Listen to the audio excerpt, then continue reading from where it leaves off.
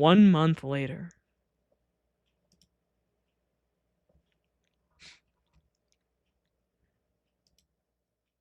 Damn, bro. Alrighty, gals. Out of the car. Stretch those legs so you can stay limber and timber. Oh, God. Please don't forget your hat this time, Yellowstone. You nearly gave that man in Tehachapi a heart attack. It ain't my fault my head is this way. Besides, Zion gets to go strutting around with her wings out. I mean, it's a lot easier to convince somebody that this is, like, just, like, a costume when it's a kid. Because Zion looks like a Yep. tiny child costuming as a fairy princess. You look like the Herald of Tribulation. I look like a tiny child? I mean, yeah. My name's not Harold, Yosemite. Just God. put on the hat. Look, even Zion and I have to wear one.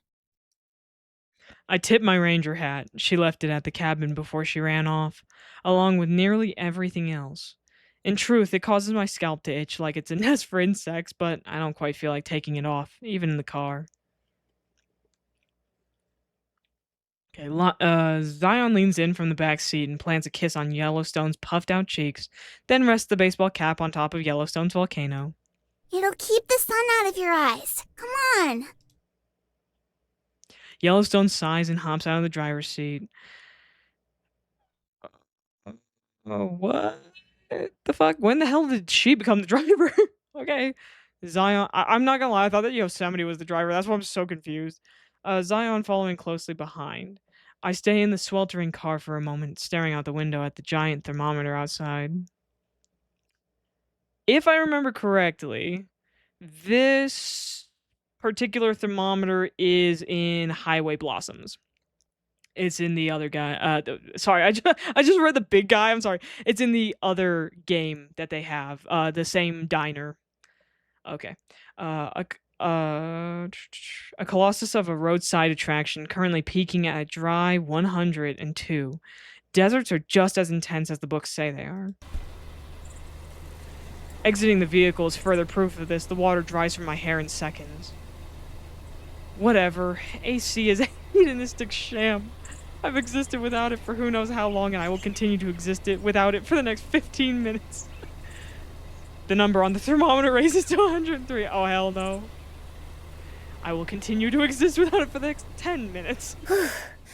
Golly, it's hotter than HE double hockey sticks out here. And it will only get worse the lower in elevation we go. Oh, fuck that, dude. It's not so bad. Utah can get rather hot as well. How much longer till we get there anyhow? I'm beat from all this driving. We would have been there by now if you hadn't choked and taken us onto the I-14 instead of the 15. Oh my god. So I zigged when I should have zagged. At least I actually know how to drive, Miss Start and Stop. Holy shit. I'm a defensive driver. Oh my god. What's the N on the shift stand for? And... Nah... and... She don't even know what the Prindle's for. Never mind. Uh-huh. Yeah, that's what I thought. I know we're all cranky from the drive, but please, let's not fight. Remember who we're doing this for. Dude, the best way to test how close you are with somebody or how good your relationship is with somebody, take a fucking road trip. Stick yourself in a car with them for 12 hours or days at a time, and you will quickly realize just how, like, you will come to realize what your relationship is like. Just traveling in general, but especially road trips when you're like stuck in the car for extended periods of time. It's like somehow worse than having to travel through an airport and shit. Yellowstone and I go from glaring at each other to both of us shifting our gaze down to the film of dust layered on top of the parking lot. Zion always manages to find a way to be right. Always. Sorry. I suppose I'm just getting impatient. There's a long silence as the three of us stand there, simmering in the sun. The only relief is the cool breeze from cars passing on the I-15. I'm sorry too, Yosemite. Yellowstone steps forward to hug me. I don't stop her. It's been hard. The last month has knocked us all on our high knees. But soon we're all gonna be together again, like before. Not all of us. Zion sniffs. All the tears have dried up, but as we know all too well by now, there are some things we can never get back. That won't ever get easier. You're right.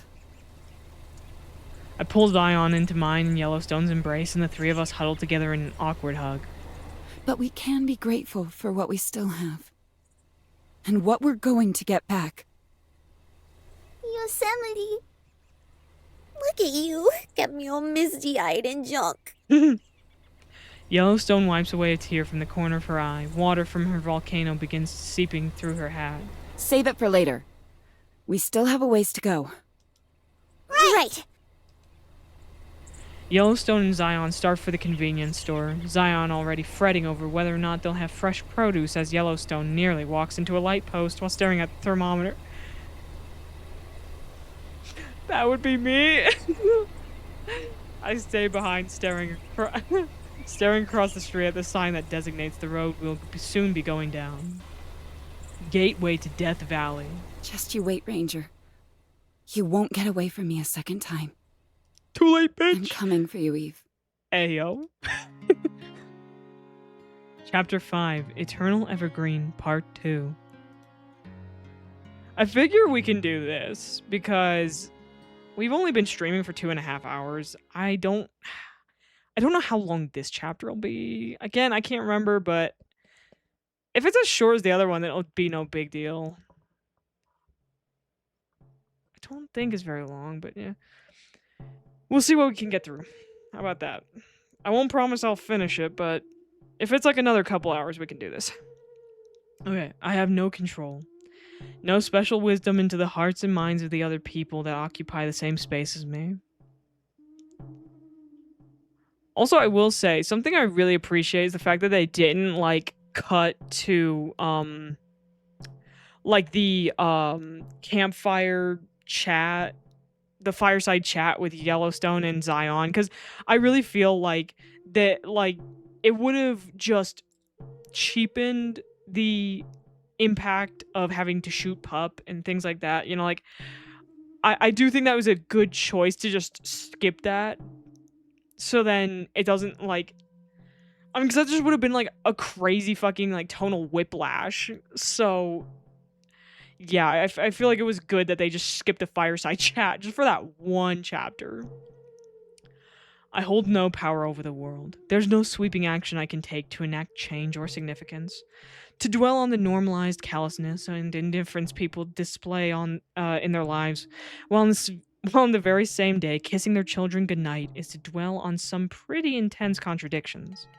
I could try to separate the two, focus on one aspect of the person over the other. Maybe they're wonderful. Maybe they're everything wrong with society today. But sooner or later, I'll drive myself to the brink thinking about it. That or the reality I'm living in will become so warped that I'll wind up spending my whole life in rabbit holes of subjectivity. Either way, it's a recipe for hate, fear, sadness, suffering. All this eternal garbage just tears me apart. And so, I have no control. The wind picks up. It's dry and hot, like the breeze from an open sauna. Coarse sand whips against my face, stinging my cheeks. Crunchy grains fly into my mouth. Ugh.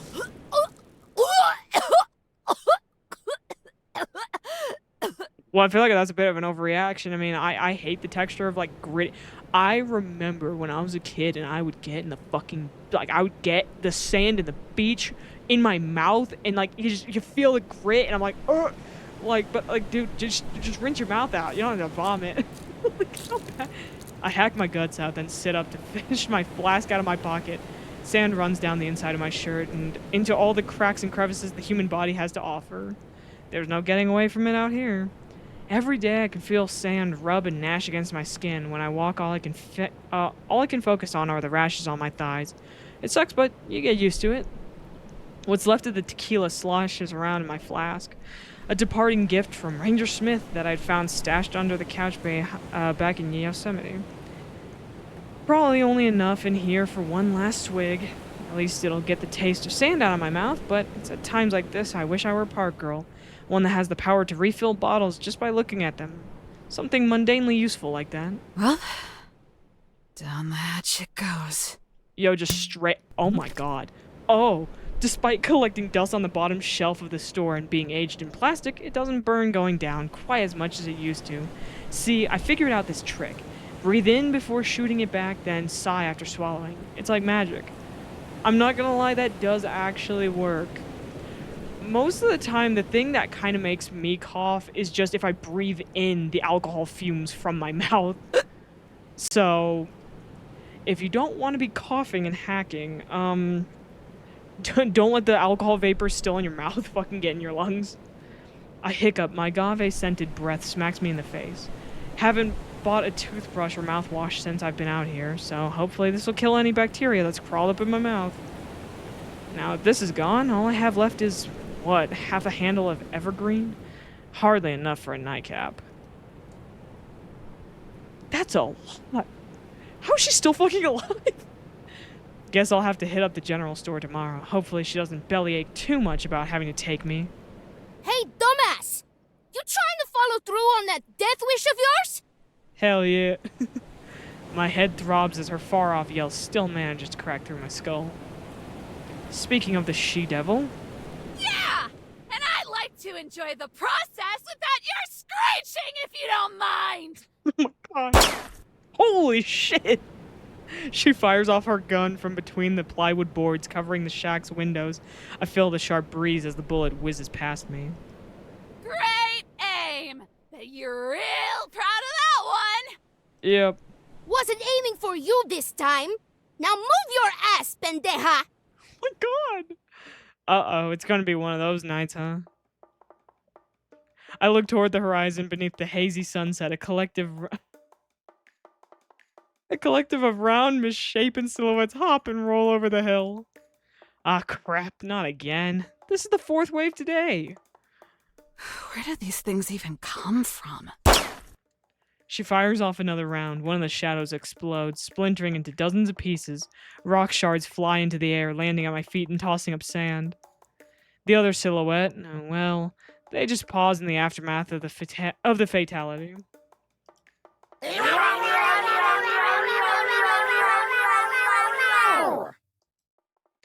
Well, screeching out their battle cry, they topple and roll down the hill, making a dash directly towards me.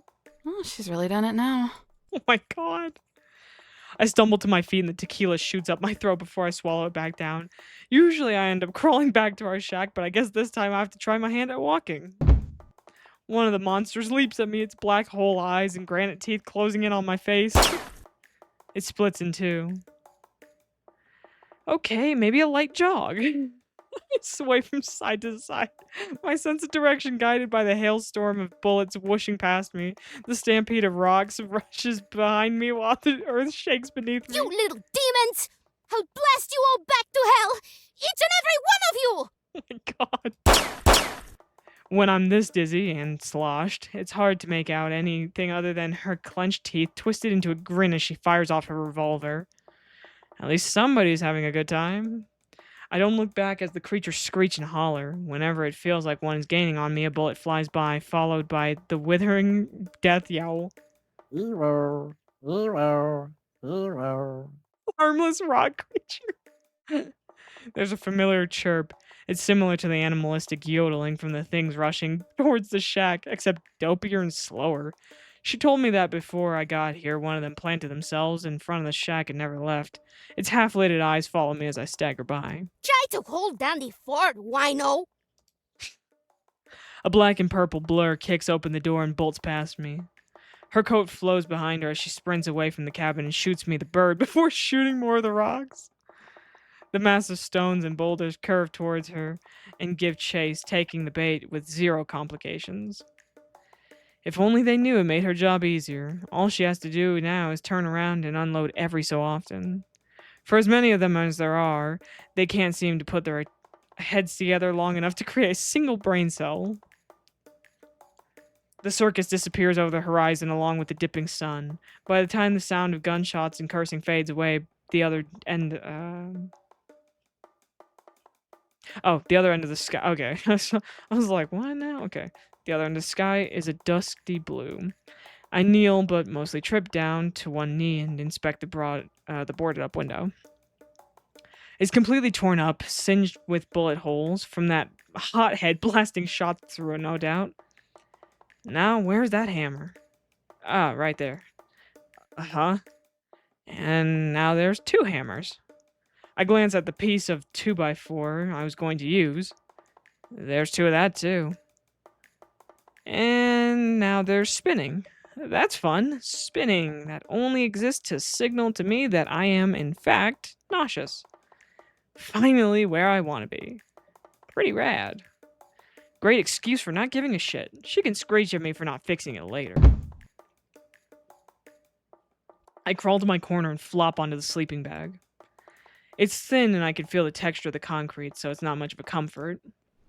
I peel my face off the bag and stare at the diorama's display of the few possessions I still own. A stack of notebooks that I haven't touched since arriving, and the tiny animal skulls on top of it. Just some rodents and birds. I put a special request in for my...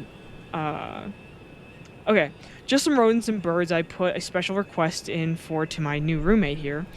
Only if she found them lying around. Some of them are mostly just broken shards and might not even be skulls, but... might not even be skulls for all I know. But I've assessed that they are. That's all that matters. The perception of it all. Other than that, I'm sure I have a few bottles and recipes for those bottles stuffed away somewhere. I prop my body up and sit down, staring at it. I stare at this a lot. A lot. What kind of death did these little critters have? Considering the shape a lot of these are in, it must have been grisly. Maybe there's one, hell, let's say it was a mouse, that curled up, went to sleep, and didn't wake up, but I doubt it.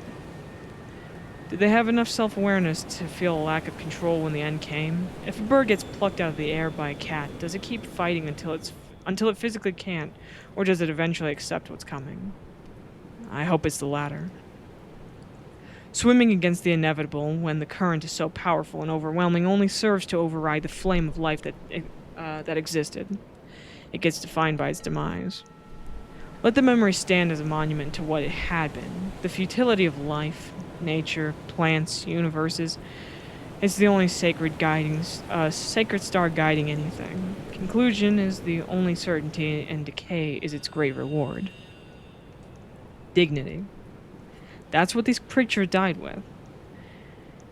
How everything should go. It could be possible. I think it is. I have no control. Every time I try to take a drink, I shut my eyes and take a deep, cleansing breath through my nose. No wisdom, no power. All my belly aching about caring or not caring, the environment, my job, my role, none of it has objective meaning because it's all headed towards the same place. I have no control. No wisdom, no power. I hope I did not just accidentally skip something. It makes me think of Yosemite, her fear of obliteration, personality. Nothing to mark that a person or thing was ever there. It makes me think of how wrong she was. Because if that's the end result of everything that matters, then obliteration is the key. It's destiny. It's liberation. And so... I have no control.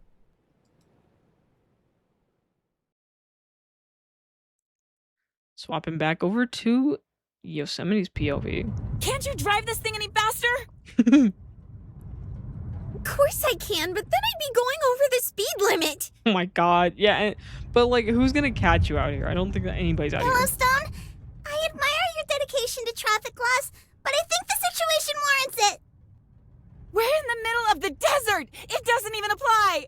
I was about to say, like, technically you could floor it if you want to. I mean, like, I seriously doubt there's any cops out there. Not But that I don't want to be say you should. irresponsible. If I am, you'll go and yell at me again. I'm not I condoning love you, it, just so saying. please don't take offense to me saying this or anything. But if you don't pick up the speed, I'm going to yell at you. Oh my god. Okay. Hang on tight. What the devil is the matter? No! Ah! Oh my god. Just as Yellowstone accelerates the car, one of those boulder vermin jumps in front of us. Too slow to react, Yellowstone rams it down. It scrapes against the bottom of the car as we run over it. Well, I hope it didn't hit anything major. One of those things from before? Like Just anything how many important. of them are there? I look in the rearview mirror. Behind us, a rampaging pack of living, moving rocks are stampeding after us. I don't think you want to know. The sun has already set and it's starting to get dark. If this keeps up for too much longer, we won't be able to see them until we're right on top of one, or they're on top of us. Like that? One cannon's through this windshield and crushes the center console. Yellowstone goes pale. I can only think of how close it would have been to my head if it were just a few inches off. Throw it out! Throw it out! Oh my god. I'm driving! I was about to say, like, dude. Which is why you should be the one to do something!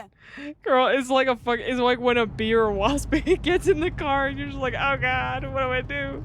Yosemite, don't make me unbuckle my seatbelt! My god. The thing shrieks a gurgling shark shriek? The fuck? It propels itself at my arm. I lean back in my seat and grab it out of the air.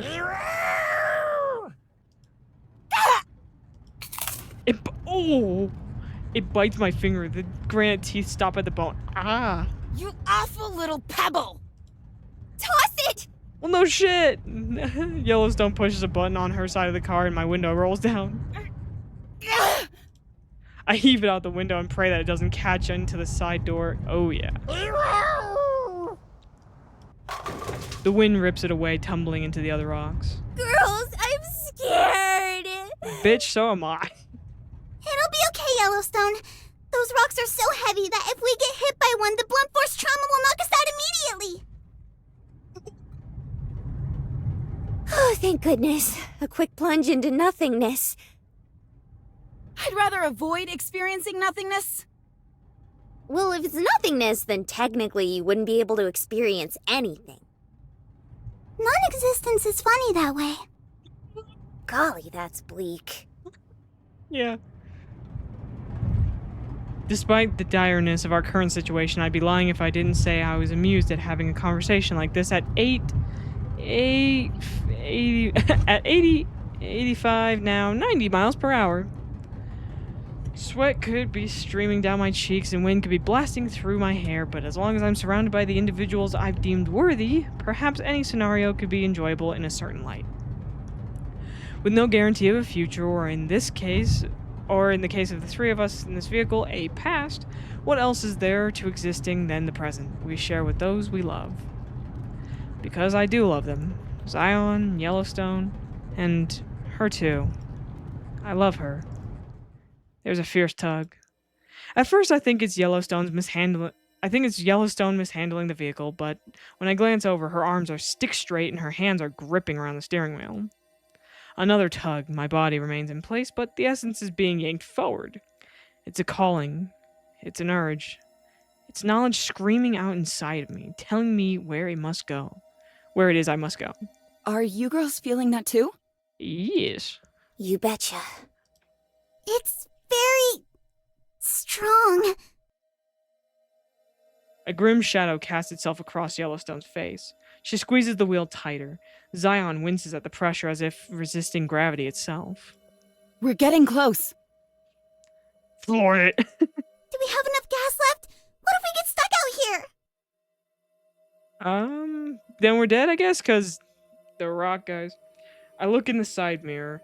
The stampeding rocks are kicking up enough dust to blot out the stars. She has a point. It's not going to end well if we run out of fuel now, of all times. Beads of sweat trickle down the side of Yellowstone's face. She tries to reassure us with a shaky grin, a trembling thumbs up. Tries. Don't give it another hoot, holler, or heckle. Old Yellowstone ain't gonna let that happen. Oh my god. I hear the metal clang as she stomps down on the gas pedal. Tires screech. Zion sent flying back into her seat. The speedometer goes from 90 to 120. We're going so fast that when I look outside, it feels like we're stopped in place and the rest of the world is zipping by. With 15 miles to empty. Let's burn rubber! Oh, Jesus. Yellowstone, maybe not this fast. Too We're late. coming, Evo! Her eyes are shut. The steering wheel spins against the grip. Not if you crash, we aren't.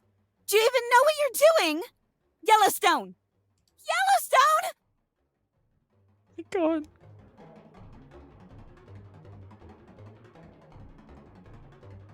An entire drum line goes off in my head. Snares, quads, bass, and cymbals.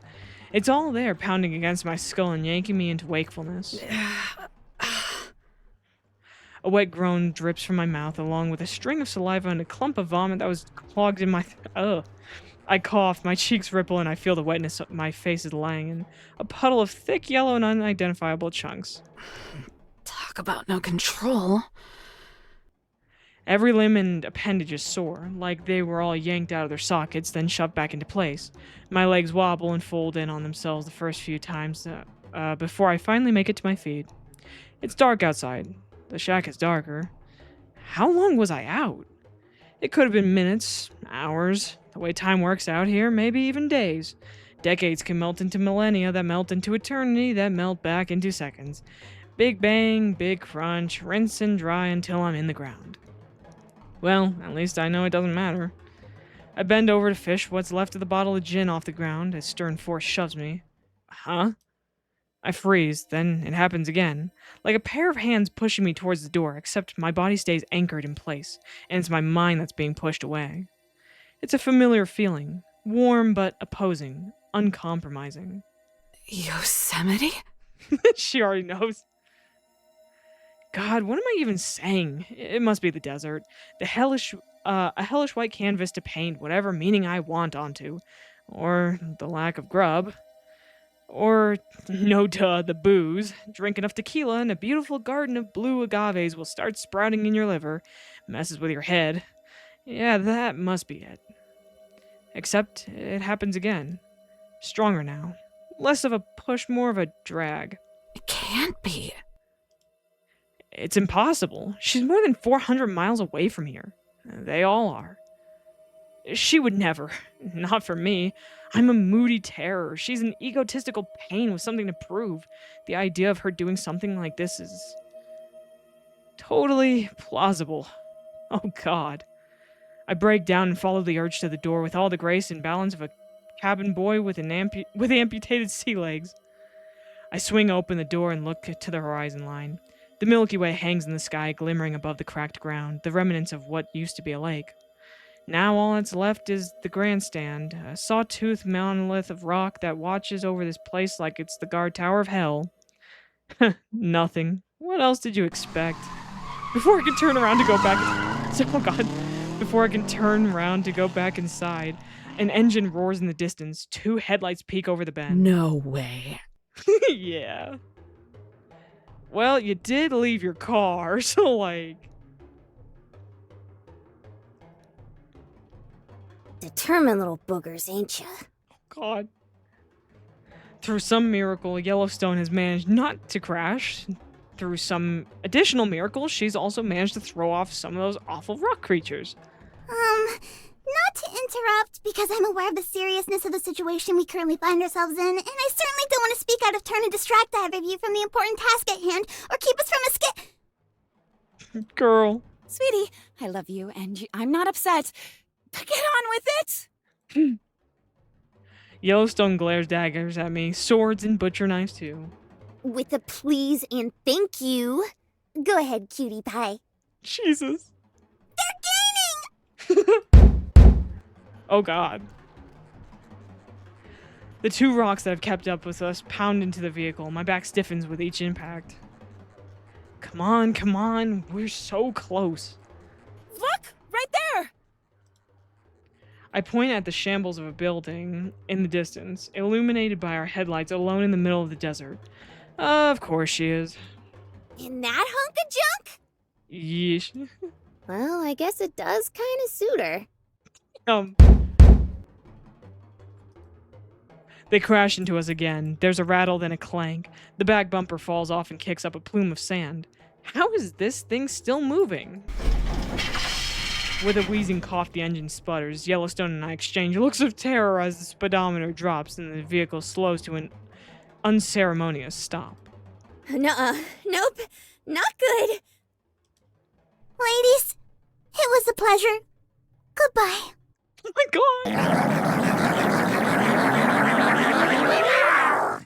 Girls acting like they're just guaranteed to die.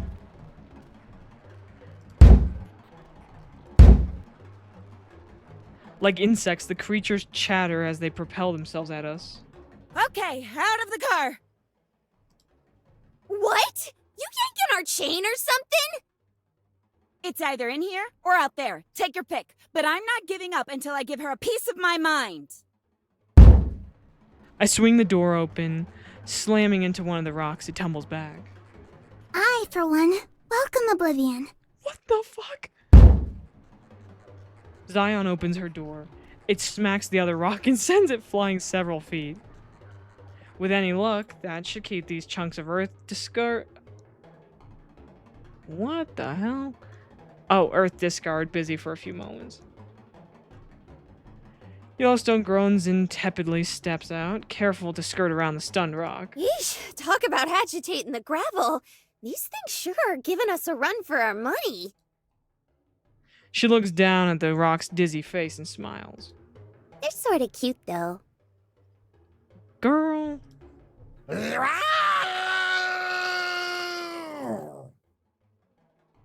I don't think they are anymore. It rolls to its center of balance and screeches.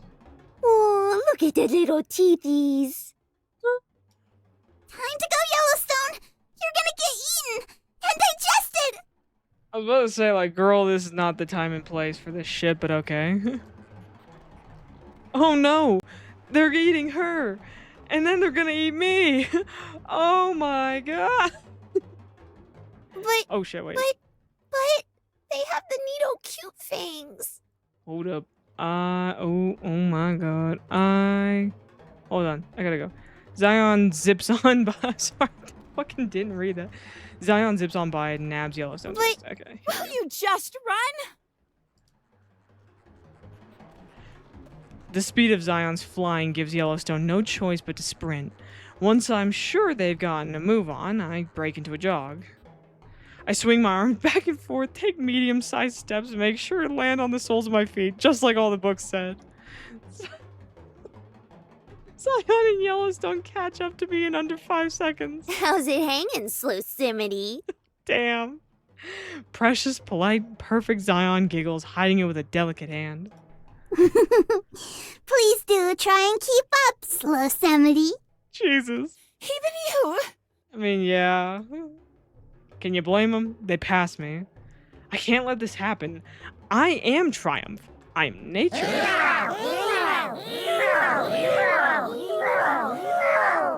You're about to be dead if you don't fucking pick up the pace. I'm terrified. You can't just leave me behind like this. I mean, we can, and we will. Everything I read about running gets shot straight into my mind's discard pile. My steps are now bounding strides, my arms dangle on my sides like a scarecrow. I swallow giant scoops of air saliva sticking to my lips. When I catch up, I'm sweating through my clothes. I'm so thankful I didn't wear my jacket to this wretched place. Exercise is stupid. Mm-hmm. Running is stupid. Mm-hmm. I despise this. Move those muscles, you Poindexter. We're in the home stretch. What the fuck? With all the enthusiasm of a personal trainer, Yellowstone cheers me on with applause. Though considering the smug grin on her face, I get the impression she finds my predicament more entertaining than anything. Is this amusing to you? Yeah. Man, you've got no idea. So that's putting it lightly, but damn. You should know by now that whatever you put into the world always comes back to you. Damn.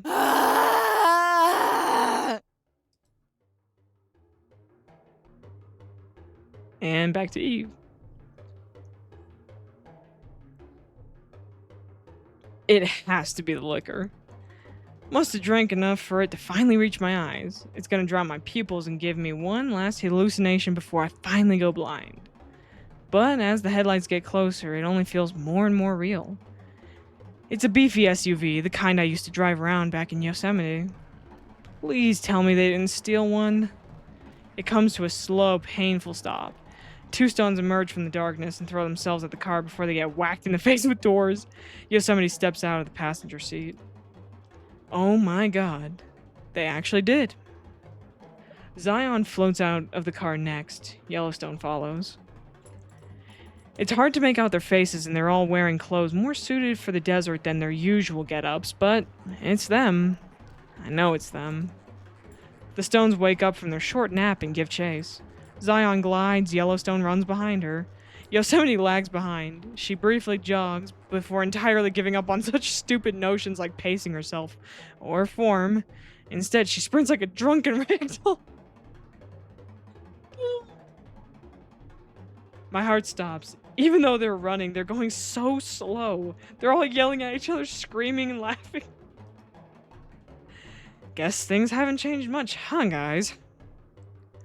How are things? Is Jesse doing well? Did Yosemite still sit at the table every morning and read? Is Yellowstone's food still a heart attack on a platter? Hopefully Zion's not too lonely without Pup to play with anymore. I can't believe you. No, not at all. With all your grace, power, and knowledge, I can't believe that you morons would bring these stupid rocks directly to me. I love how that's what she focuses on. Like, you know what? Yeah, it's just you fuckers are bringing these things at me. Oh my god. I catch my first glimpse of her standing outside a tumbled down shack that looks like it could collapse on her if she so much as breathes wrong. Jaw loose, mouth open as she gawks at us, as if she's seeing us for the first time. Come to think of it, it was at night when we first met. Yes, I remember it well. She tried to shoot me. Twice. But more than the attempted bullet to the skull, what I remember most about that night is how sad she looked, hiding in a corner on the verge of tears. Now, I'm sure we were partially to blame for that, but there was a hopelessness there. A hopelessness I noticed then and every day after. And looking at her now, her hair done in a sloppy ponytail, dirt caked to her skin and stains painting her clothes, I still see a hopelessness there.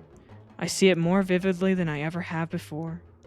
Eve Adams, I'm going to fix what the world has done to you. The three of us are only a yard from the shack now. I run ahead of the others, and then I'm within touching distance. Oh, God. But so are these doofy rock muppets, and I'm afraid they take a slightly bigger priority at the moment. There's even one sitting not too far from the shack, just staring at us. Is it sleeping? Dead? Does it even matter as long as it's not chasing us? Don't just stand there, do something! Like what? Eve wakes up from whatever walking coma she's in and stumbles into action. What on earth happened to her condition? Oh, her coordination, sorry. Crap. All right, hurry up and get inside. Like, girl, what am I gonna do other than, like, just get you in the house? Yellowstone and Zion are the first ones in. Howdy-o, Evo! Hello, Miss Eve. Hey, kiddos. Shut the door, shut the door, shut the door! She slams it just in time for me to slip through. The rocks pound at the door, plowing it hard enough for chunks of the wood to come off with each impact. Wood, hammer, nails. In that order. Stat! Yes, ma'am. Similar to how an ant can carry 10 times its weight, Zion drags over a stiff board of plywood from the other side of the room. Yellowstone, always one to be prepared, digs a hammer and nails out of her head. Eve stares at Yellowstone's open hand for just a second too long, and I take it instead. I swear, you think she would be used to it at this point. Oh my god, dude. We're gonna die. The rocks continue to throw themselves at the door, splintering it into pieces. Eve takes the wood and presses it against the door. Yosemite! On it! The rocks are heavy and their damage is significant, but Eve's strong enough to resist the force as I hammer the wood into place. Hello? Hello? Oh no. Bro, you still got windows you need to board. One of the monsters screeches as it realizes brute force alone isn't going to do the trick this time. Need rest. Now. Eve and I collapse and slide against the door, side to side. Our breath, heavy and tattered, heaves in and out in unison. We're close enough for me to feel her clammy skin against mine, which is fine. I'm just as sweaty. Even at night, it appears as if the desert heat just doesn't let up. Idiot. The word can hardly squeeze out of my dry throat. Hold on. What did she just say I was? What? Me? Mm-hmm. You're the idiot! Oh my god. How dare she steal my words? I've been planning on calling her an idiot since the moment I saw her since we left the park. This is theft. Explain to me how I'm the idiot in this situation. You brought those things straight to my shelter! Straight to me! A shelter? Honey, I hate to break it to you, but this structure is barely standing. It may as well be your tomb. Furthermore, I wasn't even aware that these things existed until half an hour ago. My conscience is clear. It's so clean. It sparkles, glimmers. You are so full of it! Even if you didn't know, I would have thought that the personification of a national park was aware of the fact that, imagine this, the wilderness could be dangerous! And I would have thought that an angsting, bureaucratic goon so tied up in paperwork and her own indulgent journaling would have been self-absorbed enough to at least write a note or a letter for those she was leaving behind. That one got a little personal.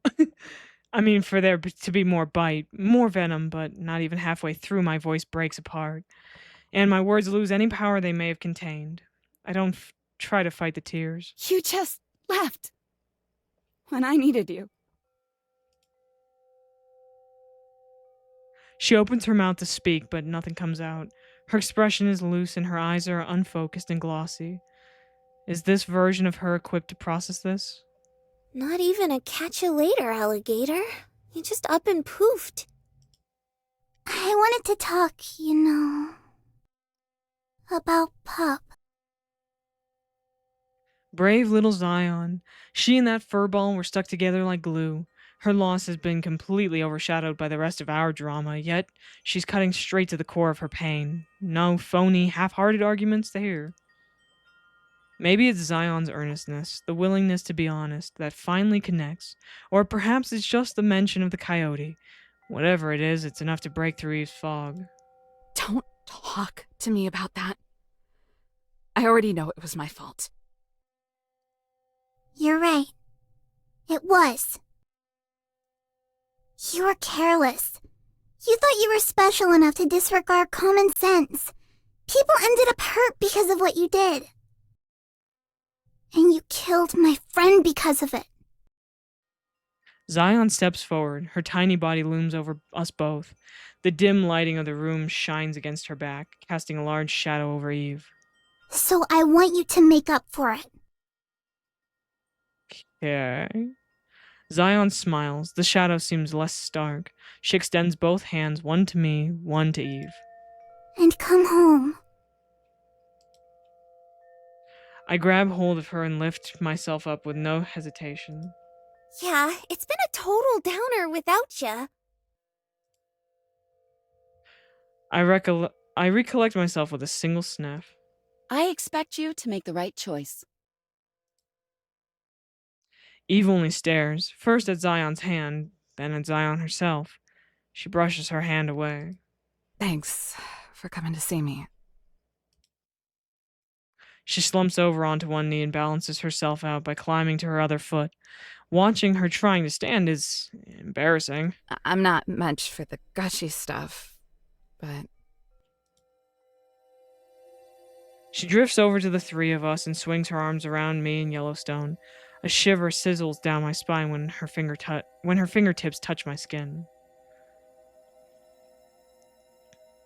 Zion floats up to Yellowstone's shoulder to get in on the rare moment of affection. I really have missed you guys. Her voice shakes when she says it. So she really means it, huh? She's always tried to hide her feelings, although she was never any good at it. Her being open like this is a victory. I'll relish it for now. I lean my head against her, my eyes water. Not because of any swelling of emotion. Oh no, wouldn't that be nice? But because as I'm pressed against her, it's becoming excruciatingly obvious to me. P.U., Eve, you reek! What's the last time you showered, girl?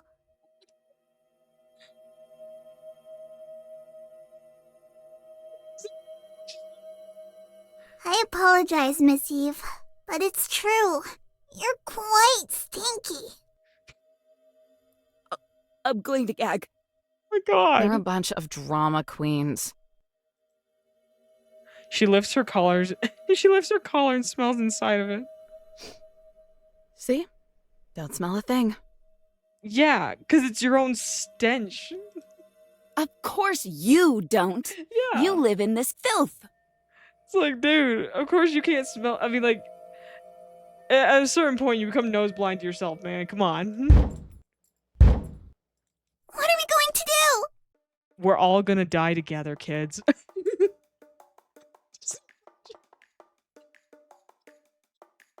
Also was like, well, hey guys, at least we're gonna die together. Any ideas, Evo? Die, I guess. Oh my god. It was nice knowing you guys. The door is torn off its hinges and the two rocks stand at the entrance, snarling and slobbering. The four of us huddle together in the darkness of the room. I shield Zion and Yellowstone. They'll have to tear through me first. Probably won't take very long. They launch themselves through the air. I shut my eyes tight. Two shots ring out. There's a kerplunk. Two rocks hitting the ground. I open my eyes. They've both been split open vertically, now lifeless on the dirt. Took you long enough? How about you show a little gratitude? I could have let them bludgeon you to death. I've seen it happen. A pair of boots walk over the collapsed door, spurs jingling with every stomp. Should have told me you were gonna have company, Freckles. Could have boarded the place up all nice and good. Could have hunkered down and get to know each other a little. The works. It was a surprise to me, too. Didn't know they were coming until I felt it. Uh-huh. She says it matter-of-factly, as if knowing the reason before Eve even needed to give it. Oh my god, okay. Between words, she chews on something in the corner of her mouth. It can't be tobacco because whatever it is, this barbarian is nomming on. I can hear it crunching between her teeth. With a flourish, she reloads her gun. Still smoking from the firefight, she spits the 6 pebbles into the holes of the chamber. Yeah, the chamber. There's a tingling across my entire being the very moment I set eyes on this woman. Her platinum hair twirls into bouncing drills. A brooding cowboy hat and cloak just reinforce what I instinctively know. She's not made of the same stuff as Eve. Her entire essence, every speck of stardust in her atoms, was unconsciously manufactured into her. She's like me. Gunslinger. Rootin' tootin'. Oh my god. Yellowstone and Zion step aside and gawk as the woman walks closer. Eve, would you care to explain to me who this is? Who am I? She holsters her gun and gets in close for the brim of her stupidly large hat to graze my forehead. I'm the demigod of this park, Cupcake. Now who the hell are you? Oh, I hate her.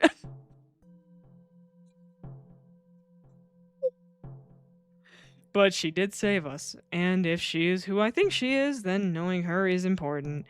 Knowing her is something I need. I present a stiff hand for her to shake. You mean spirit, not demigod. Death Valley, I presume. It's exciting to meet you. I'm Yosa... Yeah, I know who you are. Other than grateful. She slaps my hand and squats down to Zion's level. I could feel it the second you entered my land. You too, Shrimpy. Damn. Bite her, Zion, bite her. But alas, Zion bashfully glances away and flutters her wings. Something she's always done when nervous. As far back as I can remember, and probably before. Hello. Damn. Howdy, cowboy. What Oh, about God. me? Oh my god. Yellowstone pokes her on the back and waits like a patient fan in line for an autograph. Wow! Death Valley tumbles onto her backside in shock and gazes up at Yellowstone. Jesus Maria, Jose y Mateo y Marcos y Lucas y Juan. What the fuck? We get it! Oh my god. What the hell is that? She's like, what the fuck is that headcano? She points at Yellowstone's volcano. Her hat must have fallen off in the scuffle. Yellowstone blinks an innocent reaction to an overstated sentiment. Then the realization sets in. The grief of knowing her newfound hero is repulsed by her entire existence. Rude! How about honest? I know it ain't normal, but you don't gotta be a jerkwad about it. Oh my god. Cece, that's great. But what is it? It's a geyser volcano head, duh. Oh my god. Like that's normal. Zion rushes over to comfort her sobbing friend. Eve glares at me with quiet spite. She tries to glance away and hide it, but I can feel it searing into me. Oh, get that look off your face. We'll talk about it later. No, we won't. There's nothing to talk about. There's a lot to talk about. We'll see about that. Oh god. Death Valley watches an experiential horror as the geyser umbrellas over Yellowstone's head. You keep weird company. Well, yeah, I can't fight that one actually. No kidding. Oh my god.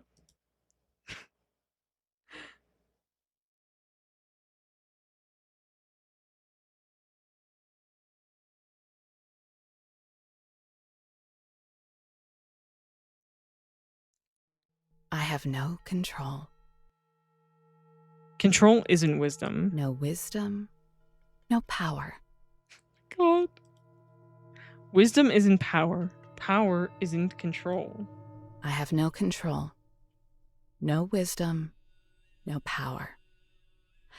I have no control. No wisdom. No power. I have no control. No wisdom. No power. I have no control. No wisdom. No power. These things feed into each other, and delusion, true delusion, is spending years trying to chase them, only to lie to yourself and believe that you aren't, because you have the superpower to acknowledge their inherent harm. But I still had the authority. Goofy hat, shiny badge, a desire to assert myself as the arbiter of moral land management and recreation, as if there's a proper way to exist in nature, proper way to feel it. Ah, the arrogance of it all. Quite telling, don't you think, Miss Ranger? My god. She's losing it. Or maybe she's already lost it, I don't know. I open my eyes. The corpse of the raven is still lying on the rolled out cloth alongside his other deceased friends, looking a little mushier than he did yesterday. He's decaying, but I give him a voice anyway. Former. Goes through at the end of the week. And when it does, Miss Ranger will be just like you, Mr. Raven. Dead. Deceased. Rotting. Fighting off the dance of rigor and his mistress. Oh Mortis. my god. Terrific way to hop around the question, Ranger ma'am. Obfuscation is the sincerest form of cowardice, after all. Tippity-toppity, hippity-hoppity. The fuck? Caw! Here, here. Caw! Oh, dude, she is losing it. Cottontail, whose tail and back feet were missing when I got her, decided it's time for her to chime in. I give her a high, squeaky voice because that's what she sounded like. Because that's what she sounds like. Mr. Raven, that brown-nosing scavenger, decides he needs to agree. What else do you want me to do? This place not good enough for you? Should I go sit at the bottom of the ocean? Is that what penance looks like? The aesthetics of penance. Definitely, maybe, perhaps I'm just an insecure and chronically unsatisfied mousy lad. Squeak, squeak. Oh my god. Oh, so now the rat decides to stop. Caw! Here, here. Caw! Tippity-hoppity, toppity-hippity. Your insights are unmistakable, mousy lad. Yeah, she's officially broke. Will you all just shut up? You're not telling me anything special. This is not the guidance I come to this council for. My god. She's been in the desert too long. Something blots out the sun with any luck. It's another asteroid. I look up only to be disappointed by Death Valley's flat judgment. What the hell is wrong with you? Many, many fucking things. A dead Chuckwalla lizard? I don't know. Dangles from her head by the tail. She's like a metal detector except for dead things. Must be one of her weird park girl things. I cut my hands and lift them up. She sighs and drops the lizard on top of the other corpses I have lined up. Great. Now they're all crooked. You did that on purpose. Yeah, I would too. She kicks over the nearly empty bottle of Everclear. Oh, hell no. I have sitting next to me. Gin starts to trickle out. I pick it up before I lose any more. Was planning on going into town anyway. Don't get grumpy when it's time. Go manners or what? You shouldn't be so flippantly flappable about expecting favors from an honest-to-me demigod. Does that mean yes? It means I'm the protector of this realm, and I'll toss you a bone whenever I damn well please. You even know how much junk I gotta... Ay, Dios. Gotta be kidding me. She stops and draws her gun. My ears ring as she fires 3 shots at the hill. A stone crumbles into dust. Yes, my culo, hellspawn! Anyway, I forgot what wisdom I was delivering a couple seconds ago. But I'm sure it was valuable. Oh my god. Was worth its weight in lead. Damn. She bonks me on the head with her revolver. Not hard, but the metal makes sure a bump will be there later. Ay, why'd I even bother saving your ass if all you could do is mouth off? Can't you do something more interesting? I can balance a bottle on my head. Why not? I don't even know she could do that. Like die? Oh. Claro, it'd be something.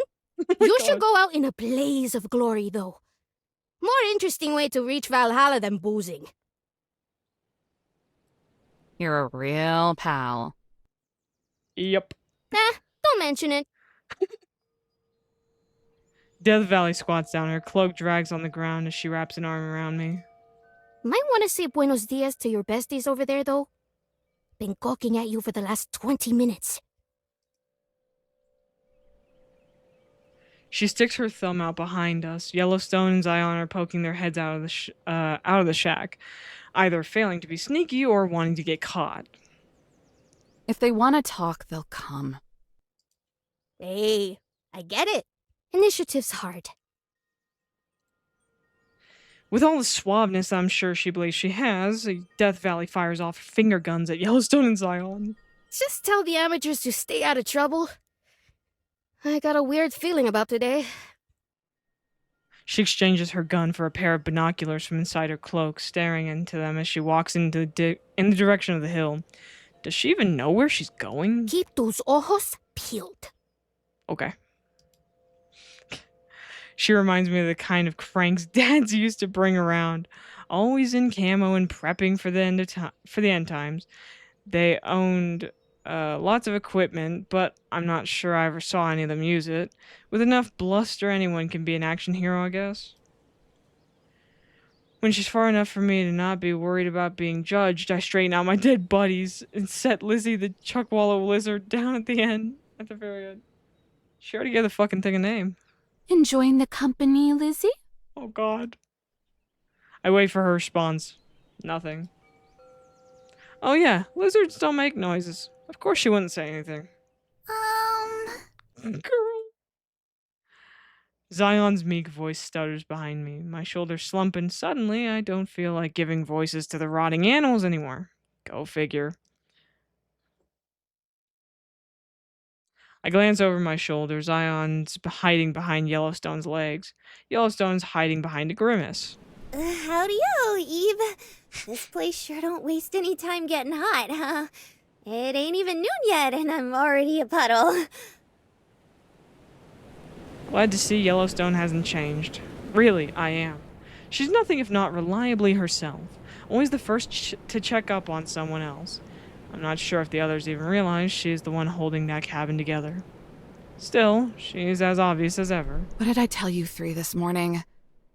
I'm not going back. Sorry. Yeah, we kind of figured you'd say that since you're so set on always being so stubborn and all. So we're just gonna fucking kidnap you. And unreasonably bullheaded. Oh, that's a good one. I'm gonna steal it. Oh my god. Thanks. I call her that in my head all the time. Hey, yo. What the hell? It's nothing that isn't true.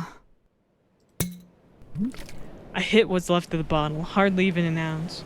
Yellowstone and Zion go silent as I wash down the taste of bile and finish with a burp. Tremors spasm through my hand. I grip the bottle until my knuckles go pale and I'm steady once more. It was only a matter of time. Despite doing my best to ration it these last few days, it hasn't been nearly enough to keep the beast tamed. Not with how much I usually throw back. If I don't get properly wasted sometime in the next couple hours, I'm going to start feeling those withdrawal symptoms. Let's see if I finally let it go on long enough to kill me this time. Oh. Done. Jesus. I spin my pitching arm and toss the bottle. It shatters into 1,000 glimmering shards on impact. Better clean that up, borracha! I've got it! Oh my god. Yeah, whatever, Shrimpy. Jesus! Zion flaps her wings and glides over to the mess I've made. She drops to her knees and begins the process of picking up every piece up, and one by one she counts them aloud to herself. Probably shouldn't have done that. I need the recycling money. Girl, that's the only reason you can think of for why you shouldn't have done that. Yellowstone answers with a frown. What? I would have picked it up. I'm not an animal. God. Oh my god.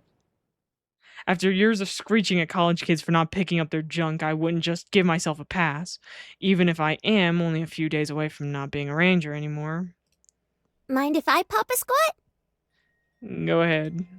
I don't mind anything. Oh my god. Too much stress for the inevitable result. Oh, I can dig it. As they say, too much thinking is a thunk too much. Who the fuck says that? You know what? It's the first turning of the wheel. She hunkers down next to me, rests for a second, then scoots in closer to me. Her hands are wrapped around her knees, locked in a chain. Despite being surrounded on all sides by brown, sloping hills and jagged mountains, sitting here is like sitting in emptiness. The ground is weathered and white, mud dried out by the sun until cracks formed, splintering everything into a polygon-shaped checkerboard. Sometimes I try to count all the cracks. I never get too far. My brain always sizzles under the heat of the sun until counting becomes too much effort. The heat doesn't seem to deter Zion, though. Yellowstone and I watch her in the distance, listening as she counts to 36 glass shards she's picked up, then the 37th. A warm breeze whispers past us. It kisses my cheek, and I breathe out in relief, and notice a wheeze that wasn't there before. Eve? What's with the dead critters? They're friends. Duh. I saw the bones inside, too. You ain't... Her voice takes an uncertain tone, the path of implication. Of course not. You should know me better than that. Phew, thank goodness. Had me worried there for a sec. I have Death Valley bring them to me. Oh my god. Oh, and does she? Nah, they're already dead when she finds them. And do you think they just look neato, or what? Neato, huh? I guess they do look neat, all stiff and empty. But that's not the reason. Not entirely. Hold on. Okay, sorry. I should probably drink something. I wonder... Okay. Come on, Eve. You can blab to me about it. Concern lurks under the peppy smile she tries to force. I guess I can tell her. It's just Yellowstone. It's because dead things have power. Huh? She keeps smiling. She's expecting me to follow up with a punchline. I mean, you're not even human, so you probably feel it more than us. Hell, maybe you girls can even see it, I don't know. It's energy. No doubt about it. It just radiates off it, you know? Yellowstone's smile begins to droop. Maybe it's because she gets it too. She knows that I know what she knows. What we should all know. Zion is still counting the pieces of glass. 64, 65, 66. I make sure to quiet my voice for this next part. I first noticed it when I had to put Pup down. For a while, I just sort of looked at him. And I realized I had never felt anything so conclusive up until that point. In a way, it was like seeing liberation was possible.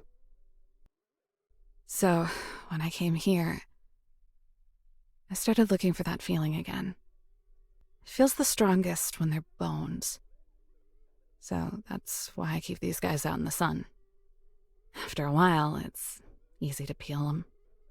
For the skeleton, I don't have any control over most of the terrible things that happen.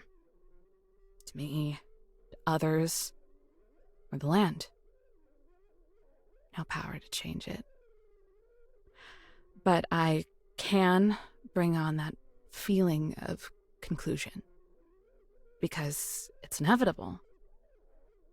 And in a way, that's power. So maybe I can absorb some of it for myself. Then I won't just bring about conclusion. I can be conclusion. I've been staring into Lizzie the Chuckwalla lizard's dull, lifeless eye. I'm not sure if it was staring at her beautiful leather skin or if it was just getting all of this off my chest, but I'm smiling. Yellowstone is not smiling. She's staring, eyes wide and pale. Her mouth is open, but she's not saying anything. Weird. Yellowstone and I turn away from each other and look ahead to Zion. 81, 82... Eve, you need to come home.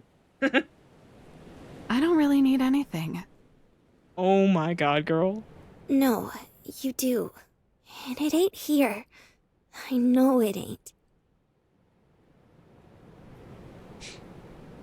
She sniffles. Most people dab their eyes when they cry. Yellowstone dabs her head. This place is good for me, Yellowstone. I smile. It's not something I can usually do consciously, but I've been trying to force myself more. I think she needs it. I can rest here. 93, 94. All done. Oh my god. Zion finishes picking up all the pieces, waves at us. It ain't rest you're looking for, and you know it. Smoke starts to pilfer out of her volcano. I feel bad for getting her all worked up, but everything I've said is the truth. As close to it as I've ever come. Our resident guardian angel takes notice, and if we're talking about inevitable conclusions, Zion zipping over to comfort Yellowstone will always be one of them. Try to calm down, Yellowstone. She dumps the shards of glass in Yellowstone's head, then floats down to hug her from behind. I know it's hard, but if anyone is going to get her to come back, it's not going to be us. Yellowstone goes limp. The smoke peters out, and all that's left of the flare-up is Zion clinging on tightly. I know. We just gotta trust Yosemite. That's right. Zion looks me in the eye, very cheeky kid. It has to be her. She's going to give it a shot at least, even if I tell her no, she'll still try. The second she entered this park, it was destined to end in a standoff to see who can assert themselves as the most correct. Where is the princess, anyway? Still getting her beauty sleep? She doesn't need beauty sleep, because Yosemite is naturally beautiful, Eve. Zion blows me a raspberry. What is this? What is this 2-on-1 combativeness today? I made a choice. They need to respect it. Your snotty friend went for a walk. Had me blast a few stones for her so she could do it in peace. Told her there'd be more of them, but did she listen? Oh my God. No, of course not. She'd never do that. She's more of a talker than a listener. Okay. Ah. Oh. So I've learned. Pretty irritating for a demigod. I'm sure she'll come running back here once those things realize she's out and about. The smoke puffing out of Yellowstone's head dissipates, turning a light gray before stopping entirely. You mean those boulder buddies, right? Boulder buddies? Boulder buddies? Uh-oh. Death Valley's eyes look like they're going to roll into the back of her head from rage. Now you've done it. Oh god. Listen here, Craterhead! Holy shit. She stomps over to Yellowstone, hunching over her like a dead, crooked tree. Zion must sense her bloodlust because she scoots away. Those things ain't your buddies! Or did you forget your encounter from last night? No siree. Last night I had even more frightmares and nightmares than usual. Good. Let it be a lesson. But I gotta be real with you, Sheriff. The more I look at 'em, the less scared I am. They're just so gosh darn cute. I can understand Yellowstone's perspective. Oh If they weren't so murderous, I think I'd want to play with one. Girl. Hey, you're kidding! I don't know. They've got those frozen faces. It's terrifying enough to wrap back around to being cute. Like a cat with no hair. Ew. Hey, cállate! I don't want to hear it out of you too. Those stones are ravenous little beasties who bash your brains out the second they lay their eyes on you. I remember this one hiker. Poor bastard was unlucky enough to be caught up in their annual migration to the basin. Death Valley continues on her horrific story. Every time she tells it, which has at least been once every day since I've gotten here, she revels in the gory details. She must have 1,000 ways to describe gray matter. Yellowstone ignores her, instead glancing around until she finds what she's looking for. And I told him to stay where he was, but the panic must have gotten... What about that fella? She points at the stone positioned in front of the cabin about 100 yards away. I was wondering when they would finally notice him. Transcended garden gnome. It's not! Don't you dare refer to Cerberus that way. Cerberus? Like the guard dog? A crescent moon grin spreads across Death Valley's thin face. That's right, Shrimpy. Here we go again. The guardian of my hellish realm! All who wish to enter this space must pass through him or die in the process. His ferocity? Unmatched! More like non-existent. His compassion, you may ask. Mm. You fool! He knows not the first thing about it! And yet, I've somehow managed to tame this here beast. It answers at my call, heeds my every command! She coughs. A sheet of plywood falls off the cabin. Cerberus! Oh, bro. Cerberus sleepily turns himself towards us. His beady eyes are half closed. This is the most he's moved in weeks. Roar! There's a delay. I count to 10 in my head. He unleashes his roar, a faint meep, barely audible from this distance. Most of it is obscured by wind. There's no better duo than a demigod and her beast!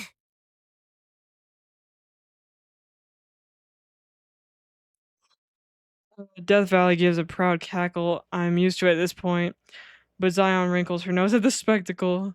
If there's anything Death Valley likes, it's spectacle, even if it only exists in whatever reality she's occupying. So what you're saying is that his name is Cerberus. Death Valley might have her theatrics, but Yellowstone has priorities. How about you take the wax out of your ears and actually listen to what I say? You're not saying anything. He's never done anything but sit there and get pushed around by other stones. Shut your trap or I sick him on you! Cerberus is a monster fueled by the screams of the damned! Cerberus is a pretty goofy name if you ask me. I didn't! He should have a name that suits him. Something a little groovier. The inside of Yellowstone's head glows red with inspiration. That's a first. By gum, I've got it! We'll call him Dwayne! No. Hell no! I'm with Death Valley on this one. Zion puts her finger to her chin. Dwayne the Rock. No. I like it! Oh god.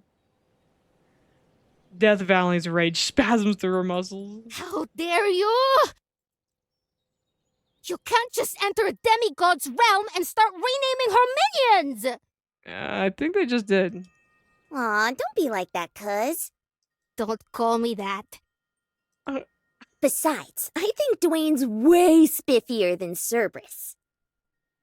It ain't spiffy! It's just downright unethical! My minion! My Cerberus! For what it's worth, I actually agree with Death. Cerberus is dark, it's moody, it's metal. Yellowstone, of all people, should know it's dope AF. Well, why don't we go ask him and see how he feels?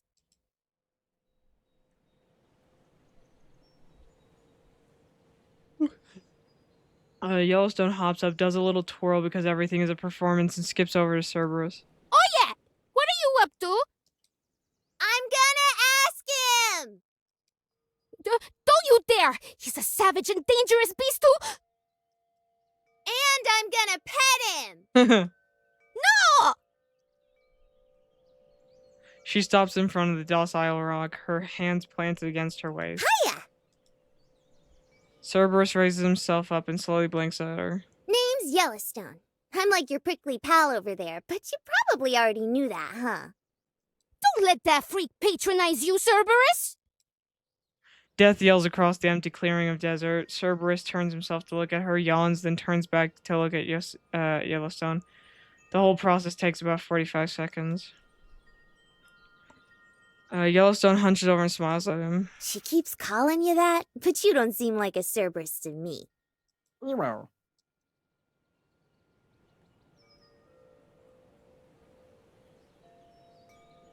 I'm pretty sure Death just choked on her spit. Oh. He responded! Right? It don't suit you one bit.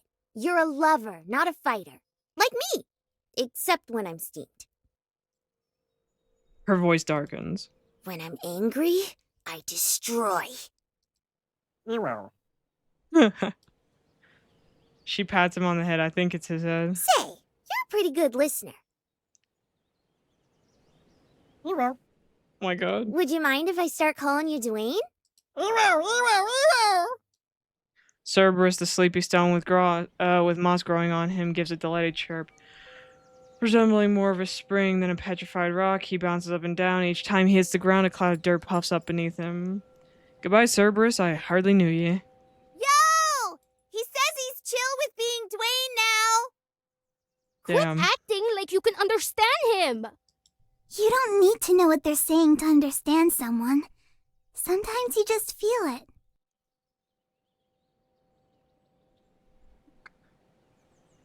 Zion floats away to join Yellowstone in bestowing many pets and praises upon Dwayne. Dwayne, I just want to let you know, I would die for you. I would keel over and kick the bucket 1,000,000 times. Goodness, Yellowstone. You mustn't say things like that. It's too sad. That said, I would kill for Dwayne. What the fuck? What a thing to come in on. Okay. Again, also, I'm so sorry for for the fact of, I completely, dude, last time I was like 2 seconds away from passing out. So I had to end stream so early. I felt so bad. I was like, oh my god, we got like another few hours of this chapter. I'm like 10 seconds away from passing out in this chair. Y'all aren't gonna be annoyed with me if you hear me snoring. Like, this is not gonna be good. So I was like, okay, time to log off. But I felt so bad that I stopped like mid-chapter. I was like, man, I really thought I could do it. Nope. I could not, in fact, do it. I was the little engine that couldn't. All right, get your tea, get your coffee, and or your adult beverage of choice if you're like Eve and you want your tequila. But or like, well, actually, you got your adult beverage of choice, so good for you. But yeah, no, and let's strap in, let's strap on, and let's get in. Jeez, Lizzie, can you believe these two? Making friends with a literal rock. Death twists her head around and gazes down upon me.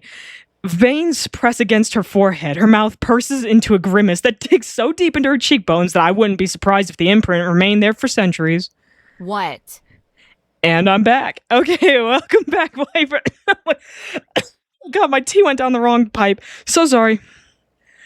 She kicks sand in my face.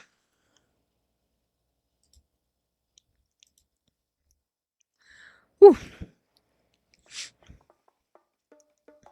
Wait! Time out! I gasp, I exhale, I gasp, I exhale, I gasp, I hold the breath in. It numbs the sting in my lungs, but once again, I'm forced to exhale. Physical exertion is awful. The dispersion of energy is truly the fatal flaw of all life. And if I am real, and I am here, and I am in pain, then the unfortunate conclusion to all of this is that I too am flawed. I like her outfit in this chapter. I do too. Yet despite my internal admission of imperfection, a bitter lesson that I have been repeatedly forced to learn, and my external pleas for mercy, these dreadful rock golems continue to pursue me. Hero! Bro, this girl needs an inhaler and stat. Leave me alone! Me too. I flee across the desert. The mobile boulder follows. An endless expanse of rock and sand blend together, devouring all sense of time. For all I know, I may have been running for hours. Between wheezing, I glance at the position of the sun. It's hardly moved since I left. So I'm just pathetic. Girl, me too. This would be me. Dude, this is why I say I could not survive in a zombie apocalypse situation. My asthmatic ass would be on the ground going, fucking dying, like in 2 seconds. They could be walkers from The Walking Dead and they would still outrun me. Like, I would just be on the ground fucking crawling away. They'd have to just shoot me. To go. No, I'm gonna be the first to go. We're gonna like fight for the position. How about we do it together? We're so. Oh my god. Oh my god. All I wanted was to go. We're gonna be like, oh my god. Like Bill and Frank from fucking from The Last of Us, where it's just like let's go out together, bitch. True friendship right here. If I'm dying, you dying with me. Okay. All I wanted was to go for a simple walk. Eve had made her position on going home quite clear. Not entirely unexpected, but a big enough of it, yeah, no, that's actually what it said. But a big enough of a setback for me. Okay. I thought I was reading that wrong. I tend to do that a lot. But a big enough setback for me to strategize further. A walk somewhere unfamiliar and exciting seemed like a great opportunity to clear my head. Not just so I could figure out what exactly is going on in that impulsive-driven brain of hers. Bitch, me too. Once again, I need to be medicated. But so I could also determine how to help her move forward. How we could do it together. But as I was wandering up and down the dunes and inspecting ancient rock formations with only my scattered thoughts for company, I realized Eve doesn't want to be together. She doesn't want to be with anyone. All she wants is to be alone, to not be forced to engage and confront these issues. A stipulation I'm sure a brute like her new roommate is more than happy to abide by. Death Valley is at the lowest elevation in the entire country with the highest temperatures of the whole continent. Short of banishing herself to the wilderness of Alaska, this is as isolated from society as she can get. And if isolation is what she wants, then fine. I'll make sure she gets it by creating an opportunity to drag her off alone somewhere. Then and only then will that girl talk. She's like, I'm gonna fucking kidnap this bitch. Otherwise, it's too easy for her to ignore. Except when I anger her. She has plenty to say when I do that. I feel called out. Well, yeah, a child got hurt and she had to put down pup. Of course, she's dealing with feelings like this. Yeah, me too, girl. This girl needs a therapist. As you said last time, all of them do.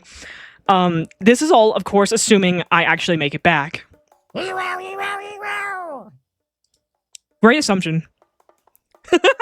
The rock takes 3 leaps and cuts the distance between us in half. You can do that? I mean, yeah. They're magic rocks. I would not put it past them to even be able to teleport like these girls. Like, girl, how are you shocked? At the dip of the horizon, I can see the cracked ground of the racetrack, the ancient and dried out lake bed that Eve and Death Valley have claimed as their own. Oh, thank goodness. She's like booking it back to the house. The barbarian will take care of this. One shot from her revolver and these things explode into dozens of fragments. What are those bullets even made of anyway?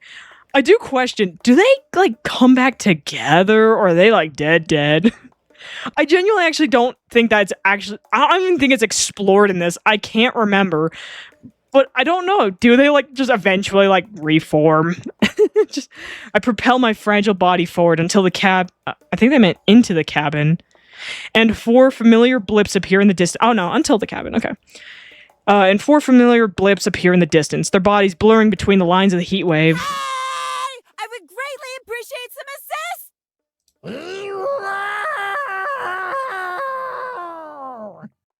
It nips at my heels. Oh God! Okay, all right, help! I imagine they're like the microbots from Big Hero 6. Oh, Jesus.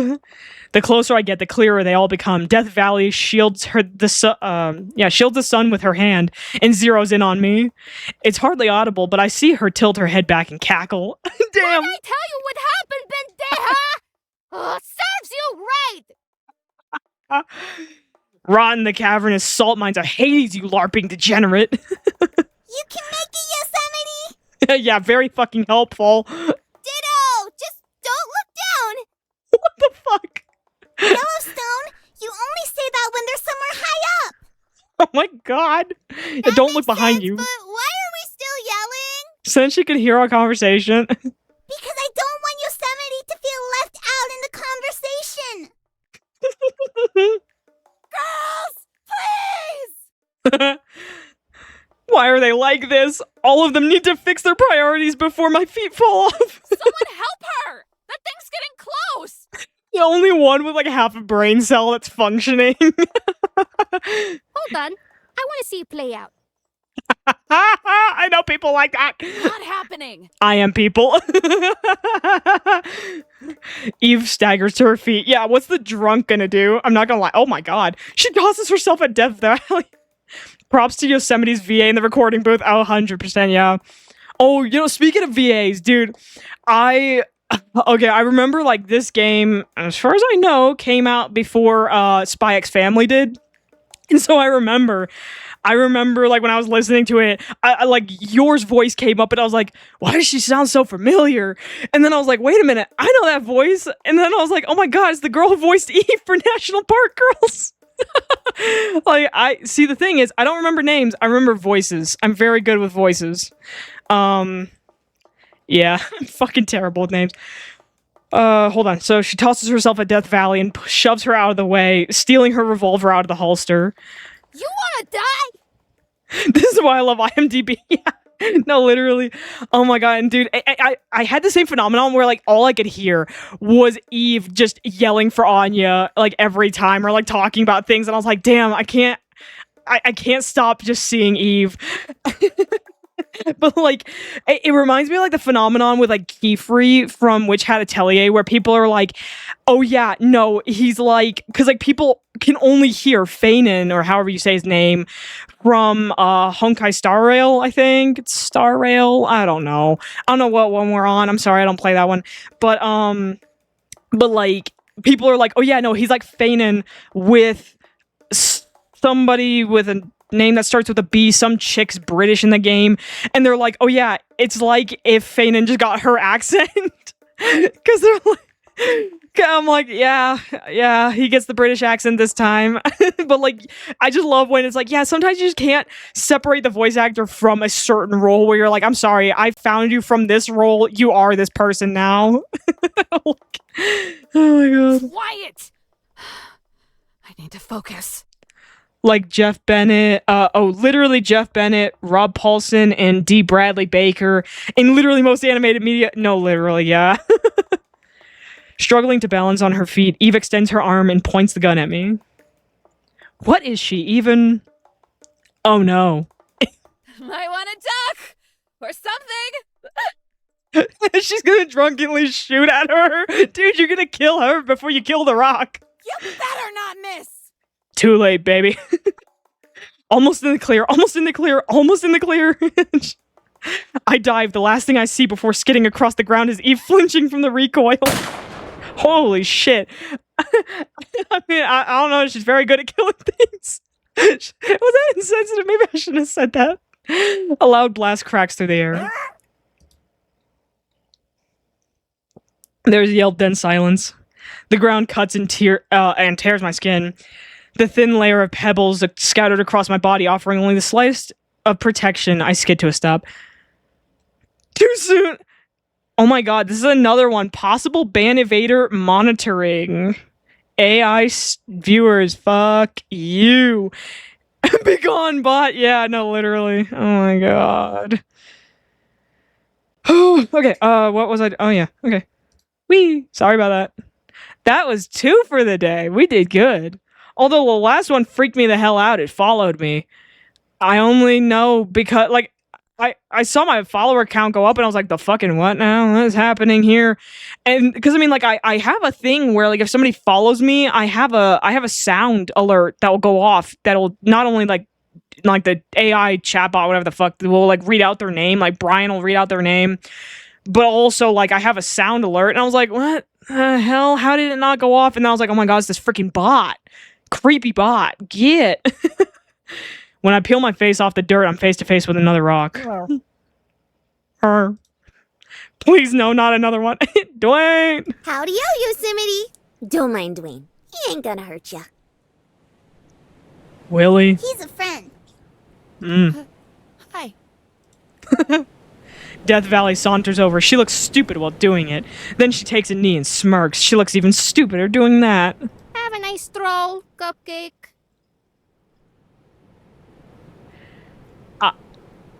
Okay, maybe this is a me thing. This is the one fucking nickname that I could not. If somebody gave me that nickname, I would have to leave. I'm sorry. That's the one thing I can't handle. I'm like, it's just too stupid. Do you ever shut up? I like Barley the Bird. Barely the Burr's follower sound because it's Grizz from We Bare Bears. Think it was a fiber commission. Oh my god. He got the actual voice actor to do it? Dang. Yeesh. Talk about the pot and the kettle. Yeah. Oh my god, that's cool actually. That's neat. Lay off. She's mine to criticize. Besides, Eve shoves the revolver into Death Valley's chest. She turns up her nose despite offering me her she hand. can dish it out, but she can't take it.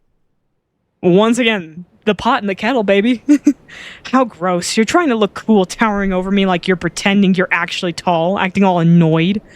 Well, you aren't cool. You're objectively a tryhard, but because I know that, I'll offer the extremely ironic gesture of accepting your hand. It'll be a laugh riot to me, personally, because only I will understand how awkward you look. It will be one of my thousands of little inside jokes about you, the ultimate revenge. Girl, just admit it. You want to take her hand. I take her hand, thus single-handedly creating post-irony. I don't dish out anything that isn't true. And criticism of you isn't? I didn't say that. Okay. She stares. But I also didn't imply that it wasn't. Don't go thinking they're all valid. But please don't go thinking I'm not aware of them either. You act like such a princess. Eve stops herself, lets the sentence die right there on her tongue. Just like... You know what? I'm gonna get canceled. I'm not doing this. Glad you're okay. Be more careful. Dude, I love how they're like a fucking old married couple where they're just like, you just come to a realization in a relationship when it's not worth fighting. I'm telling you. There is just like, it's like with roommates, right? Where it's like, hey, you just have to start to acknowledge what is worth fighting over. Is a pile of dishes really worth causing a fight over? Like, just the first time it happens? No. But if it's a continuous pattern, maybe have a chat, right? So it's like, yeah, just pick your fights. Just know when to fight somebody and when not to. They're doing good. Progress. Did she just fold? She doesn't fold. She wouldn't dare. Excuse me. What exactly do you mean by this? You know exactly what we mean. What we were just doing. What we always do. Don't need it. Doesn't need it? I don't want to hear that. The time we spent together was never damaging, was it? Couples therapy would do wonders. Yeah. Oh my god. Okay. This is a thing, right? So, like, I'm not trying to diss therapy, but I will say, ironically, most of therapy is literally just telling people either to sit with their thoughts or to figure things out. Like, especially couples therapy is mostly just, did you talk about this? No? Talk about it. Oh, that fixed it? God damn, there you go. Like, so much of it is just like common sense bullshit that people don't want to do unless basically told to by an outside authority. It's so stupid. Mind you, there are some times where therapy really, really works, like if you're depressed or things like that, where it's like, hey man, you need medication. That's a different story, right? But I'm just saying, like, for things like couples therapy, it's like more often than not, it's literally just, oh, he said, she said, they don't listen, blah, blah, blah. Because people are babies and don't talk. No, literally. It's like most of couples therapy, if you're a counselor, like for couples therapy, you will know that most of it is literally just being like, did you talk this out? Did you talk about anything? No? How about we do that and then come back to me next time and tell me how it went? Oh, things are so much better now that you're talking? Who would have thought? People aren't fucking mind readers, you know that? Oh my god. Was that part of why she left? I thought it was helpful. I thought it was us helping each other. Hey, Death. I'm going into town. Have it ready by the time I'm back. P.S. If I do anything wrong or do something you don't like, please tell me so I can stop. Oh, I always do, yeah. You just don't do anything that pisses me off. Also, yeah, no, I trust you to be very mature about it if I ever have to talk to you about things. I know you are very good about it. Maybe I won't. Maybe you don't tell me what to do. Thanks. She turns around and starts for the cabin. No, I know what it was. What it all meant. It wasn't always easy, but it wasn't bad. I will not let her delude herself into thinking everything until now was a mistake. She doesn't get the privilege. Hold it. If you're going into town, then I'm coming with you. You can finally tell me what these rocks are. Bro, I tried to drink out of a fucking bottle with a cap on it. I feel like you. Man, now we're even. You didn't even get to see it, but no, it happened. It's so stupid. Eve glances over her shoulder and scoffs without saying another word. She walks away. Stubborn to her core? Yeah, okay. If that's all you want to know, I can teach you. Death Valley slithers over to my side and tries to wrap an arm around my shoulder. I dodge. Teach me what? How to get the ladies. About these sailing stones? You know, the things you keep pissing off? Join the clumsy side. Oh no, I do this so often. You just don't get to see it. You're not around when it Sailing happens. stones. I read an article about them once. I just don't like having things open without a cap on, because I'm like, dude, I'm gonna knock it over. My clumsy ass is gonna hit it, and then there's gonna be soda everywhere. Eve is my top priority, but I must admit, I'm more than a little intrigued by the things that have been trying to murder us since we got in here. A pond forms in the lake bed that freezes overnight. When it starts to melt, the ice pushes any rocks or boulders in its way. It's a phenomenon that only occurs here in this park. Ooh, cool. Freckles did say you know a little about a lot. That's me. It's like, I don't know much about anything, but like, I do know a little bit about a lot of things. Ooh, love trying. Oh my god, you.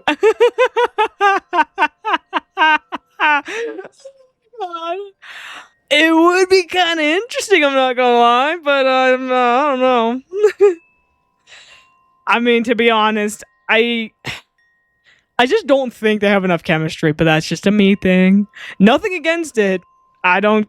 Yeah, I see it and I don't at the same time, right? I feel like I make this more complicated than it has to be. I'm like, yes, I can see it. Kind of not. Just personally, but I see why. Whatever. I'm horrible. I'm horrible at explaining things. Such an idiot. Eve said, "What about me?" I wonder what else they talked about. Well, what does this have to do with the goblins chasing us around? I mean, real sailing stones aren't actually alive. Who knows? The Hellspawn version of them used to be scattered around. But a couple of years ago, some eggheads caught the real stones moving on camera. Flash forward a few weeks, and it was like the whole damn park had been overrun. That would align with what I read in the article. I will say, I do like Death Valley's, like, I like her design with, like, the hat and, like, the skull earring. Those are, like, the two things I really like. I like the hat with the flowers. I love putting, like, accessories on a hat. It's so fun.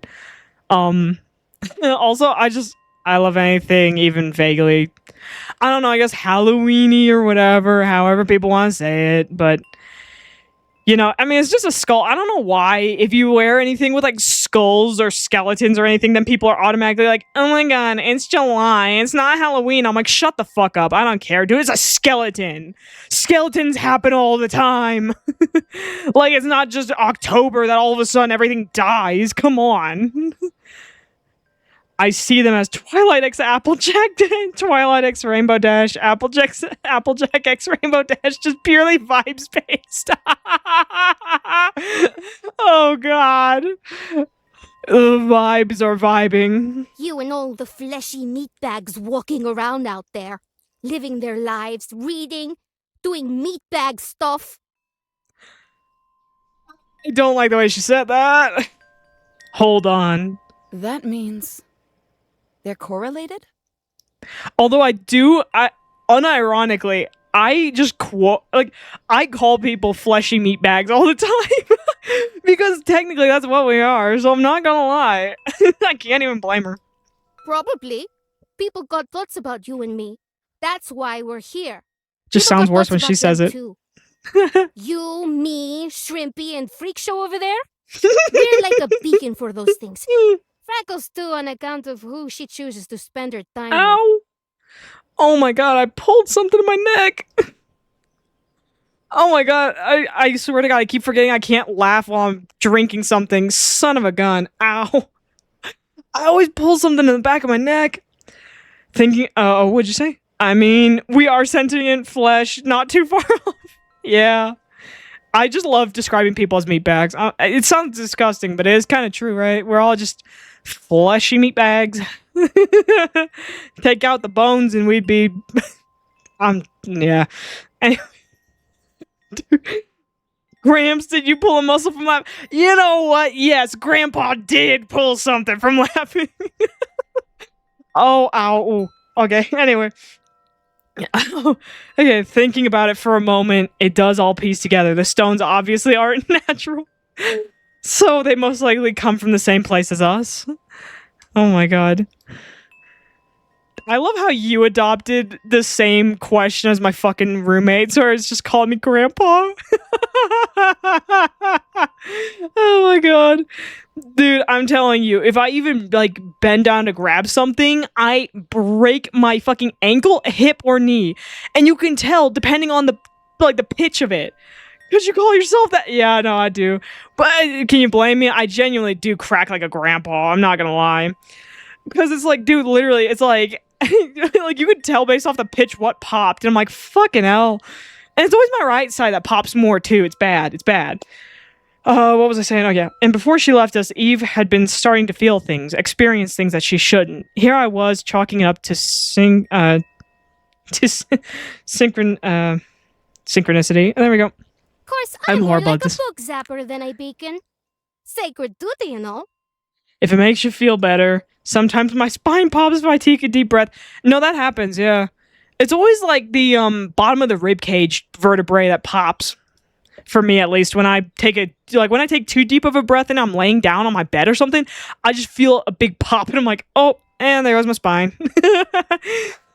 Like, that's the one time that I do feel something different than my lower back pain. I really do sound like a grandpa when I complain about my back pain. Oh my god, speaking of back pain, I'm currently in a lot, but it's okay. God, we will get through this, and maybe after this, depending, we will take an intermission break. If I don't, depending on how long this runs for, we might actually get around to some ATS at the end of this, but oh my god. Okay. Is this what isolation causes? Delusion? Would I have been like this if I never met Zion? Death Valley points her gun at the horizon and mouths gun noises to herself. No, I would never. Although it is impressive that she realizes all this herself. It took me years of research to come to all these conclusions. As a park girl, she deserves a tiny bit of credit. Our existence is miraculous, after all. How do you know all this? 'Cause I ain't brain dead. I'd like a productive answer, please. Then give me a productive question. You don't need to be a snobby bookworm to know the truth, if that's what you're thinking. Hearing about the truth is painful, not because it doesn't have value, but because I could live hundreds of thousands of years learning and uncovering every secret, and in the end, I'll always forget it.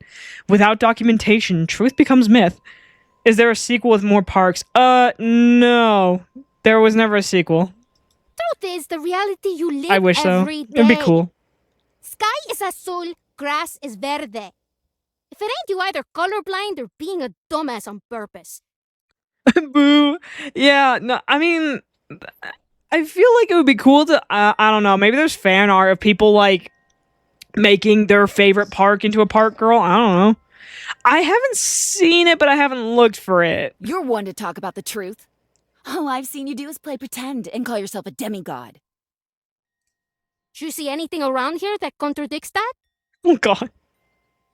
She gestures around her. The high winds kick up sand, stinging the fresh road ash I got from skidding across the ground.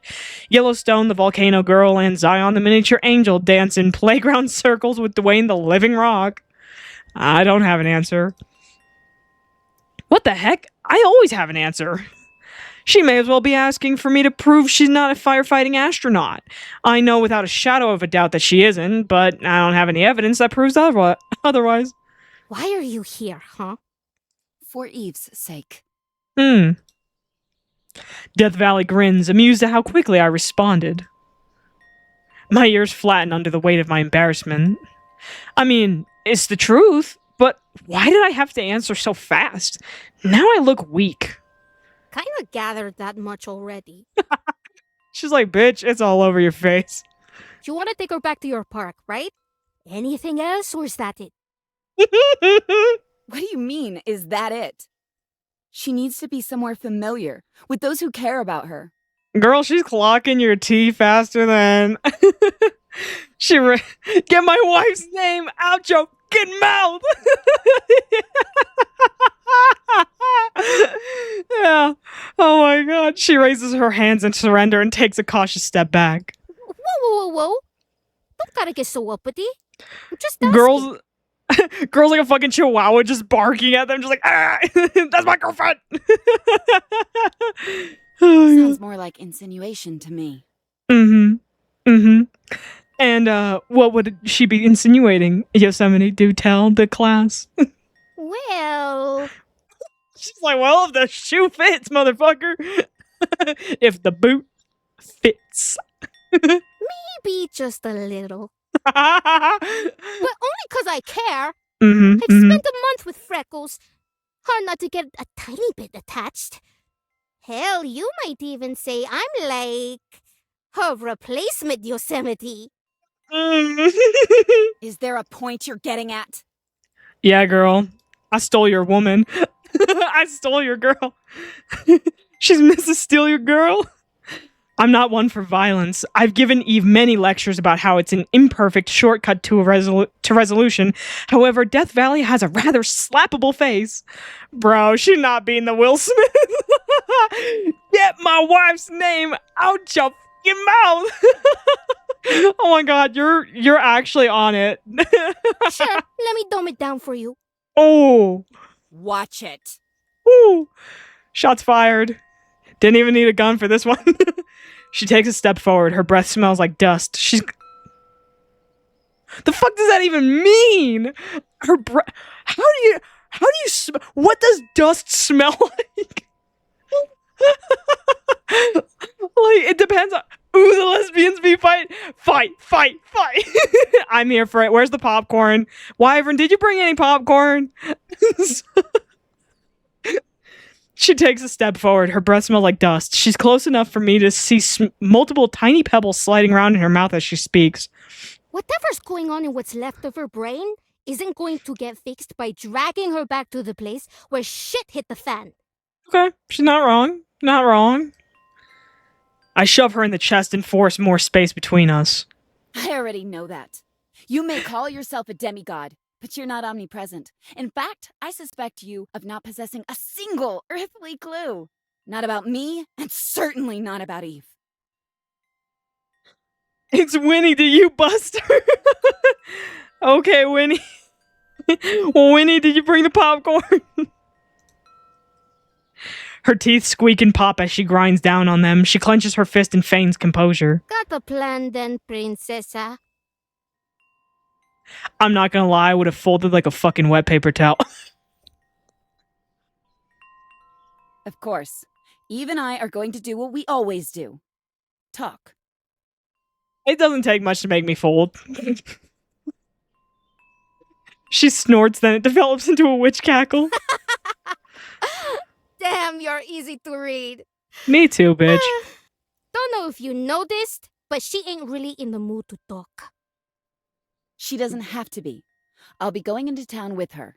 I was about to say, girl, hasn't it been months? Like, literal months? Like, hasn't it been like 1 or 2 months? Like, how much longer will we leave her on her own? Because it's like, at some point, you do gotta, like, talk to them and be like, brother, I think we may need to just work on this. Because it's been a while. Eh? That's all you got? You know, she can just choose not to respond to all the crap you throw at her, right?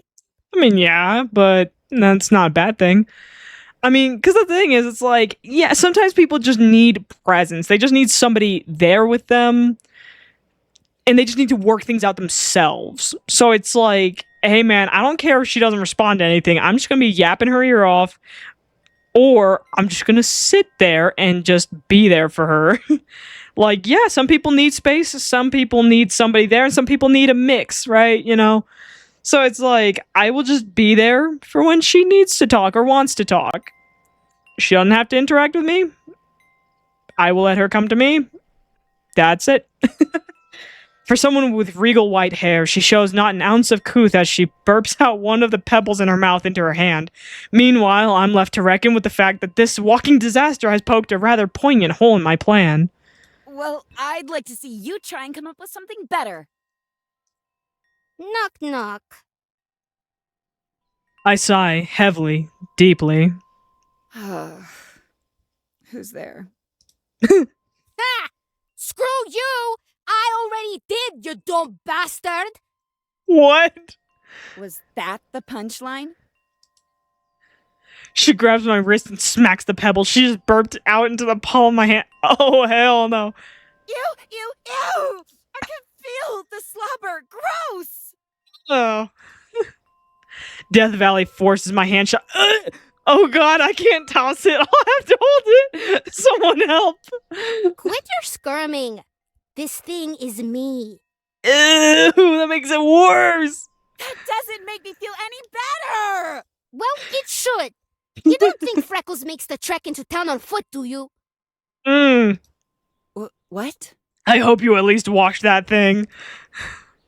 I dare to open my hand and look at the bullet-shaped pebble, still coated with a sheen of spit. You know how when you hold someone's hand, it lets you take them anywhere in the park? Same concept. Oh. As long as you know where you're going, this right here will take you anywhere in my realm. I shut my eyes and feel an isolated ember of pure energy dances in my hand. Incredible. The fact that she possesses enough power to do something like this must mean the public perception of this park is intense, to say the least. It makes sense with what with a stark name like Death Valley. Yeah, it's a real showstopper. But why give me this? Don't think you're special. I pass it off to the other pain in the ass whenever she goes boozing. Just thought I might give you some leverage. You know, in case talking don't work. Don't arm her! She sniffs and turns away. She has me out there cruising for dead things every once in a while. I can sniff them out, real easy.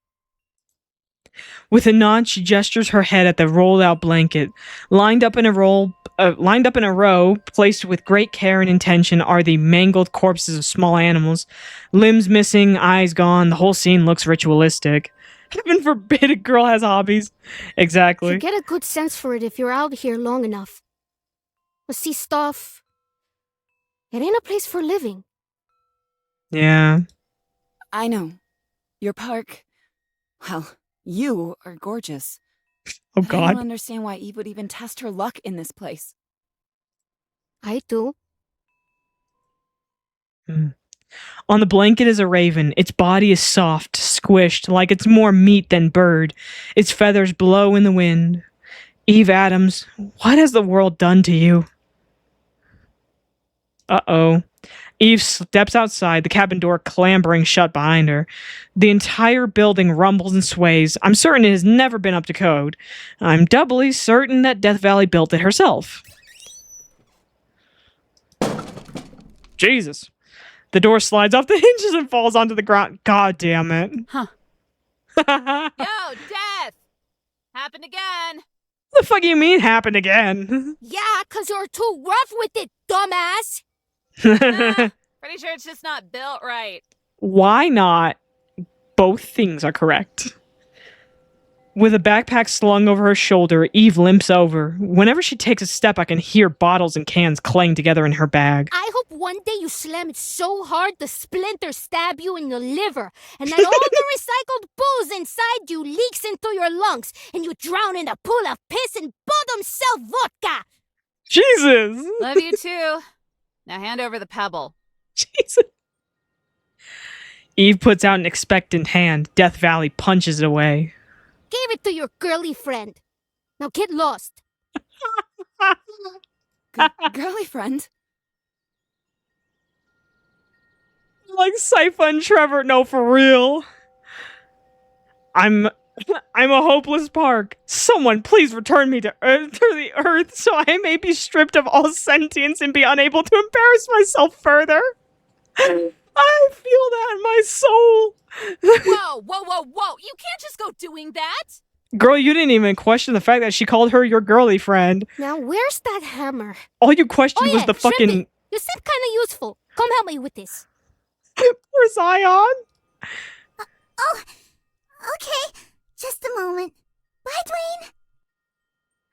Sweat sprays off of Zion's wings like mist as she flaps by us. Ew. And joins Death Valley and heading towards the cabin.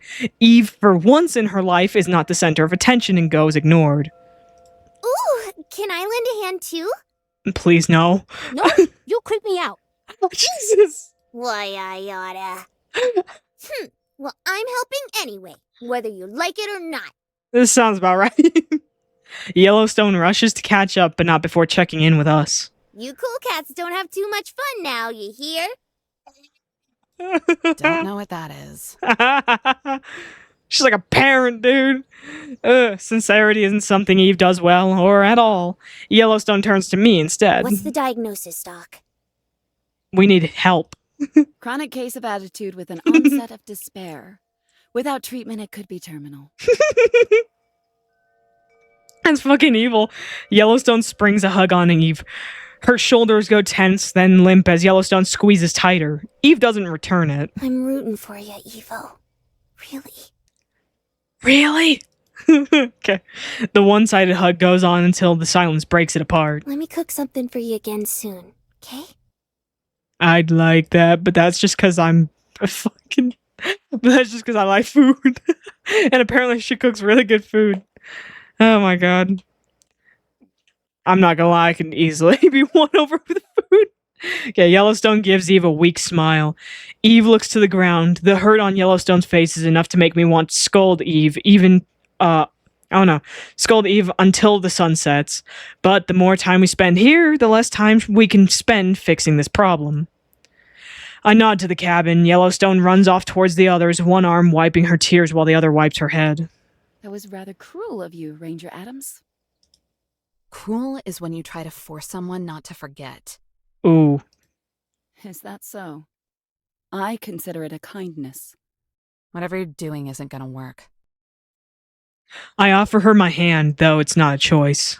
Then we better hurry up and fail, wouldn't you say?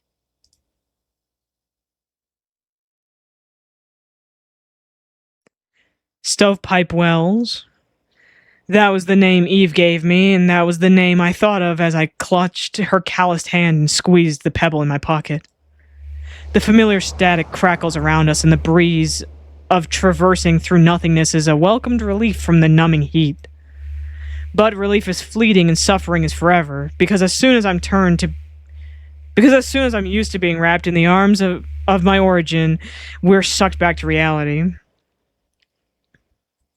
My feet land on solid concrete, hot enough to feel through the soles of my shoes. Eve can't stick the landing and stumbles. I hoist her up before she can fall on her face, as entertaining as that would be.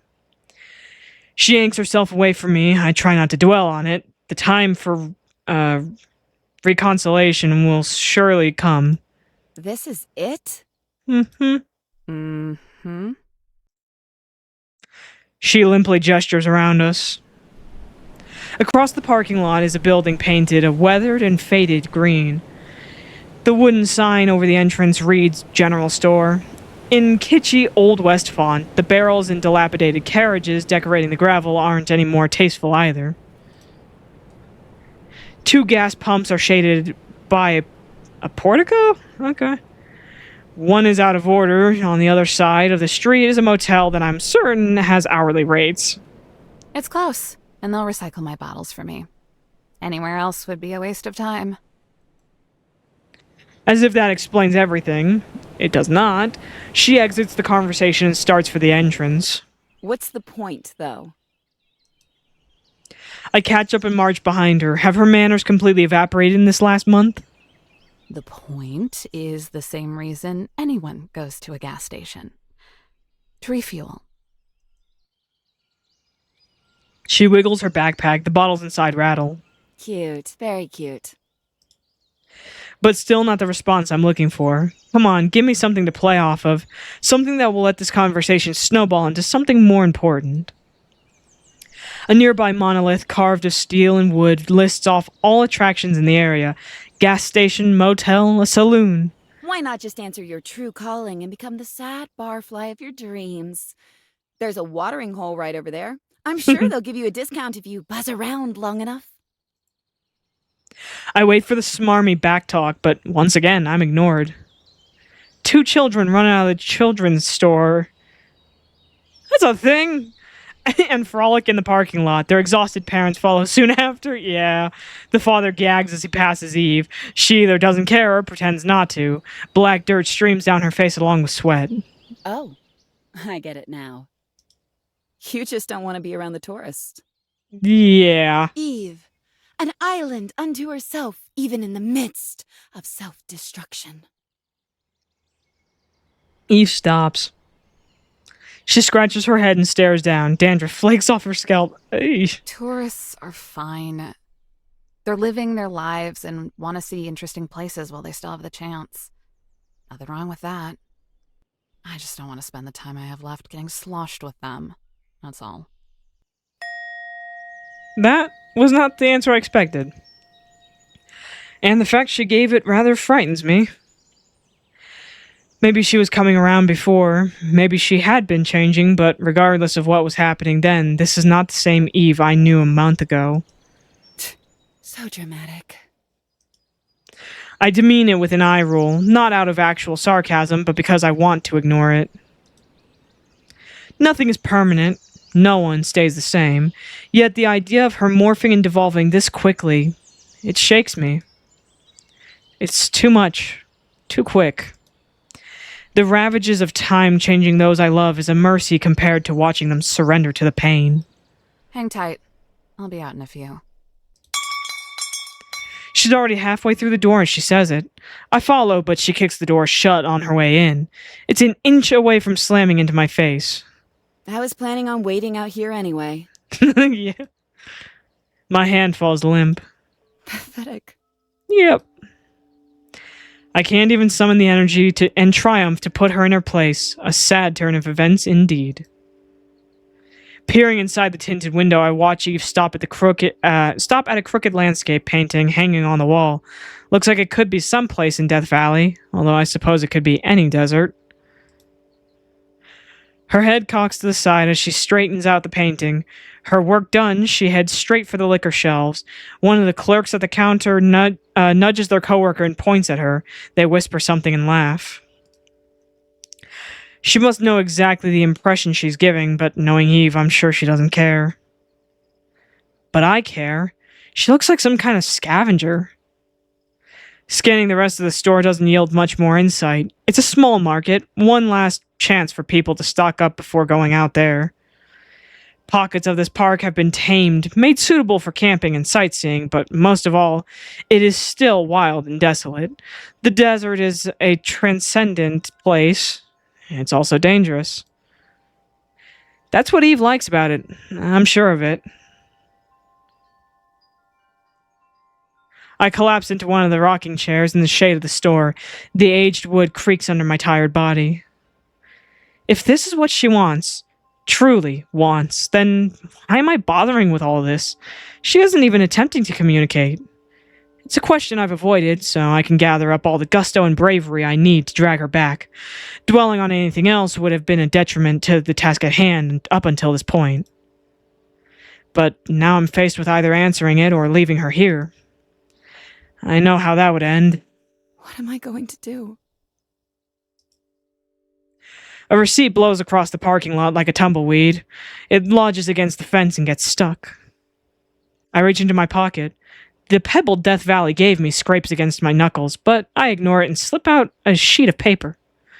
The words at the top of the page become visible as I unfold it. Tell us how we're doing. I smirk as I read the fine cursive squeezed into the limited space. A performance evaluation of Eve from a visitor at my park. Her supervisor dropped a stack of them off for her to read a while back. Now that I think about it, she probably didn't get a chance to read this one because I claimed it so quickly. Ever since, I've been carrying it with me wherever I go. In my darkest moments when I was despairing about what will ultimately become of me, how one day the personality I am now will wither and molt, it was this sheet of paper that made me realize the truth. I have Eve to thank for that. For many things. So maybe that's why I'm here. But because I'm indebted, because I'm indebted to do the same thing she did for me. What is it she's called me before? The Queen Bitch? Well, apologies, Miss Ranger. My desires outweigh yours in this instance, and the Queen will get what she wants. As soon as I figure out how to yank her into a state of vulnerability, not easy. Until then, we'll be stuck in this cycle of me poking at her and her not taking the bait. Until we go back to Death Valley's cabin, I can't let that happen. She feels too safe here. I fold the paper and slide it back in my pocket. The pebble falls out and lands on the concrete. Oh no. Just perfect. Oh, you lost the pebble. Bending out of the chair, I squat down and search for it. No! The ground is covered in a layer of sand and gravel blown from the desert. I reach for what I assume is the pebble, then stop. Another pebble, maybe the real pebble, rests a few inches away. Same general shape, same general size, same general color. Oh no! Huh. Oh, God.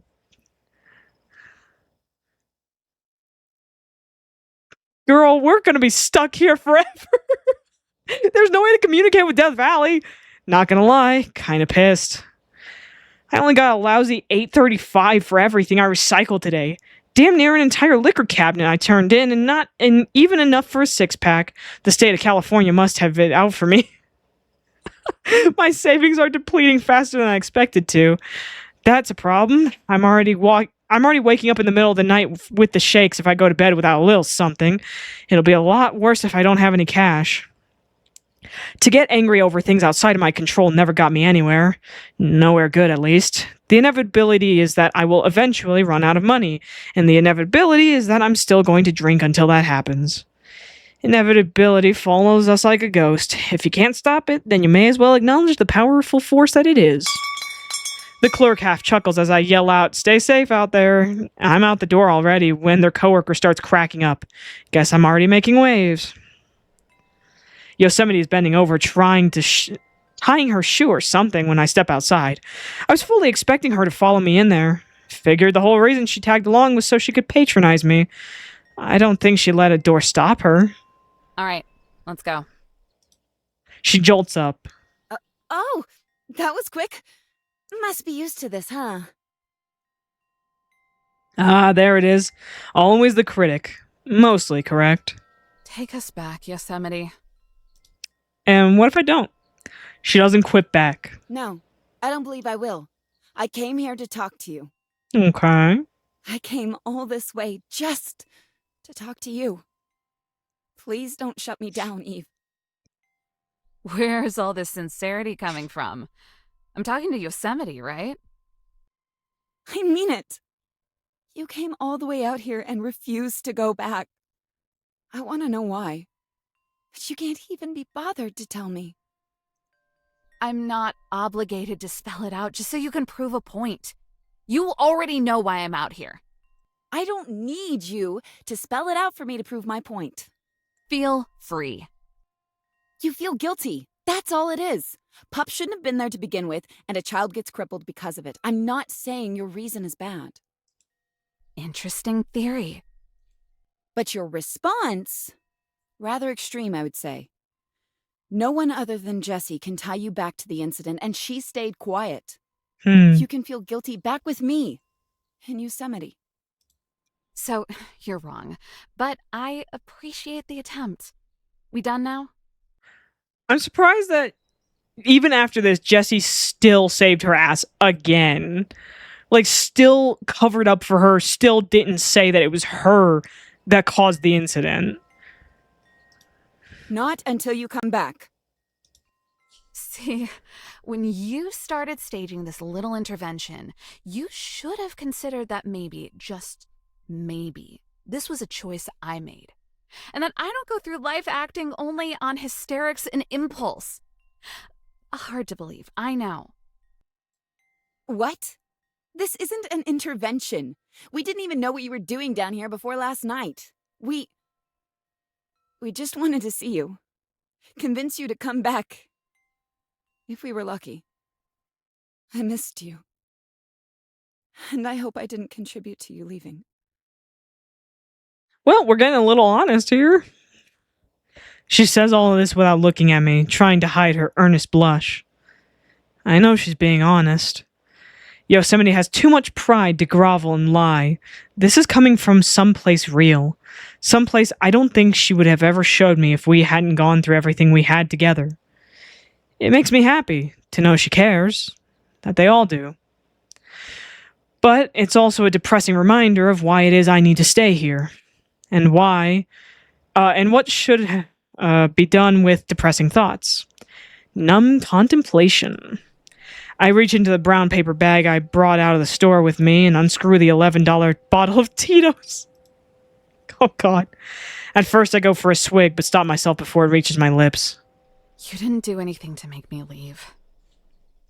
I can say that because I missed you too. A lot. And I don't think you'll ever really know how much you tracking me down means to me. We're getting somewhere. We're getting communication. I don't think you'll ever really know how much it pisses me off either. Still communication. She gives her first annoyed sigh of the day. Can't believe she held off this long. Must be a new record. It's just like you to contradict yourself in the same breath. Yeah. Yeah, it is. And I don't care. Because I don't want the sentiment. I point at the wide-brimmed hat she's wearing. I'm more than familiar with it. I don't want you to show up wearing my old hat. I don't want you to be anything less than the egotistical pain in the ass you have always been, for the sole purpose of exposing your vulnerability to me. Yosemite squishes the hat down to her scalp as if to confirm it's still there. Water absorbed from her hair streams out of it like a squeezed sponge. What I want is to stay here, to reflect here, to sundown here. Get it? No, I don't! And I guess you'll have to go through life with the knowledge that you can't understand everything. Dang! Not true. Jesus. She wags a finger at me. Not true. Because I don't have to take us back. Not as long as you don't give me a straight answer, and not as long as I have this. What if I give you a gay answer? Beaming like a supernova that's about to go lights out, after I deck her in the face, Yosemite holds up one of Death Valley's pebble bullets between her finger and her thumb. You want to bet? Yeah. I don't need to. Oh, God. I chuck the paper bag at her, the bottle included. She narrowly dodges. Vodka sprays everywhere. Her mouth gapes open in offended defiance. You meant for that to hit me! Yeah. Oh my God.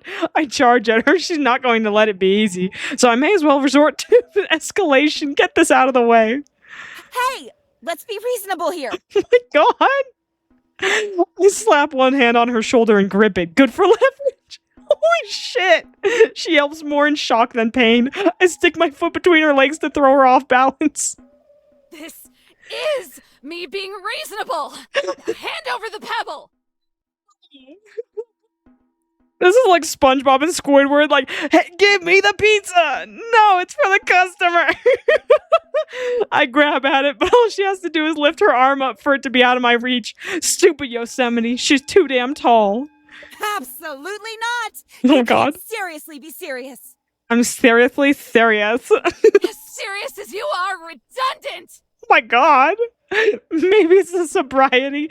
Maybe it's the adrenaline, whatever it is. I'm going to use my short porcupine stature to my advantage. Oh, I headbutt her in the chest. Ugh. God damn. The crusty crab pizza is the pizza for you and me. Oh my God. She hunches over. Now's my chance. I'm sorry. I get her hand. She moves it. I only grab her wrist. This is supposed to be serious. I always knew your head was soft. That's kind of fucking gay.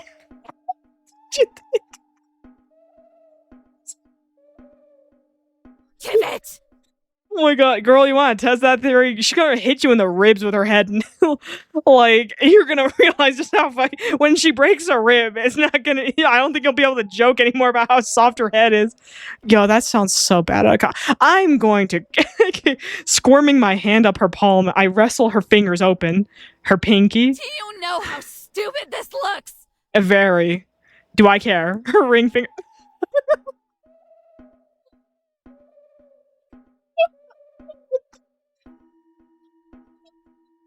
We're wrestling in a parking lot like a couple of crackheads! Yeah, and whose fault is that? Her middle finger. Yeah, my favorite. Are you joking? You already look like one! I mean, she's not wrong, but like, damn. Her index finger, she stashes the pebble on her thumb. Mind your own business, goddammit! Mm-hmm. Static envelops around us. It crackles through my hair, then thick darkness. A rush of wind pushes up from beneath us. Oh my God. The darkness falls away. Around us, the world blinks into existence. My grip on Yosemite goes limp and I look around. Mountains are in the distance instead of concrete. We're standing on shrubs and dirt. No buildings, no gas pumps, no people. This isn't Stovepipe Wells. Yosemite breaks away from me. Why did she? No! Don't! I reach to stop her as soon as I realize what she's doing. Yosemite tosses the pebble into her mouth. She swallows. My hand catching my... She really do need an intervention, my goodness. Yeah. My hand catches... I think I meant to say catches my falling head as I begin to process her stunned. She couldn't. She wouldn't. But she did. My mouth opens in a tiny scream. She gives an embarrassed glance and an awkward laugh. Why don't we just call this a draw? Girl, no! A draw? She still thinks this is a game. Of course she doesn't have enough self-awareness, enough self-conception to realize that her selfish actions have consequences for other people.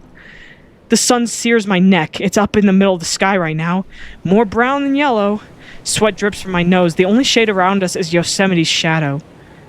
Thoughts. What are thoughts? Imagery? Words? I've heard it's different for everyone. Wonder what it's like to have thoughts instead of blind rage coursing through the very essence of your soul. Hate in all 7 chakras of your being. She finally did it. She finally killed me. You crazy bitch! You have any idea what you just did? Yeah. Yes. I just love when somebody's like absolutely fucking crashing out and then the other person just meets them with the most calm, steady voice and answers just like, brother, yeah, I'm not gonna rage back. She doesn't. Not a clue. But I would like to hear you say it for the satisfaction. Are we Benny? We just need to push her and then just touch her until she gets her satisfaction. So sad. On, time to scream. We'll think again one day. I need to put that on my door. Bro. Oh my god. We're back with the girls. Are they playing Uno again? Because I'm going to lose it. The heat is killing me. It's like I'm having my own private summer, but I'm indoors and I don't even remember what month it is anymore because the stinking temperature, not to mention the weird noise. I knew people were supposed to see all kinds of funky things after they'd been in the desert for a bit. Shamans, the ghost of Jim Morrison, maybe even an oasis or two, but no one ever talks about weird noises. Goddamn, this woman screams a lot. Yeah, me too. Oh, that sounds so fucking... No, I didn't mean it that way. I just son of a bitch. Well, either way, it sounds like I have anger issues. Maybe I do. I don't know. But, like... I just meant for the game. Oh my god. Okay, it ain't beeping or nothing. Just like a fridge buzzing, but really big and coming from everywhere. Hey, cute, blonde, and useless. If you're Damn. going to help, then quit with the daydreaming. Huh? Sorry about that. Could have sworn I heard something. Make love, not oil. Ayo. Might need to bring that back to the drawing board. It was probably just Dwayne. He makes noises. Love Dwayne. Bro. Love Dwayne. Yeah, real cute girls. Don't care who it is, but somebody better get me that nail. And his name is Cerberus, not Dwayne. Sorry, Miss Valley. Here it is. Uh-huh. Zion passes Val with the nail. She doesn't waste any time driving that sucker in as hard as she can into the flimsy wood. Oh my god. Say, if cute little rocks are always causing such a ruckus, why don't you just go somewhere safer? Park's named Death Valley, not Pain in the Ass, Stone City. My place first. Oh my god. Do you remember when they showed up? Val scrunches her face, giving it a think. Probably after me. Don't really care. Been raising hell for as long as I can remember. If they're so stubborn, how come you don't build something sturdier? Yeah. You see any good building material out here? I'm picking up what you're putting down, but these old boards are so busted, they barely even look like boards anymore. That's a good point. Miss Valley, are you sure they're even providing much cover now? I mean, like, couldn't she just go to the store? Buy materials? Doing a whole lot of talking about a whole lot of stuff I can't fix. There. Doors as good as new. A nail falls off as the last word leaves her lips. Guess that's that. What do we do now? When are Yosemite and Miss Eve supposed to be back? It might be a minute. Oh They've my got God. some stuff to hash out if you catch my drift. Oh, yeah. Gonna be longer than un minuto. Don't hold your breath unless you want to suffocate. In fact, I'd say there's more of a chance than only the tall one comes back. I'm surprised by the lack of ranger presence. At least Yosemite the Park had Jesse. Yeah. And Ernie and all of those other people that were like mentioned in the beginning that, you know, like you don't see, but yeah. I mean, I can't say how accurate this is to real life because I don't know, but I mean, like, I'm not gonna lie. You could not pay me to work in a place called Death Valley that is scorching hot. I'm not working there. So I'm not gonna lie, I would not be surprised if it does not have many rangers. Like, at all. Do you think the stones could get her? So could heat stroke, starvation, hypothermia, dehydration, and Oh my God. rattlesnakes. And if none of that does her in, then great. But if I were you, I'd get all my crying out of the way now. Oh my God.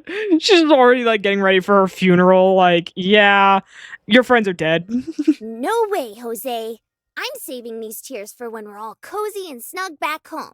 Eve ain't the type to keel over that easily. If any two people can work together and survive this place, it's them. Yeah, clearly your pointy-eared amigo is real level-headed. Why else would she drive all the way out here for some dumb mortal? Uh-oh. Oh, you pissed her off. Oh, I hate this. How can she say stuff that's so awful? Yosemite's gotten so much better. She used to be super grumpy, and nowadays she's mostly just sad. Oh my God, how is that better? Just shut your pie hole and have a little faith. Yeah, I prefer when people are just fucking depressed. I mean, like, neither extreme is good. Faith moves mustard seeds, not corpses, freak show. What? Okay, that's it. If she gets any meaner, she's gonna end Western civilization. Oh my God. This girl's about to blow a volcano. Now quit gawking. I'm trying to focus. Oh my God. Oh no. Calm down, Yellowstone. She doesn't know them like we do. Darn Skippy! She was here for an entire month and this gunslinger didn't do zilch except help make Eve sadder. Oh. The gunslinger doesn't say anything back. She seems distracted. I know my noggin gives people the willies sometimes, but she seems the type to give me back some fighting words. Hold it. Okay. Here it comes. Just gotta remember all that fancy stuff Yosemite used to scream at me and use it against her. You ain't no sheriff in my book. What? No, seriously, shut up. And how about you put your dukes up and Get down! Oh God. Death Valley shoves her entire weight over me and we fall to the floor. I get the slightest peek of the ceiling before her hat falls on my face. Girl, we really needed that last nail. Are you okay? Big rock. What the fuck? I turn my head and see one of the little rock fellas grabbing at me. Val takes her revolver and blasts that little guy 2 ways to Tuesday. Rotten hell! I just fixed that window yesterday! Oh my God. Oh, stupid rock! Holy smokes, I didn't even see it coming. Golly, you really saved my skin. Yeah, you don't say! Damn it. Now I've got to get more boards and fix it. Never heard them this pissed before. You said you don't remember everything about them, right? Well, maybe they remember you. Isn't that comforting? Hell no. The gunslinger stares out the hole the little guy just made. Shrimpy, do me a favor and peek out the other window. Things ain't looking too great on this side. Zion flaps over to the other side of the cabin. I take my chance to be useful and follow her. Huh. Yes, I see. Miss Valley, is it normal for them to close in like this? God. I scooch my way over and catch a glimpse of them. They're doing some kind of funky movements out there. Like they're all trying to run over each other. Oh, hell no. Kind of scary, though. You don't reckon that fella from earlier was talking to me, do ya? Yeah. Oh, big rock! Maybe. Girl, you better cover that thing. Miss Valley, have they ever said anything like that before? No. They usually just gurgle nonsense before I send them to their last judgment. Maybe they just like freak show here. Oh my god. You're getting way too big for your britches, Missy. I'll have you know that... Wait, you're Yellowstone, yeah? Don't wear it out, punk. What the fuck? That head of yours just for show, or can it actually do something? Oh no. Dissolve them. Oh, I'd like to show you exactly what it can do. Calm down there, Hephaestus. I've got the plan.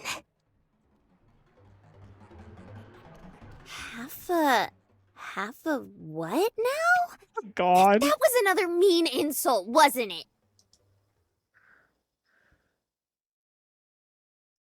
Well.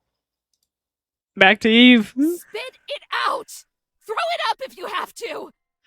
I refuse. Oh my god. There's chaos on both ends. Eyeing her gut, I pull my hand into a fist and crack my knuckles. Oh no. Guess I've got no choice then. Girl, you better know how to dodge. You wouldn't punch me, Eve. That would be a bridge too far, even for you. Would it be? Remember what happened the last time you said that? Yeah. She spreads her arms out and waits, completely vulnerable. Free shot.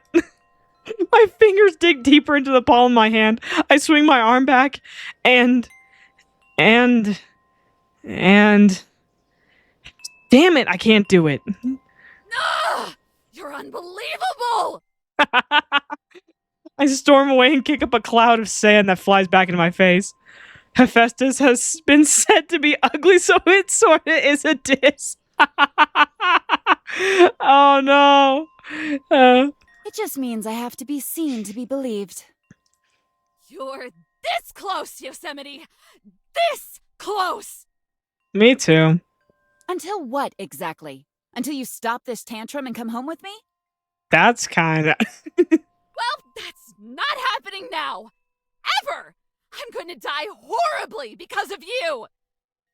Ugh, don't be so dramatic. Dramatic! You think this is dramatic? There's no way for us to get back to the others now. Maybe you can survive out here, but without my supplies, I'm basically a walking corpse! Yeah. You already were. The only reason you came to this place to begin with is because you're just waiting to die. I mean, thing is, as disgusting as it may be, if she really needed to, she could drink the water from Yosemite's hair. Like, technically. I wouldn't recommend eating the roadkill, though, or like anything that died out there. You don't know how long that body's been there, and the heat will really, really rot it fast. So, like, she might die of starvation, but she won't die of thirst. Also, knowing Yosemite, that bitch would 100% force her to drink that water. Like, she's not gonna let her die from dehydration. She's actually calling me out on it. I can't believe her. And as her words linger in the air, she seems to have some trouble believing that she even said it herself too. What right does she have to even what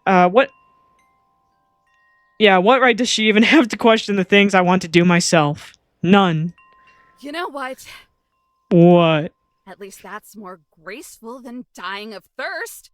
Or heat stroke. Or any of the things you just decided you're willing to subject me to.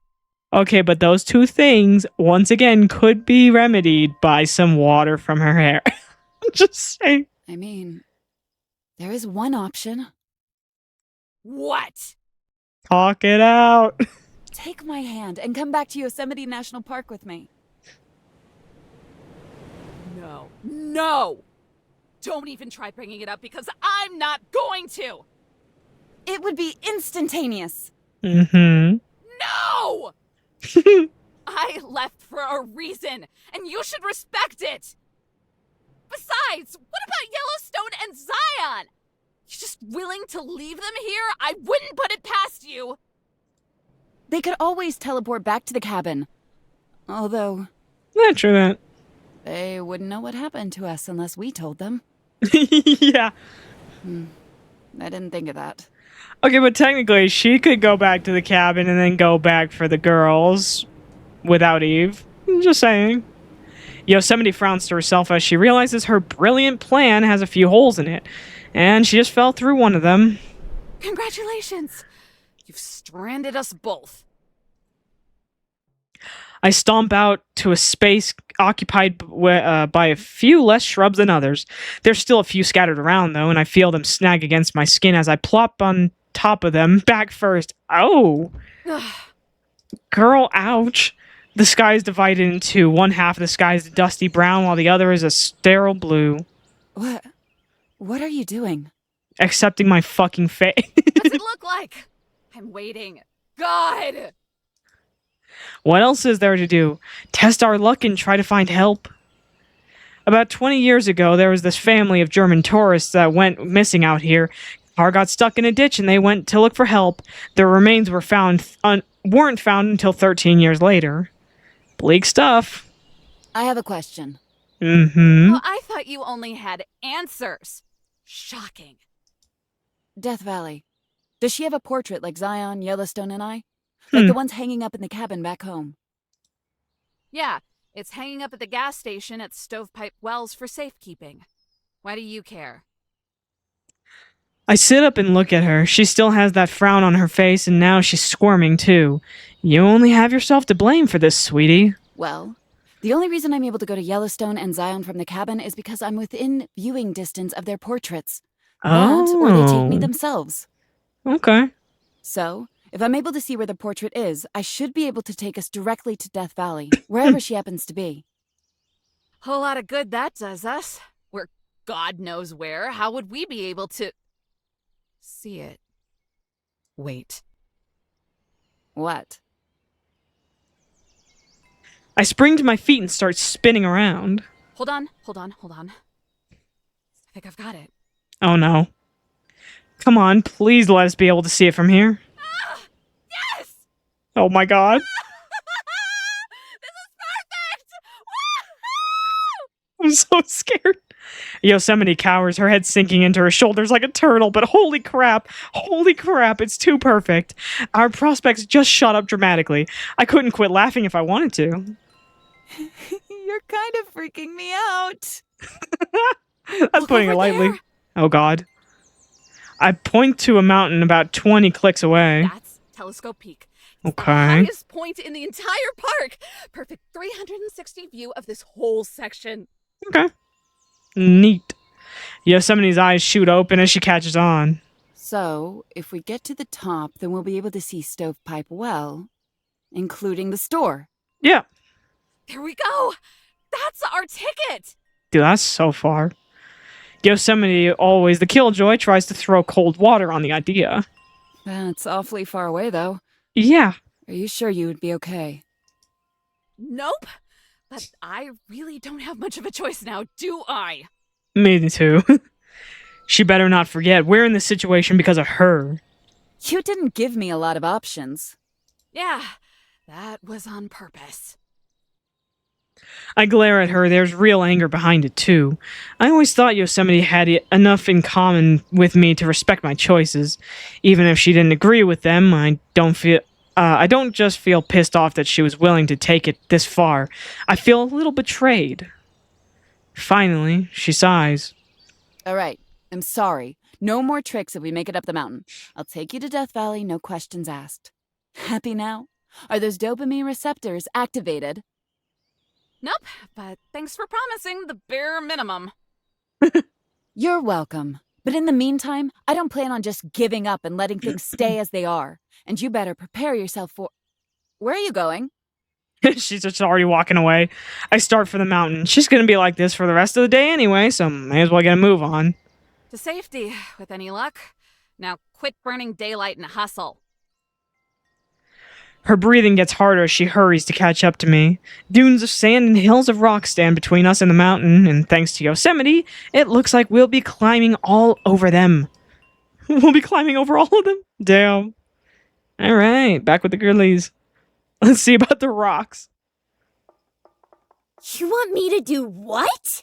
Sacrifice yourself. Shoot your volcano at those hijo de putas. Don't tell me it's just for decoration. Holy shit. I can make tea, but using it as a weapon feels kinda... Just do it. Oh, I'm sorry. I must have imagined them trying to bash your brains in since you've gotten here. Like, girl, yeah, you want to die? Yeah, they're bloodthirsty, but they're also kinda cute, right? I just realized why isn't... Girl.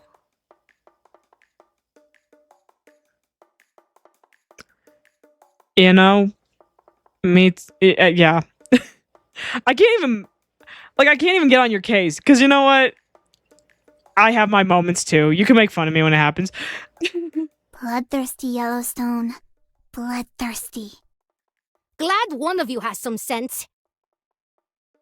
Looky here, I need to be mad to do it in the first place. I can bring myself to a boil just fine, but someone has to make me real peeved to get a full-on lava shower. Which we're like 2 And seconds what away does from. that? I don't know, usually not feeling respected and stuff. Well, I don't respect you. Does that help? Oh, she makes me so mad. Little bit, yeah. But Eve and Yosemite are way better at it. Why would you ever let a mortal talk down to you? I don't know, that's just what everyone does. Including you, I might add. Okay, fair enough, yeah. Good. Means I'm doing something right. Making me angry is doing something right? Does not. Is that how little my feelings matter here? Us too. Oh my god. And you know what, you little freak? I want you to channel that. Oh my god. I'm asking very nicely for you to not call me that. Oh, come on. That's what you are. A little sideshow weirdo. Miss Valley, I really don't think this is... Put it to good use, clown girl. Show me you ain't entirely useless and can direct that energy. God. Why is she like this? Why does she have to be so mean? I can feel my eyes getting all misty, my head getting all hot, like there's fire burning up inside me and rising. Uh-oh. She's gonna flip her lid. Confused being nice with being a doormat and prime example. Perfect. Now, just make sure to Aim that throw way. it out there. Yeah. The gunslinger kicks me in my keister. If it weren't for the fact that I stumbled right out the door, I'd pop my top right there now. Right here now. Oh my gosh, she's seeing red. All I'm seeing is red and orange and red and orange and red and orange and red and orange. Smoke is shooting out of my head as quick as a train engine. Oh god. I take a step forward, hard steps, violent steps. These bratty little stones, they're gonna... Oh shucks, they're just little guys. Oh my god, no. No Yellowstone bloodthirsty, they're bad rocks. I need to...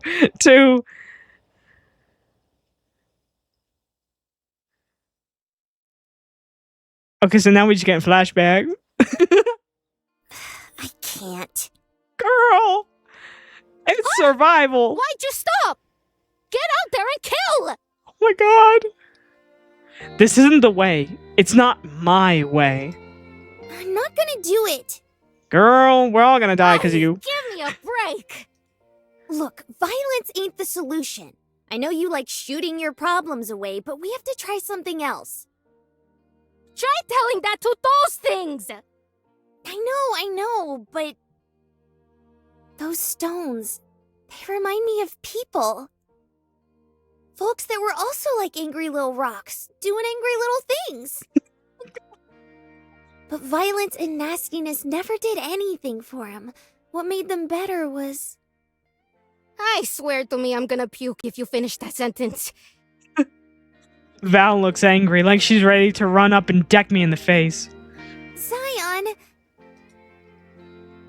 I look to my little Earth Angel. If anyone's gonna get it, I know it's her. I know they're all bloodthirsty and angry and jagged, but I can't just blast them away like that. What if we did that to Miss Eve when she first showed up, huh? That's a little different, Yellowstone. Yeah. But you get what I mean, right? Oh, Yellowstone. We just saw them talk, I think. Can't we at least try talking back? Establish some good old-fashioned communication? Are you crazy? They don't want to talk to you. Maybe, but it's worth a shot.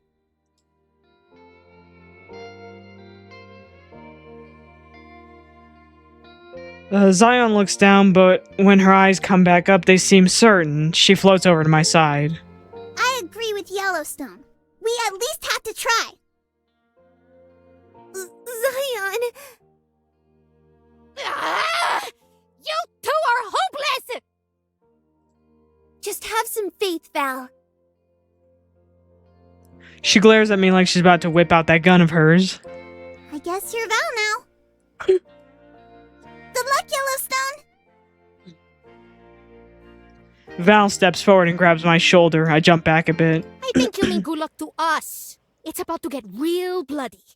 Yeah. The static goes around us as we teleport outside. Could they not just open the fucking door? When we get out, we're about 15 feet away from where we started. Not sure I've ever teleported this short of a distance before. Hey! Hell's fun! Don't eat this! Just listen to it! Val teleports away just as quickly as she brought me in. I'm totally alone now. Oh, that would explain why she did it. Okay. Staring down a buttload of angry killer rocks. Whew, boy. Zion scurries back into the cabin and peeks out from a hole. She's like, girl, you're on your own. If you're gonna die, I'm not dying with you. You've got this, Yellowstone. Just make the first move. What, are we flirting with them? Right. I step forward and wave my arms towards them. Hey, party people! What's the hippie haps? The fucking what? Big rock. Oh, God. Yeah, that's right! It's me, Big Rock! Big rock. Big rock. God. What? Did you just call me dude? Down, down. Big rock down. God. No way! They speak the lingo. Ah! Why are you trying to hurt us? Gob, gob, gob. One stone starts sliding towards me. The rest stay behind. Hey, shell gab. Okay. Gab. Oh, God. Howdy, little fella. Can you tell me what the hippity haps are? We're just minding our own beeswax and you're trying to murder us and junk. What? Because your bud is acting up and bopping us. What the fuck? That's the big idea with this popping and bopping. It's not very hopping. Oh, God. That's a Val thing. She's a bit terrible. What I want to do is figure out why you guys are fighting so we can not die. Oh, shit. Big rock. You and the Reaper are buds? Well, That's a bit of a stretch. I guess so. She's kind of mean, but so are most of my friends. What? The gaggle of rocks gossip to each other in a funky rock language I can't understand. Big Cheese wants to chat. You dig Big Rock? Big Cheese? Like the president of rocks? Touts. Oh, my God. Radical. I can't. With this fucking language. I look back to Zion and Val watching from the hole in the cabin, Val staring wide-eyed, completely speechless. Guess this was working better than she expected. I want to bring my friend. Reaper or small one? And why not both? Reaper. She's part of it. I refuse. Cool nickname, though. Oh my god. If things go wrong, just teleport away. I'm gonna come with you. Ugh, you're so dead. Nuh-uh. Then why am I not dead now, smarty pants? Oh my god. Yeah. Plus, I can fly. Rocks can't. I'll lift you up if they start being aggressive again. Oh, you always lift me up, Zion. Oh god. That's because I love you, Yellowstone. Guys, not the time. Zion. Yellowstone. Ay Dios. If it'll make you two shut up, then fine. Val swooshes her way next to me and with Zion.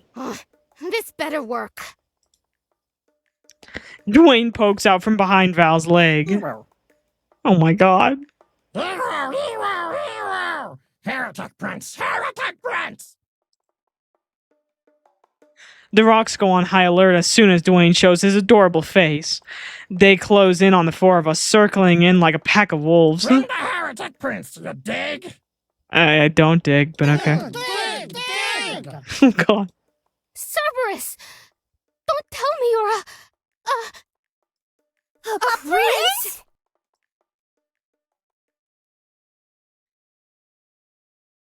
What a twist.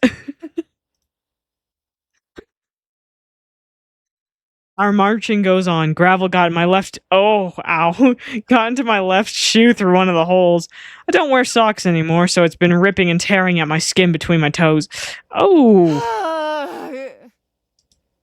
At a certain point, it started to develop into a blister. Every step I take, the gravel rubs against the small open wound. Ah! Still, none of that is as painful as hearing Yosemite's groaning. Can't take a single step without her unleashing a pained moan. You got something to say, Yosemite? Like an apology? My only question is, why wouldn't you just take your shoe off and knock that pebble out, bro? The minute I feel a pebble fall into my shoe, I get that shit out. No, not particularly. It's just that this is excruciating. I glance over my shoulder. She's 10 feet behind me. At least. Her shoulders propel her forward as she walks, with her legs dragging behind her. As nimble and quick as a sludge. She reminds me so much of Haymitch from Hunger Games. God. Yeah. Yeah. Whose fault is that? Yours, clearly. You're the one I drove 500 miles for. I thought she said she would walk 500 miles. So dumb.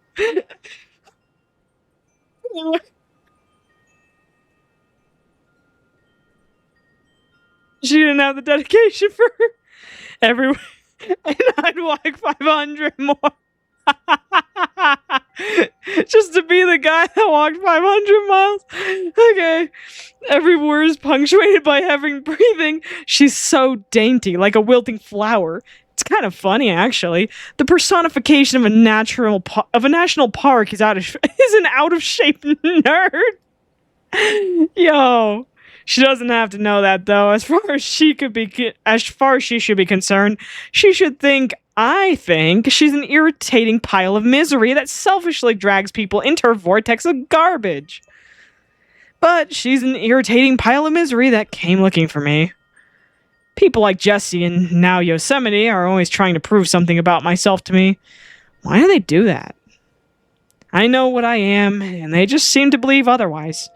Pisses me off. Well, Yosemite, maybe next time you'll think twice before tossing someone into a life or death scenario to prove a point. How was I supposed to know it would take us to the middle of nowhere? I don't think... Yeah, just leave it at that. I don't think... Wait. Her ears wiggle. Next time? That means there will be more opportunities to teach valuable life lessons, whether you like it or not. And in order for that to happen, we would have to be in close proximity to each other. Which means that you've decided to come home. Oh, Eve, I always knew I would be able to topple those walls you've built. Still not used to her calling me Eve. Before, it was always Ranger or some kind of snide nickname. Death Valley does the same thing, but I think I prefer Yosemite's nicknames more, even if they do still suck. You're delusional. To be fair, Jessie was doing her best to be happy and optimistic in a crumbling and opportunistic institution. Yeah, I mean, she's still doing that. She's still doing that back at the park. Don't worry. Nothing has changed for our poor lass. Incorrect. I am merely an optimist. Liar. You used to tell me that you were a realist. People and things change. How about that? I changed my mind. Oh my god. I swear I don't remember anything. Just fine without you. Which one of us is the liar now? We've been trudging through the desert for 2 hours now. My hand, already sunburnt from the last month, is starting to form a new layer of bright red. Ooh. Girl, where's the sunblock? Yosemite doesn't know it, but we were lucky enough to have landed somewhere in the Panamint Range? On the Panamint, okay. I figure that with another hour of walking, we'll be able to find a trail that takes us to Telescope Peak. That's where the easy parts end, though. From there, we've got to hike up the whole damn mountain. Assuming we manage to make it that far. That's the thing about these girls. They can get hurt or a little roughed up, but they're going to be fine when it's all said and done. As long as nothing happens to their parks, they can heal. I'm not strong enough to bounce back from this stuff, and I'm tired of trying to. I'm so tired. Are you just going to stew in silence this entire trip? You must have lost your edge out here. Can't even argue properly now. Oops. Hold on. She's so desperate. I ever tell you how obvious you are? Many, many times. Have you ever considered that perhaps I purposefully dumb myself down for your sake? Girl, the cattiness can wait till y'all are home. No, we have to be like every couple ever and let the frustrations out on the trail. We have to wait for a trip to let all of our baggage out. I snort. Not sure if it's because I'm already out of breath from hiking or if it's because Yosemite said something stupider than usual. You have too much pride to dumb yourself down. So I think you're just naturally dumb. And you want to know how I know that, Yosemite? Because you pull out the same tactics as everyone else who has ever tried to get a rise out of me. The slow, dragging footsteps behind me stop. There is a difference. I stop walking and wait. Unlike them, I actually care about you. I'll keep letting you know that until you're sick of it. Then I'll still keep doing it. Why else would I be walking beside an idiot like you? When I turn around, she's pulled her hat down over her eyes. What the hell? Who says that kind of stuff and means it? Hey, yo, I say that kind of shit all the time, and I mean it. Someone like Yosemite. What? No, God, stop it, stop it, stop it. If I go down that road, I might actually start to believe she... By the time my dry throat forces me to gulp, the moment has passed. I can see the situation clearly again. Yosemite caring does not make up for her going against what I want. Of course I already knew she cared. Lots of people care. I care. But caring doesn't change a thing. I'm only seeing one set of footprints here. I'm sorry, but the tsundere act would make me cry. I mean, valid, yeah. Oh my god. She needs to cut this crap out right now. I'm not going to be able to stand spending the next day with her if she keeps acting like this. I'll lose it. Well, that's just because I'm carrying you, scrub. What? Didn't know your comeback's dealt in Hallmark cards now. You're so well read. Damn. When did you notice the footprints? Long time ago, when we were in Zion, and you ran off crying into the woods. You giant diva. Leave no trace. Kind of fitting for what you are, don't you think? Damn. What is that supposed to mean? Her tone is sharp. Some of us would rather leave a mark than have it fade. You know I didn't mean it like that. Well, how did you mean it? She's not just trying to start something this time. I touched a nerve. It's not that hard to do when it's her we're talking about. There's a light drumming in the center of my head. A wave of heat ripples through my body, then a second later I get the chills from sweating. Really wish I was thrashed right about now. But now that you mention it, it wouldn't kill you to take a little comfort in how good you've got it. She breathes in deeply and fixes her eyes on me. Guess the conversation's going there. I would suggest you choose your next words very carefully. You know what? No. You were the one who wanted to talk, Yosemite. So let's talk. Share out all the grievances, get them all out of the way, man. I close the distance between us. If I wanted to, I could get in her face real quick. Might still do it too.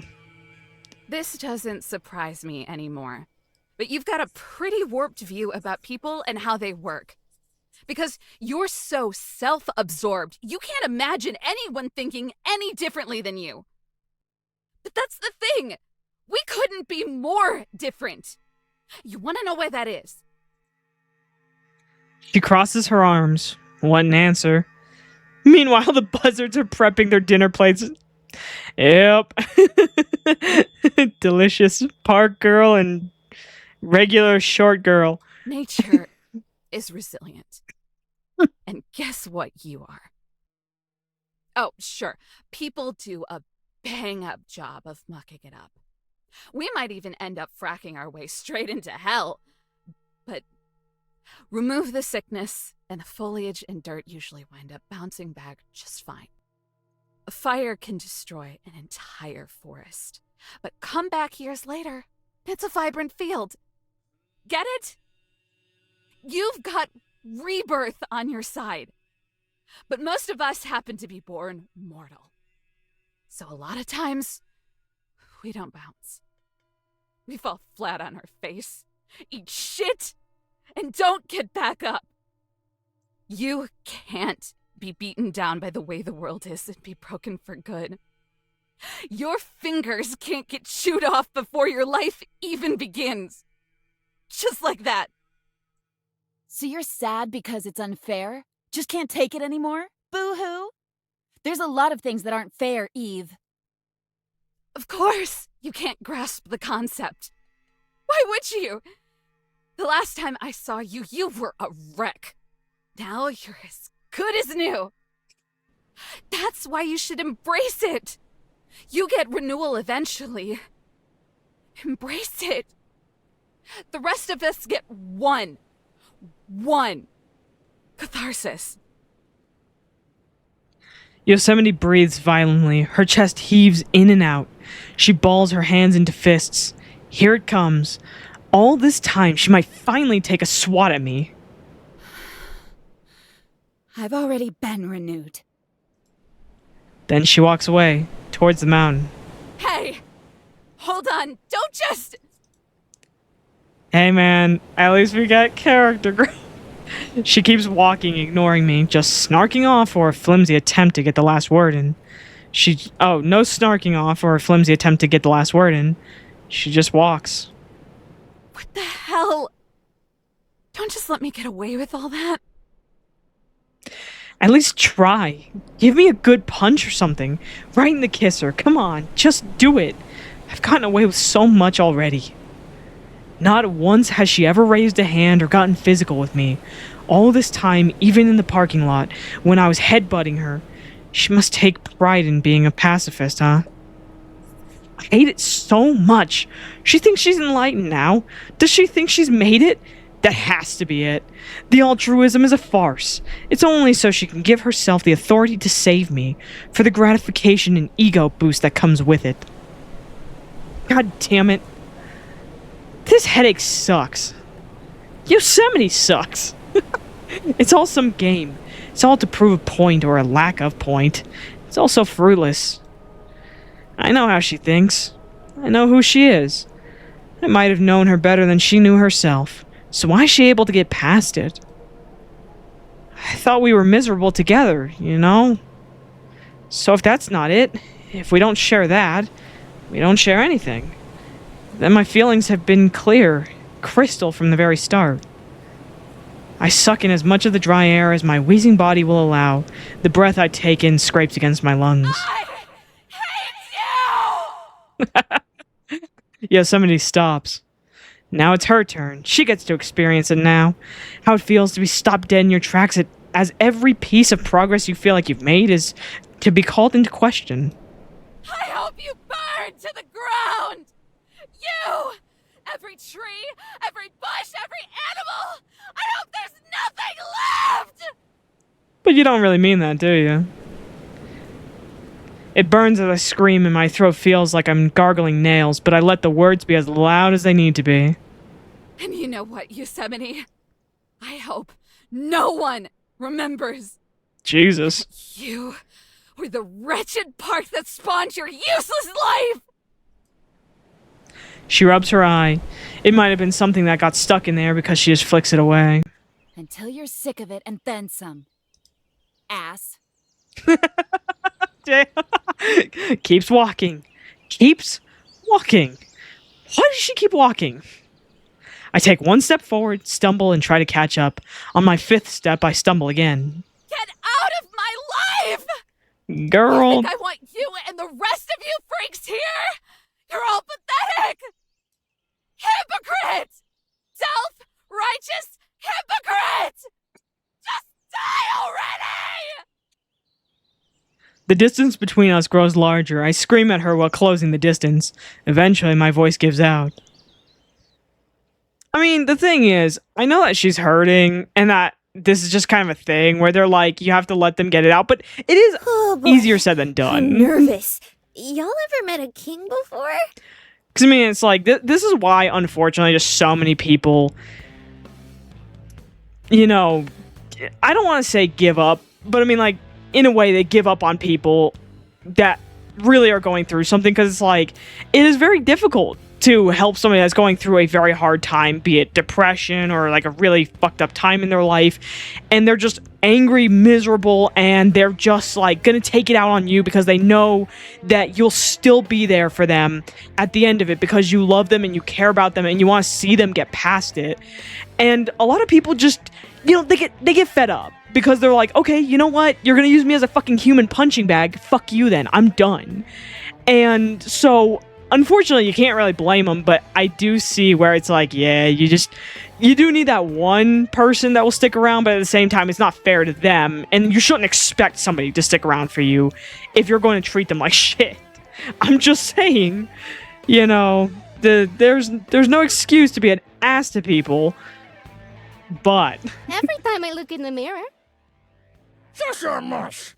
Big cheese mafia's cruising on down. The stones part, letting one walk through. He has a crown of some kind on his head, slipping off because it doesn't fit quite right. It looks like it's made of cardboard. Did he get it from a burger joint? The king clears his rock throat. What's up? What's up? What's up? Oh my God. let me kill them. Me too. Miss Valley, no. Mm. What's up? What's up? My What's God. up? Help. What's up? God. What's up? What's up? Silence. You know the greeting of my people.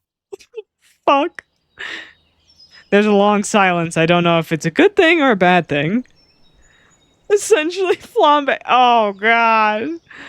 Yeah. Yeah. That's pretty groovy. I think they like you, Yellowstone. Aw, geez, really?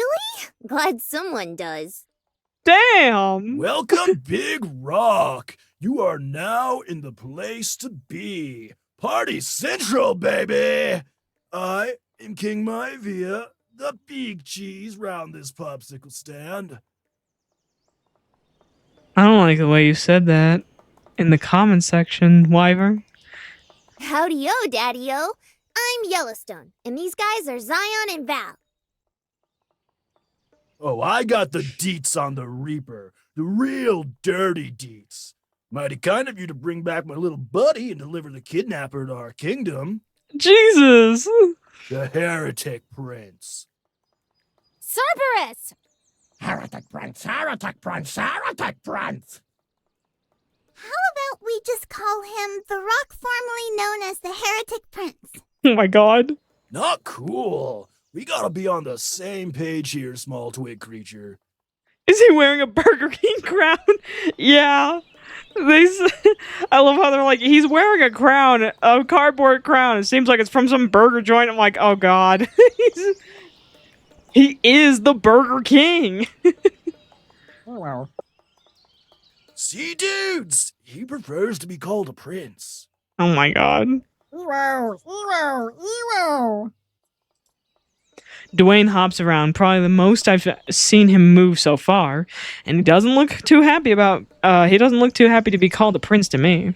Silence! All the stones stop their jibber jabbering, now quiet as rocks. Listen up, dudes. The Heretic Prince and the Siren whom's put the shamoves on him shall be met What? with a horrible death. What the fuck? Not the prince reference. The what reference? Yay! Wait, no, that's bad. Why are you doing that?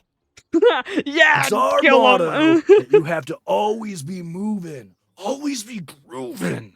The Heretic Prince rejects this, so he fled to live a life of sloth and hedonism.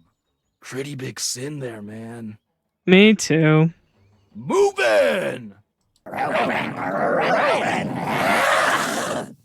Bro, I would leave too. And his partner in crime, the one who protects him from his groovy responsibility. Our tormentor for decades. The Reaper. Prince became the artist formerly known as Prince because of his record label, if I remember. Oh, I thought, oh my god. For some reason, I thought you were like talking about like it's a book reference or like a movie reference, and I was like, the what now? Oh my god, okay, I see what you're talking about. Yeah. The dozens of stones around us start booing and hissing in unison. A couple of them even throw themselves at Val. That's right! And I do it all again too, you little devils! Jesus. Miss Valley, you're really not helping your case right now. Is it so wrong for a father to miss his son? To hate that he chooses not to inherit the holy crown? To not move? To never groove? Bludgeoning tourists to death is way worse! I mean, yeah. Whoa, hang on, let's talk about this. I don't know what there is to talk about, Big Rock Dude. The Heretic Prince has rejected the sacred commandment of continuous locomotion. He does not move, nor groove. You can't even go with the flow. Kind of a bummer, man. But isn't he going with the flow by choosing his own way to go? Oh my god. Everyone's quiet. Drop them deets, Big Rock. Well, if you guys are going with the flow, maybe the flow's not the same for everyone. Maybe people have different ways of going with the flow. The flow's not always the same way to go, you know? Oh my god. In the distance of the desert, I hear a bird chirping. Yes. You've got the flow, but you've got to show me a bit more, you know. I'm just a father who's been missing, reminiscing on his little John Doe. Fuck. He's a stone's throw away, as flies the crow, and if you want to see him, you could always come and go. But to execute him now, well, that's just low. I hate this so much, just let me go. It's me. Doing great, Yellowstone. Now hit him with the death blow. What the fuck? Don't think your love is something he'd outgrow. Just need some room to move his elbow. He doesn't even have an elbow. Okay. There you go, Daddy-o. Oh, hell no. The big cheese stares down from his mighty rock pile. It's hard to tell what the stones are thinking most of the time, but the little carved out area on his face seems old and ancient. If he were a human, I bet he'd have a beard. Dwayne's just trying to live the way he wants to. He's happy with Val. He's happy being just a little guy. If you really love him, just be happy he's happy. Is this true, my prince? Is this what you really want? Starting to sound like he's like 2 steps away from death's door. Wow. Ewo, Ewo! Ewow! Ewo, Wow. Oh my god. Ewo, Ewo! Ewo! What are they saying? Girl, do I look like I Hello? speak rock? Yeah. Ewo! Ewo, Ewo! Wow. Ewo! Wow. Dad. What the fuck? My son! Where did that come from? A small...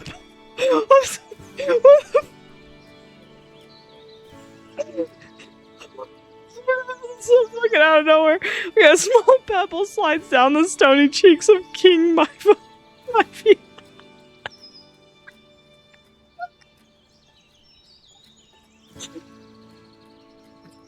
What they just said, that's making me all emotional. Very well. I vibe with these terms. What? So you'll stop trying to kill us? Temporary truce until you leave our realm. Word.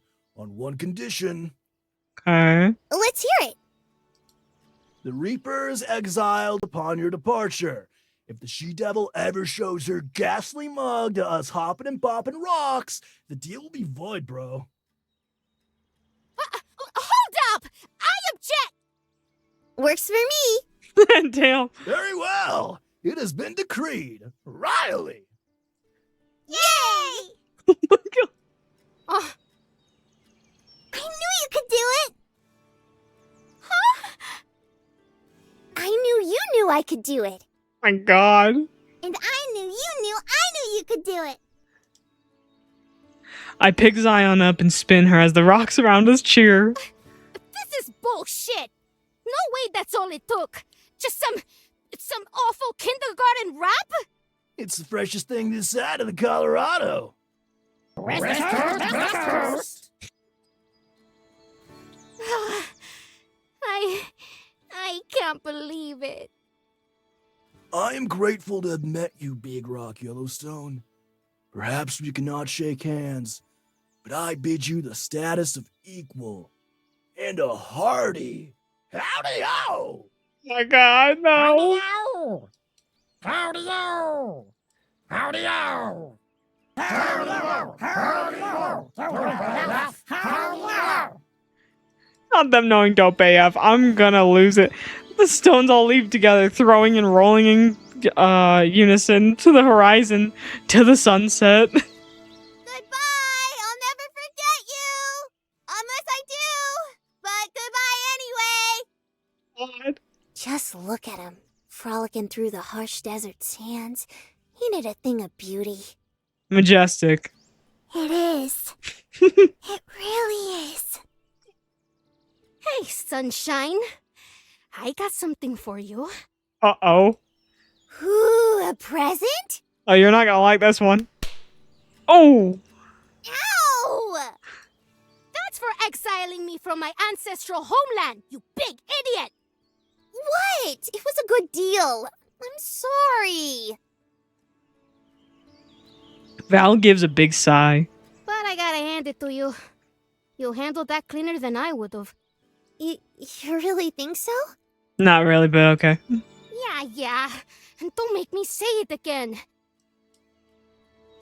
She looks down and shuffles her feet. For someone who's so usually rowdy and loud, she looks almost delicate right now. So, I think we might have gotten off on the wrong foot. And I ain't saying it's my fault. Just that demigods sometimes don't sweat the small stuff. And, Yeah? well, I guess what I'm saying is, I'm sorry for being a pain in the ass. And stuff. Okay, Aw, Val. we're getting somewhere. Ever since last night, I thought you were bad news. Bogus. That might be a teeny bit true, but you're actually pretty neat. So maybe you ain't no sheriff, but you know what? You're my favorite deputy. We good then? Yeah, we Gucci. Oh god. Now bring it in, partner. Nope, no hug, I don't hug. Of course you hug. Darn Skippy, if you're gonna be bunking with us, you gotta learn how to be a grade A hugger. Well, then I ain't bunking with you. Wait, what? I mean, where else you gonna go? Can't just stay here. That'll void the truce.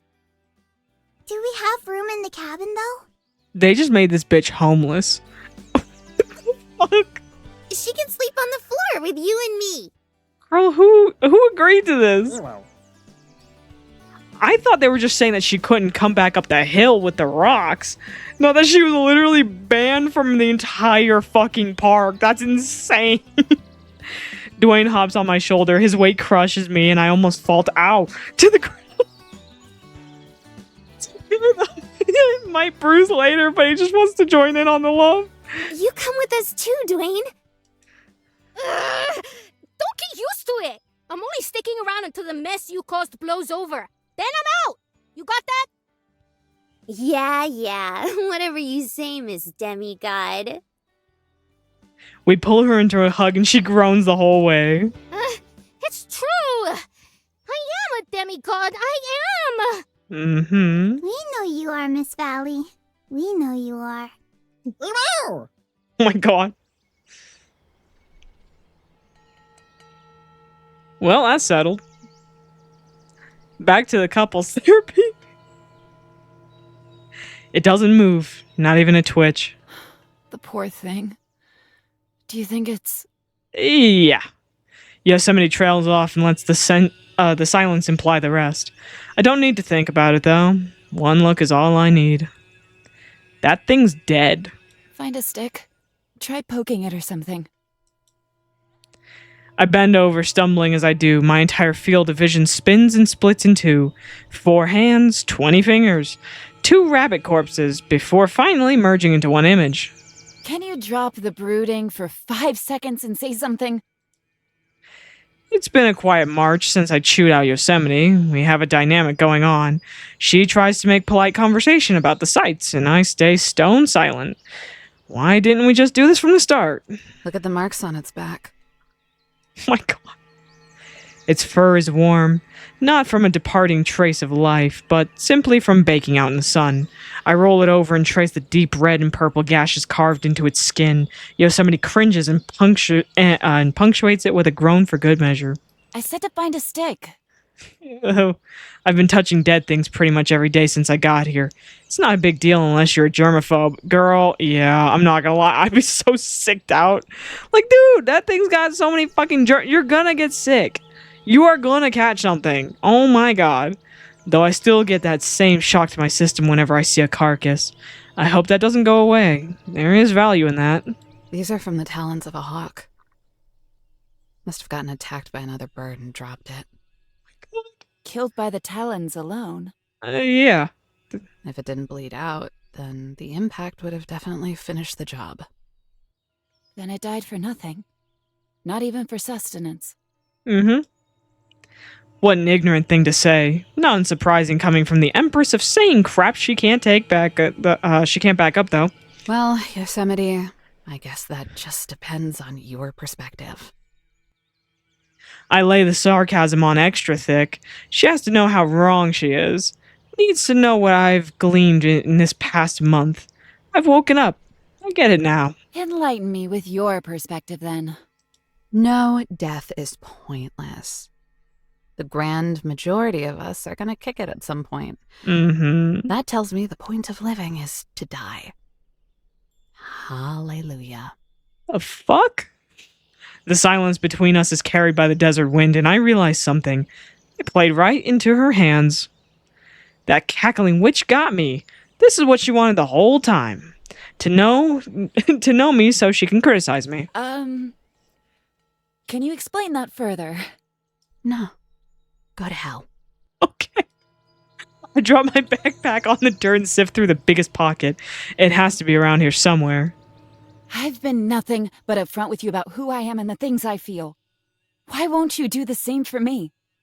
Even if it's only for the sake of putting me in my place. Where is it? Don't tell me I left it in the cabin when I was skinning the other day. The silent treatment Her again. knife? I thought we moved past Like this. what? I would much prefer you screeching. What are we looking for? I unzip all the other pockets, pulling out journals and pens in case it slipped into a crevice. No luck. Can you walk and talk? There's a mountain to get to. No, literally. They're baking in the fucking sun, getting burnt alive, and they're just sitting there going, damn, bitch. Where's my shit? Damn. Let me have an existential crisis. What is so important that it's worth ignoring me over? My knife. How did I guess it was the fucking knife? It was just because she said she left it skinning, so I was like, I is she gonna attack her with knew it? It would end this way. Yeah, they would fucking kill each other.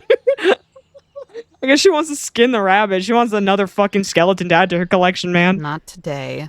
I want its feet. Ew! The rabbits?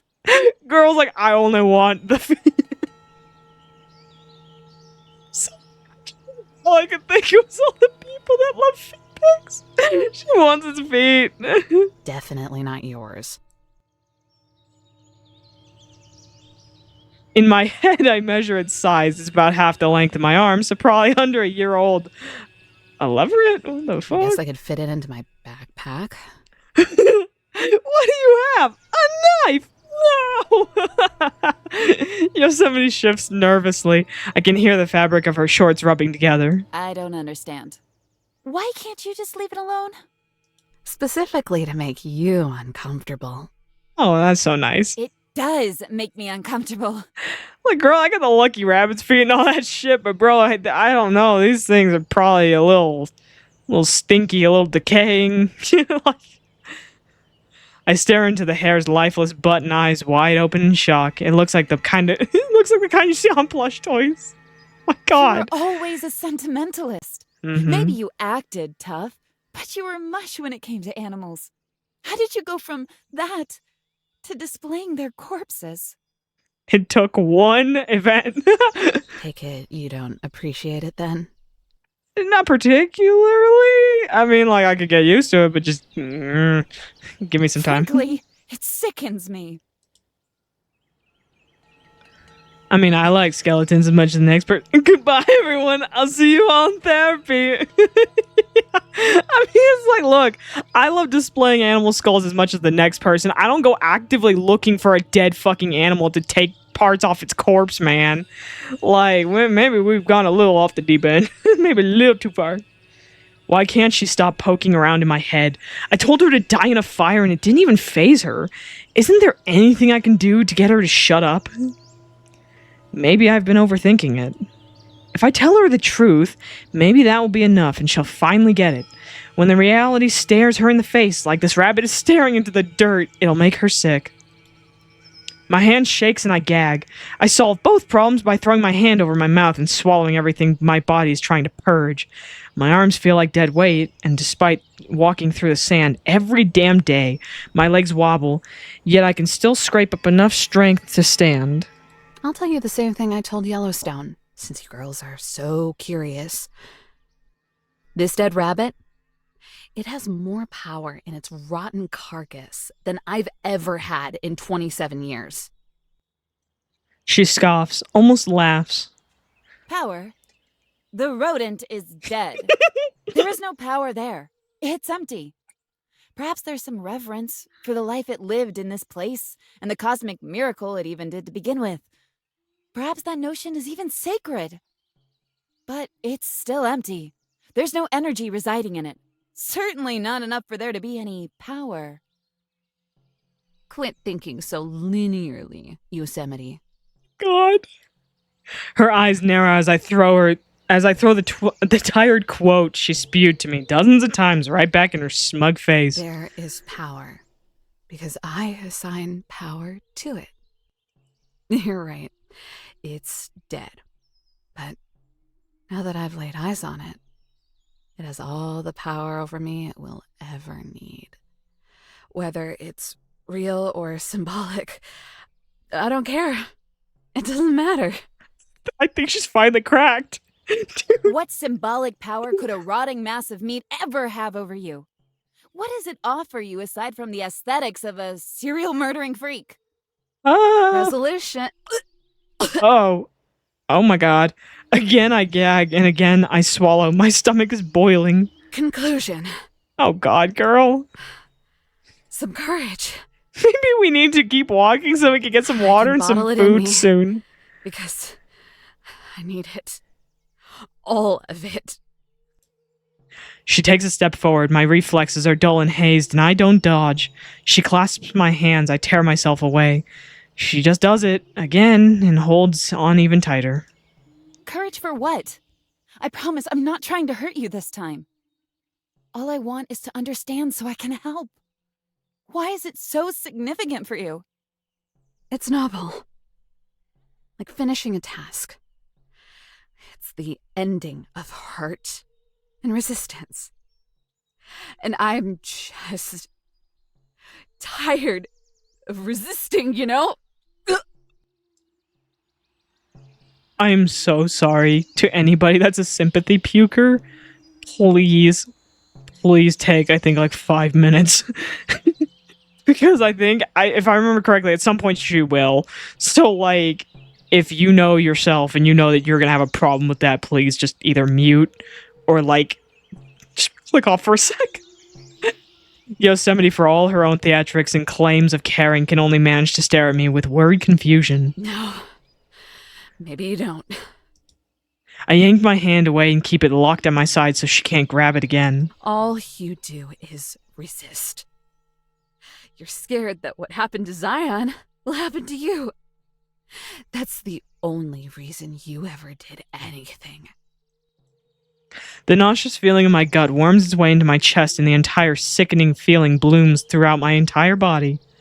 Please let this be the end of the whole conversation. I'll give you that.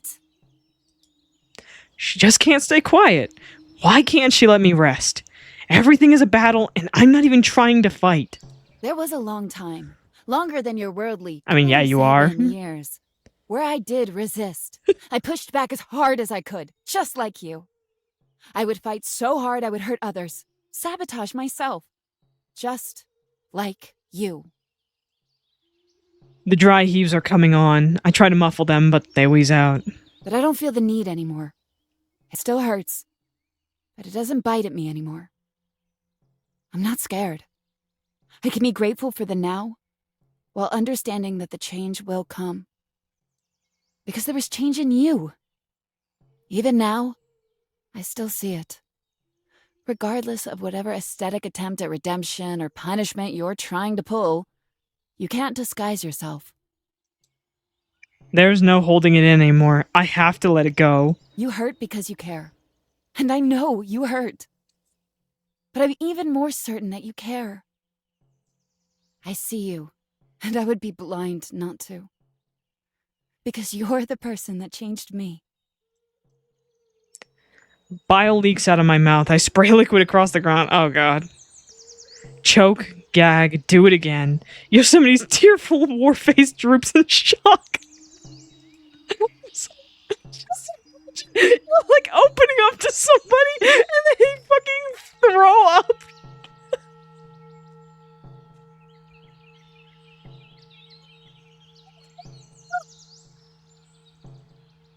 Oh, no.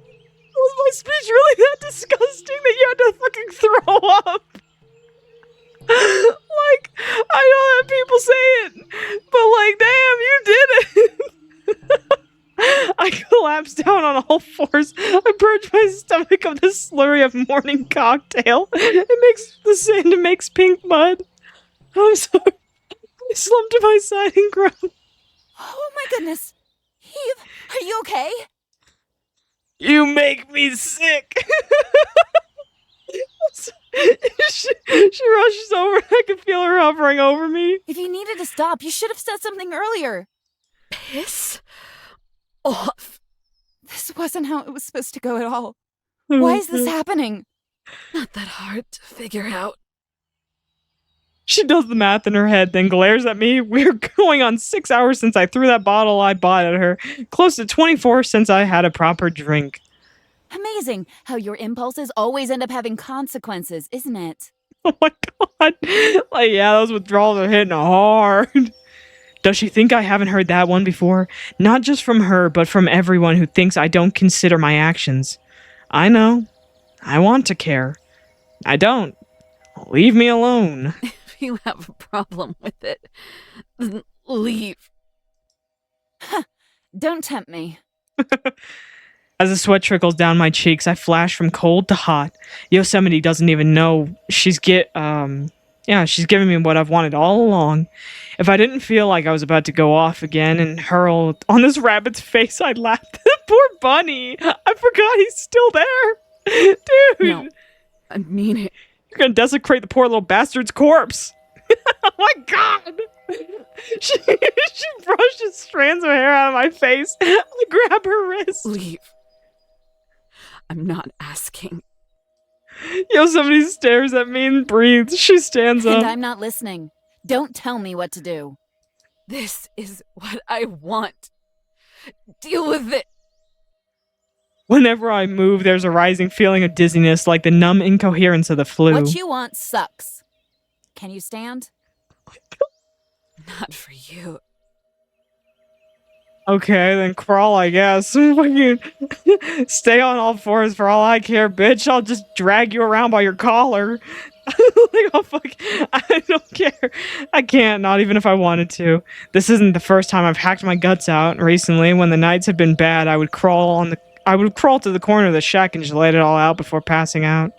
Death would scold me in the morning, but the mess would be cleaned up, and I would always go back to my. I would always be back in my sleeping bag. But now there's no corner to crawl into. Just the wide open desert and Yosemite peering down at me. It's more claustrophobic than an old, broken down hut could ever be. I suppose we don't have a choice then. What's that supposed to mean? Sick of having to stare this dead rabbit directly in the face, I roll out of the fetal position and try to at least sit We up. still have to get to the peak. If you can't walk, then I'll just do what I've always done and carry you. When the fuck have you done that? What? On my back. What? You're more deluded than I thought if you think I'd actually let you. She sighs. I suppose we'll just keep doing things the hard way then. We're barely Yeah. halfway up this trail. If you think you're gonna halt... Watch me, bitch. Yosemite grabs my arms and yanks me onto my ass. Ow! You're hurting me! It wouldn't hurt if you get your fucking ass off the fucking ground. Boo-hoo! It's no worse than what you've already done to yourself. I'm so sorry. Out! Oh my god. I squirm and buck as she wrestles me to my feet. Swat her in the face once or twice. This is for your own good. But for once, she has more strength than me. The only time the overgrown tree's height advantage has made a difference. Like she's expending all the piss and vinegar she usually saves for arguing. Whenever I fail to tear myself away, I take a few more breaths. My hands flop wildly, slap her nose, and I gag. Puppeteering my limp noodle arms becomes exhausting. I can't stop persisting. Even if my body stops working, my voice goes hoarse. I can't let her do this to me. The idea of all this going on for another day makes me want to scream. And because that's all that's left, that I can control, I do. I hate That cabin was the worst thing to ever happen to me. Yep, let it out, kiddo. Stop it! No! No! There's like a fucking toddler just having a tantrum where it's like, yeah, you don't actually mean any of this shit that you're saying. I'll just let you keep hitting me and keep saying shit because I know you just don't mean it, but that's okay. Yosemite takes slow, plodding steps up the trail, hunched over like a hermit. I refuse to hold onto her shoulders even as she keeps me hoisted up on her back. 6 miles. Yeah, You know you can't do this for 6 miles, right? I'm not gonna lie, I would not be able to, but I would try my damnedest just to prove a point. She doesn't dignify me with a response. Looks like I'm on the other end of this now. Come on, Yosemite. We both know you don't have the stamina for this. I don't know how many people would have the stamina to carry a bitch for 6 miles, but you know what? Have at it. Just put me down, all right? You're real virtuous. I get it. For time to army carry this bitch. Forget on your back, army carrier. I rise as she breathes in shovels of air and fall as she blows it out like a steam engine. The rustic orange of the midday sky mixes with the grays of the rocky trail. My head spins, blurring the colors together. Green pine trees, the first I've seen in ages, guard the sides of the cliff. Their mangled branches twist and reach for the sky in prayer. It all makes me dizzier. When I shut my eyes, I get a whiff of sweet mahogany.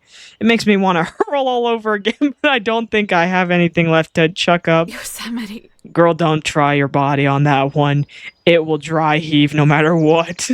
If it wants to, it will. Breathe in, breathe out, rise and fall. Yosemite! Yeah. This time she answers, kind of. She grunts. I'm gonna puke again. Yeah, just do it to the side then. I try to imitate the sound of gagging by tightening my throat. My voice rasps. It's a good impression of a choking dog. Yosemite, I'm gonna do it, Yosemite! Okay. She just growls and keeps trudging along, one wobbling step at a time. Can't she see I'm suffering? Why is she doing this? Why can't she set me down and then ignore me?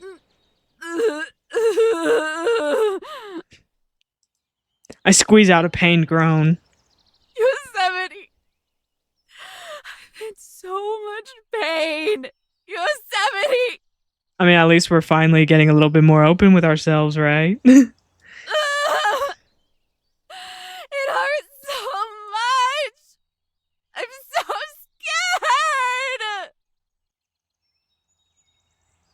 Nothing. Does she even have a heart? Does she not have a heart? What an arrogant tryhard. She pisses me off so much. I've known this for a while, but the lengths she'll go to make me more miserable than I already am. I hate it. I hate her. I hate Jesse. I hate anyone who has ever taken a chance on me. I hate that I keep trying to convince myself I actually believe that. I hate that I'm a screw-up, that I routinely ruin the lives of myself and anyone unfortunate to get caught in my crosshairs. Oh, fucking hell. Oh, no, I did good. Okay. Dude, I thought I went past 2 of them and I was like, uh-oh.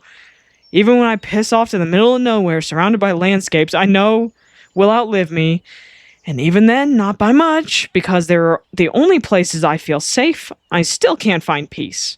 I hate that too. All I do is hate. Let me go! Time to struggle again. Struggle and toil. Summoning upon my empty reservoir of strength, I try for a second wind and knee her in the back. When she doesn't budge, I pound her on the shoulders. Don't you hear me? I said... Girl, it's kind of hard not to hear you. I mean, look at her. so fucking... She elbows me in the gut. I blow chunks. Oh, God. Well, my head rests on Yosemite's trembling shoulder. How many hours has she been at this now? With no watch or phone, I can only guess. The sun has dipped below the far-off mountain peaks. We lord over all of them, the highest of any living thing for miles. High up enough for me to shiver with every rustling of the wind, despite every uncovered inch of my body burning a hot salamander pink. Patches of snow under the shade of trees still linger, even heading into the dog days of May. Alpine vibes. Somebody's breathing has developed into a steadily deflating hiss. Droplets from her waterfall hair intermingle with her sweat and mine. She's a shuffling heap of determination. Just another thing I already knew about her, but I never knew she could take it this far. What an amazing soul. These girls have something in them that makes them as human as me, and yet they have endurance that can't be extinguished. Unlike me. If they're more than human, then I must be less. Then, because I'm not even one at all. Yosemite's wheeze breaks into a gasp. It's the first change since the last one. I think we're here. She stops and twists her head around to confirm. It knocks my head off her shoulder. Oh my god. We are here. I expect her to drop me on my ass so she can run ahead to the promised land, but she powers through the exhaustion and keeps carrying me as we rush ahead. Bye, bitch. So I guess this is it then, huh? The portrait is in her line of sight. If the pebble is still in her stomach, then we should be able to go back now. Back to no catharsis and fighting against everything. It's so crowded. Thoughts that petrify me are constantly assaulting every waking moment I experience. There's no space for anything except paranoia, for fear. I want to be away from that. I wonder if we can see the lights from the general store. I can't stand it. Eve? I bite down on my lip to trap in the sob and bury my face in her back. I want to die. Oh. Please don't say things like that. Well, that got dark so fucking fast. Okay, well. Well, what the fuck else is there? I scream it right in her ear, and I feel her finally buckling under my weight. When her shoulders slump, I slide down her back and stumble for balance. All I am is miserable. And all I know is that I shouldn't be. Then stop living in contradiction and do something! She's still out of breath from the hike. All she can do after yelling is breathe. For a while, we stare at each other and gasp for air. I could throw myself over this cliff. That'd be something. And I would catch you. I could lay in traffic. I could have swerved the bus I took down here into a ditch. Hell, I could have quit my stupid job years ago. But let's be realistic, because you and me both know I wouldn't be happy doing anything. There's an entire universe of things I could be doing, but I don't. Why not? She steps closer to me. Rocks fall off the face of the mountain. Those are just choices, aren't they? Another step closer. Her voice breaks. Confusion is etched so deeply into her face there are wrinkles. Why can't you just choose one of them and commit? Because I got commitment issues. Her face is up against mine, and seeing my distorted reflection in her eyes is enough to scare the shit out of me. My tears drip out faster. I back away. It's not that easy. I mean, I will say this is a very pretty picture. I like the lighting. My heels click against a rock. And letting yourself rot while you're still alive is. That's as much of a choice as anything else. It's not! It's my only choice! Why do you think that? Tell me! I'm sorry, all I could think of is the fucking... What if I... Oh my god, okay, I'm sorry, I'm just like... I inhale to respond. Then I can't stop inhaling. My chest clenches, my lungs want to burst. I gasp, continuous gasping. I'm so sorry, I can't. I'm getting that one fucking meme, it's like in my head. Oh my god, I forget what the hell it was. But the, oh yeah, it was from like the Notebook or whatever the hell. It's like, tell me what you want. Fucking, oh my god. I never watched that movie. I really should probably eventually. I swear to god. I'm so behind on everything. I hadn't watched Twilight. Haven't watched that movie, I swear to god. No air. No release, no catharsis. All I can feel is decay. All I can see for myself is decay. Never ending, eternal, not even the release of dying. Can't breathe. Can't breathe. Yeah, that's called a panic attack. Yosemite doesn't buy it at first, her nose scrunching in a sneer. Then my next gasp rattles. Oh, God. Okay. Just breathe. She's like, oh fuck. It's okay. It's okay. Let's sit you down. The panic in her voice tells me it's not okay, that I'm not okay, and that none of this ever will, in fact, be okay. Always, it's the exact opposite of whatever anyone wants to see from me. There's no strength in me to fight back, no matter how much I want to.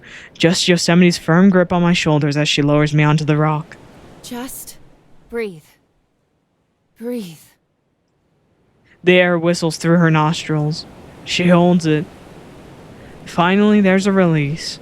Her breath brushes against my face. Come on. Do it with me. In. Out. Yeah, I'll do it at home, too. Out. She repeats herself to the point of insanity, each time taking in that fresh mountain air and releasing it back into the world. In and out. In and out. My throat loosens. The squeezing in my chest tightens to a pulse before releasing completely. In and out. Wisps of cold air stab through my clogged nasal passages and filter through my body. It flows through every muscle, every organ, like a river rushing over and between every rock. In and out.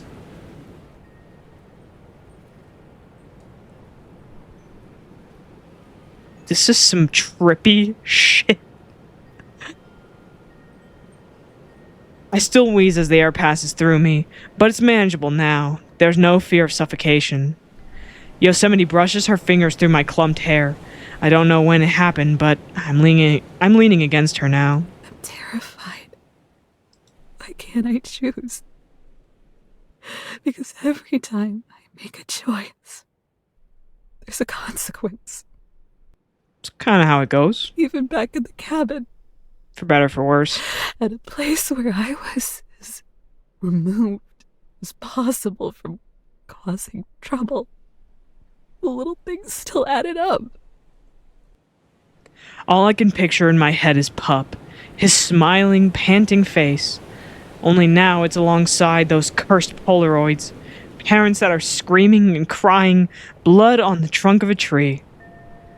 My mental image of that little coyote is now forever warped, and I will never get my old perspective back. That girl will never get her life back. No counting mouth problems on her fingers, or freedom from the nagging anxiety of wondering whether or not someone is staring at her hand or not. Consequences all around. For fuck's sake. Oh no. But if I just let go of all of it, offer up my control, and the dice can fall wherever they want. I won't be the one who casts them. Consequences are your decisions following up, Eve. What you put in this world is what you get out of it. That's all there is to it. Makes sense. I haven't put anything into the world except my own bullshit. All I've done is blame people for the bigger problems out there. Told them it wasn't my place to teach them, while insisting it was still their fault. And what good did that do? I mean, at least we're finally being honest with ourselves. Punching someone's lights out for graffiti isn't going to stop anything. It won't stop evil and powerful people. It's not going to do anything except making everyone involved more jaded. But there's lots of ways you can teach people if you're willing to expend the energy. The idea itself is exciting even, yet when I look at Yosemite patiently listening with a soft smile, I'm not sure I have what it takes. She drove 500 miles just to see me, and then carried me up a mountain on her back. I wouldn't be able to do that. Maybe I could have done that. But by the time I realized it, my own problems were slapping me in the face. Yosemite doesn't answer. She doesn't snark off or come at me with a quippy argument. We sit there and look ahead. I'm still leaning against her, even with how worked up I am. Being like this at least calms me down a little. The brim of her hat is wide enough to shade us both if I squeeze in. Always looked goofy on me, but she can pull it off. The last streak of orange has evaporated from the sky. Vague impressions of stars begin to peek out from the blue. Dull specks that will only get brighter. The further down the mountain my eyes descend, the smaller the hills become, until they're simple dunes. Then it flattens into checkerboard sand. I can only see so far until the whole vista disappears into the oncoming night. It's not too late if that's what you think. I can't help but chuckle. It's not even cynical, because I know she believes that. Look at me. It's too late. All I see is a stubborn woman who needs a shower. Badly. Look at what I've done. Held yourself accountable. Thought about your actions. Mistakes aren't an excuse for stasis. They're an incentive to be better, even if it takes the rest of your life. So why not be better? Why not take the opportunity to wheel yourself forward? A wheel can spin in place. Nonsense. If I can do it, so can you. I'm not like you. I mean, yeah, you don't have pointy ears and water comes out of your fucking hair. I mean, you're not parked, but yeah. It hurts to say because I so desperately want to tear down these walls between me and her and everyone. But instead, I have the compulsion to build them. 6 sides, no door, buried 6 feet down. Believe me. I wish I were. You're fearless. Always looking for answers. And when it's hard or inconvenient, you don't change the question. You just change yourself. Me? I'm a coward. I mean, we all are in our own ways, right? So, it's not the end of the world. You just gotta acknowledge it and move on from it, you know? Gotta push past it, learn from your mistakes, and move on next time. If I am truly any of those things, it's because of you. Her words are certain, but once they're out there, her face is anything but. All of the confidence drains from her until she's pale. Because of you. She repeats it anyway, because Yosemite is everything I said she was and more. If there was ever anything she could say to get me close to smiling right now, that would be it. You can tell me that, and you can even believe it. That's not the reality I'm living in. You don't get it, do you? There's the old Yosemite, harsh and ready to tell me why I'm wrong. Can you comprehend how many decades I spent spinning my own wheels? Maybe I was changing on the outside, but within myself I was rotting. The knowledge I was seeking wasn't so I could change. It was to soothe me. More and more, the things I felt precious were being forgotten. All I could do was cling to my desperation. Even today, there were moments where I felt I was facing down oblivion. But I held it in because I know I didn't need to feel that way anymore. Tears spill down her cheeks and drop onto her mouth.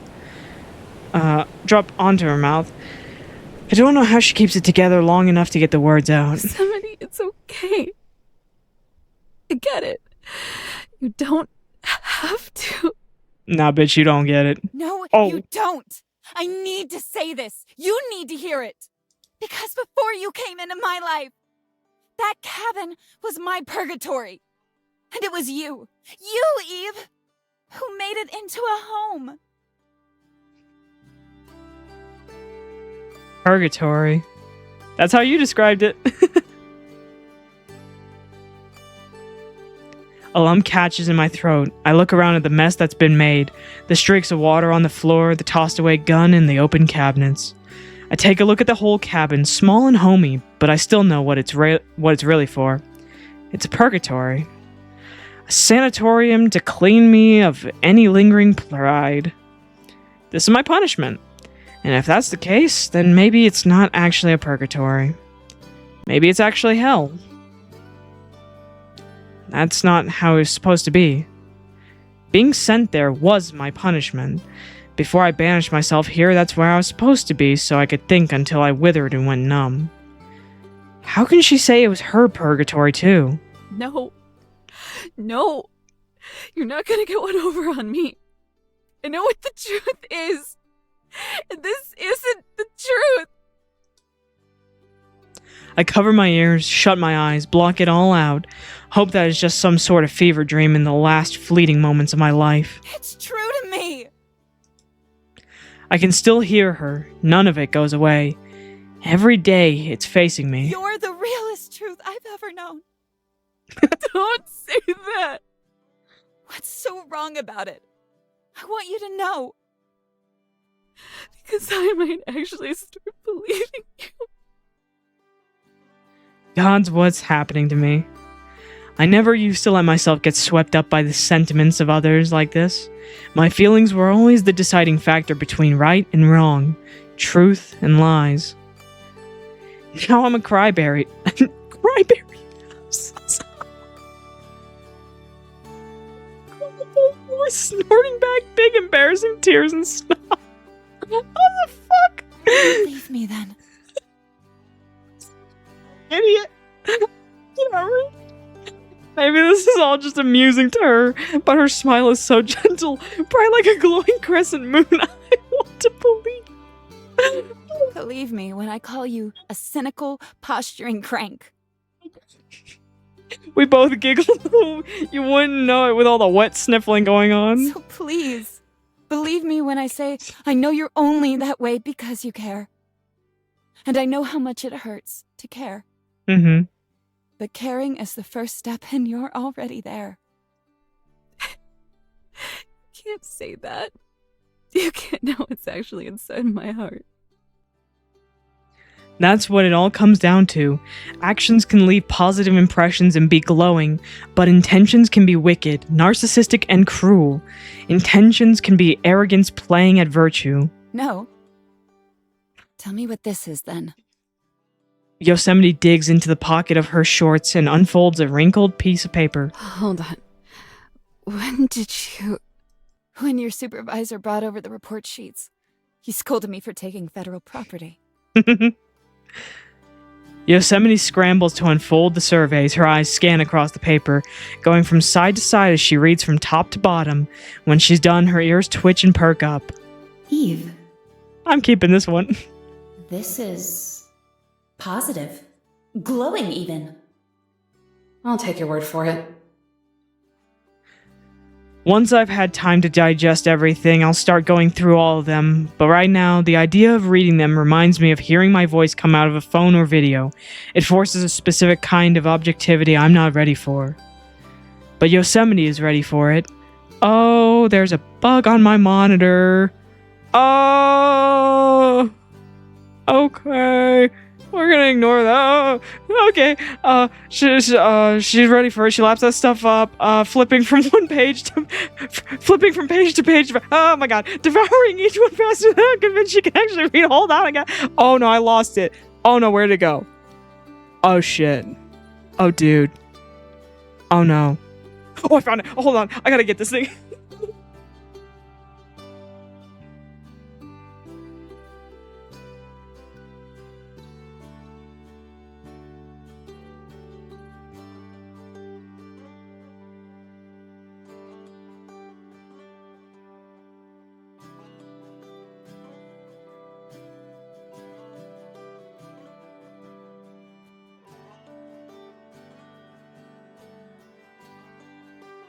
Bro, I lost it again. It's too late. Whatever. Okay, moving back.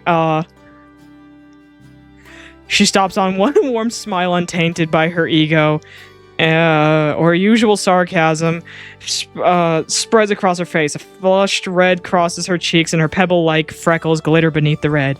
It reminds me of a vivid sunset. I'm keeping this one. Where the fuck did it go? Those are official files that are technically property of the federal government. And now this one is an official document for my records. Ha ha ha! It's just bright enough out for me to be able to see it.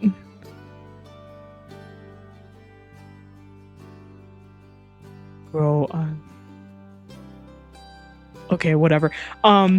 It's crude, drawn with the purple pen I had on me at the time. A map of Tulumne Meadows. I drew from memory. It was for a solo hiker who needed directions from Tioga Pass to the Pacific Crest Trail. I took the liberty of jotting down some spots worth checking out, from Lambert Dome to the Cathedral Lakes. I hadn't even given it a second thought until now. It was just something I did on the back of one of those rate how we're doing sheets.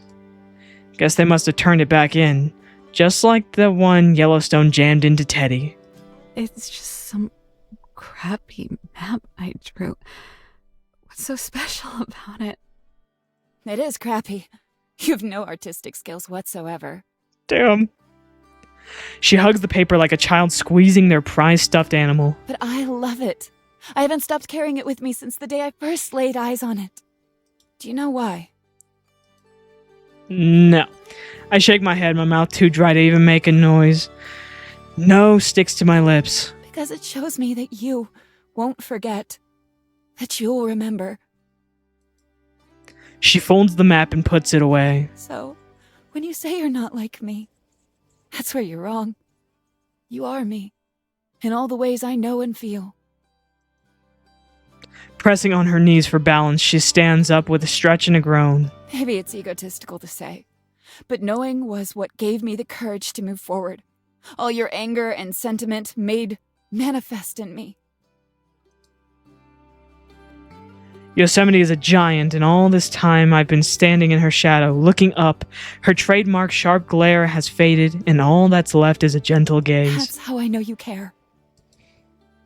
She bends down over and closes the height gap. And that's why I love you. That's pretty fucking gay.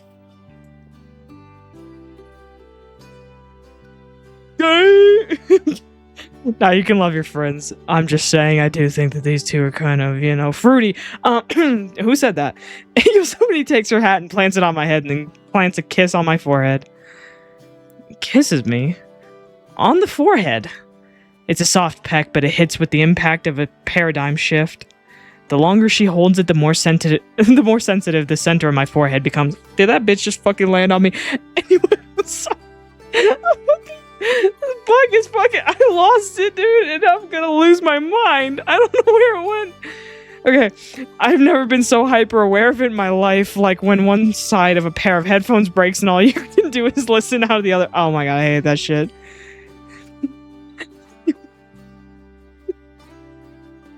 Also, that's so real. She breaks away and I feel a wet mark. Yosemite holds back a laugh and points. It looks like a third eye. Bitch! Don't say something stupid like that after kissing me! I wipe my forehead and hide underneath the brim of my hat. If I could, I would turtle inside of it for eternity. Oh, Me? I would turtle inside it entirely. Anything at all. Someone had to offer some levity. You ruin the mood. All that levity? Now I'm even more nervous. Sounds like a you problem. Have you tried stealing your confidence? Oh my god. Overgrown tree, you're the most entitled and selfish person I've ever met. Is that the best you've got? You've called me worse. Today, even. Yeah. Well, I didn't mean any of that, but I mean it this time. So you're feckless, too. Not as if I didn't know, but perhaps you should try committing to something for once in your life, Ranger. Oh my god. I'm burning from sunburn and otherwise. Yosemite can act all smug, but she's just as pink. Perhaps you could commit to coming home. the theatrics die. Following the pattern of the last month I've spent here, I'm left to think in the stillness of the cold desert night. Except this time, I'm not doing it alone. You're still on that? After everything, you still want me back? Yeah? Want is a very generous. Oh my god, just be honest. She stops her health. What the fuck? She stops herself and drops the shtick. I do. Of course I do. Such a stupid question. She says she loves me, for God's sake. There's no denying it. Whatever we are, Yosemite and I go beyond simply being combative hens to each other. We see each other how we need to be seen. My hands tremble, the rancid taste of my stomach acid still lingers in my mouth. If we go through with this, I'm not sure either of us are prepared for the pain in store. The next few days are gonna suck, you know? Oh yeah. I show her the tremors quaking through my hand. It might not be much better than today. Oh, it'll probably be worse, yeah. Yeah. Probably gonna be a lot moodier and a lot shakier. We've already seen the worst of each other, haven't we? I have no doubt this will be just as exhausting. But we'll deal with it together. She makes it sound simple. It's not going to be, but if she'll be there. Alright, I try to smile without sobbing. let's go then. I stand, and before I can do it, okay. And before I can do it to her, myself. Oh, there. For some reason, my brain fucking mixed them together. I was like, before I can do it to herself, what? Okay, before I can do it to her myself, she scoops me into a hug. Welcome home. I clench my teeth, steel my face, and still manage to shed a few tears. Be home. My hat scruffs against her chin. I look up to get it out of her face, and so I can stare at her handsome features, squeezing just a little harder as I do. What are we waiting for? We can leave from here, right? Mm-hmm. About that. Oh my god. She lets me go, her ears flatten guiltily. The pebble was a decoy that I found in the parking lot. Ooh. I did it to trick you. The real one is right here. Yeah, that's how to piss off your girlfriend. She holds one of Death's pebble bullets between her finger and That thumb. means this entire time. Yeah. We could have gone back, yes. What a great start to a relationship. I fibbed. Oh god. For a good cause, though. Mm-hmm. Yeah, it's not gonna matter right now. She's just gonna be mad. I can't believe it. You'll forgive me, right? Maybe tomorrow. Because I think right now she's about to kill you.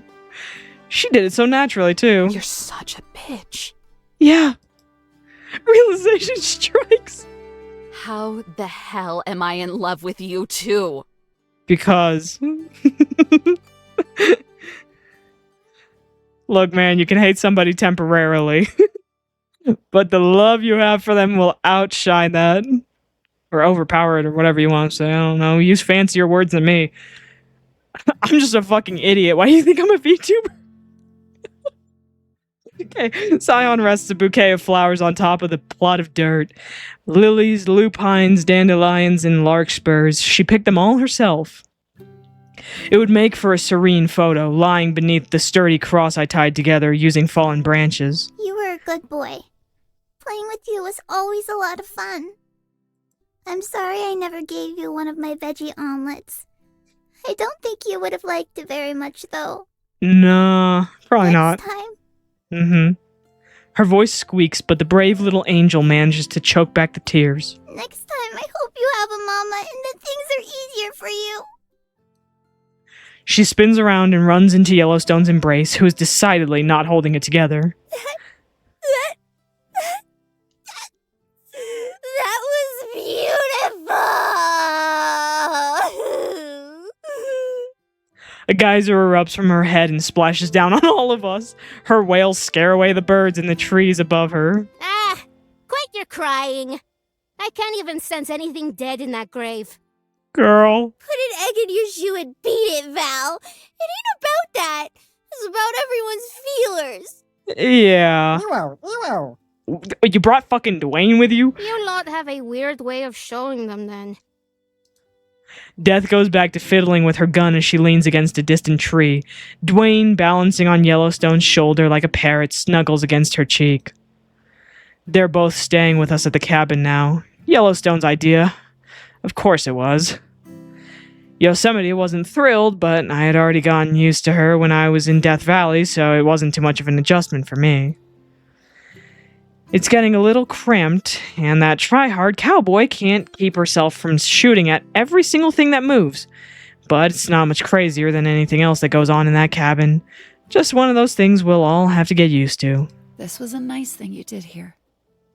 Really? I thought it was kind of selfish. Did it more for myself than anything. Quit acting like you're tall enough to sell yourself short. Yeah. It's real easy to make Yosemite blush these days. Feels good to finally have one over on her. Want to say a few words, Evo? You and Puppers were pretty tight. Should I? It almost doesn't feel right. After all, I was the one who... Yosemite squeezes my hand. Go ahead. It's a small gesture, but it gives me the courage to continue. That's all she seems to be doing lately. When I was squirming in bed, sweating out all the junk, she never left my side once. She had plenty of criticism to offer while stationed at the bedside, though. What else could I want? With a steadying breath, I stepped towards the memorial. Death is right. There's nothing buried here. I left him at the tree.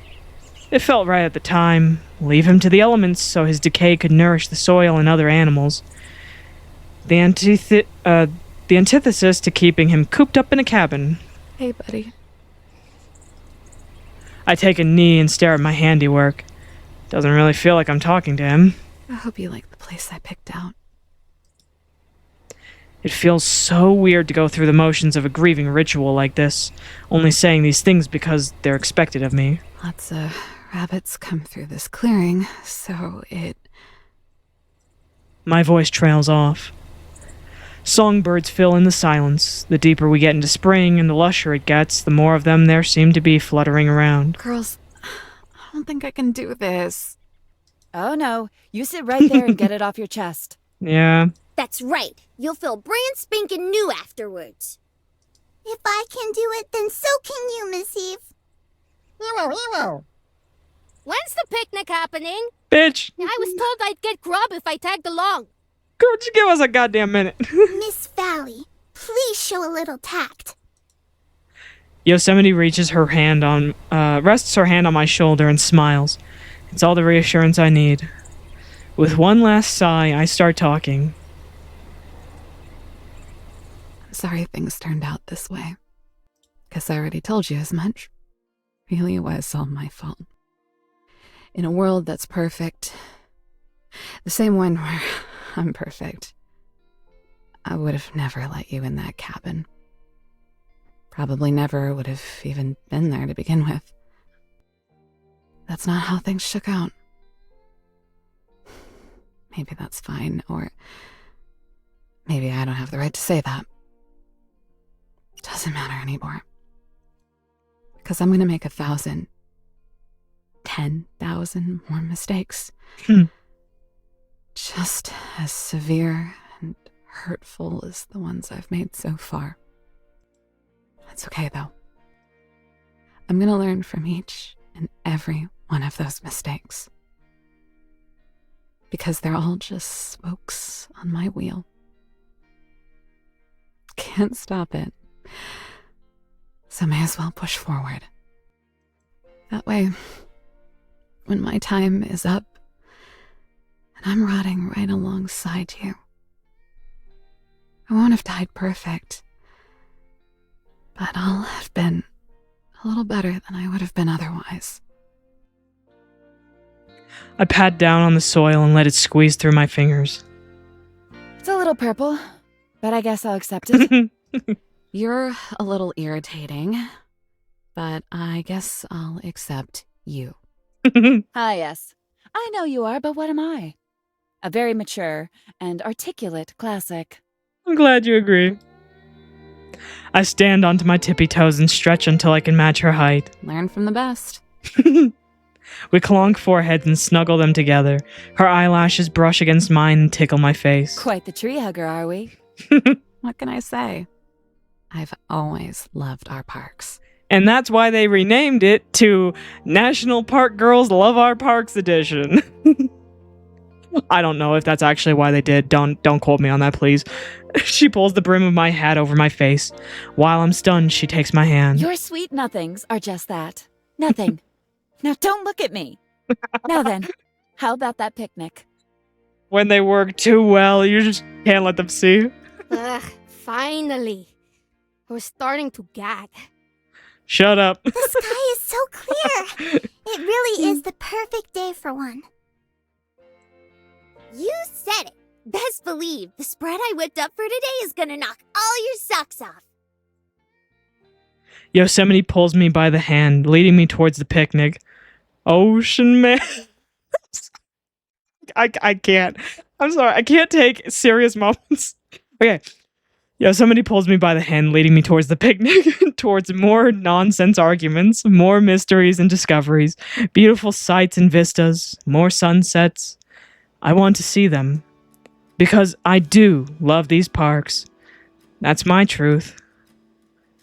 I love Death Valley, Zion, Yellowstone, Yosemite. I love the diversity of colors in life. Mountains higher than I could ever dare to climb. Small ravines just waiting to be discovered by those adventurous enough to veer off the beaten paths. Hopefully not too far, though.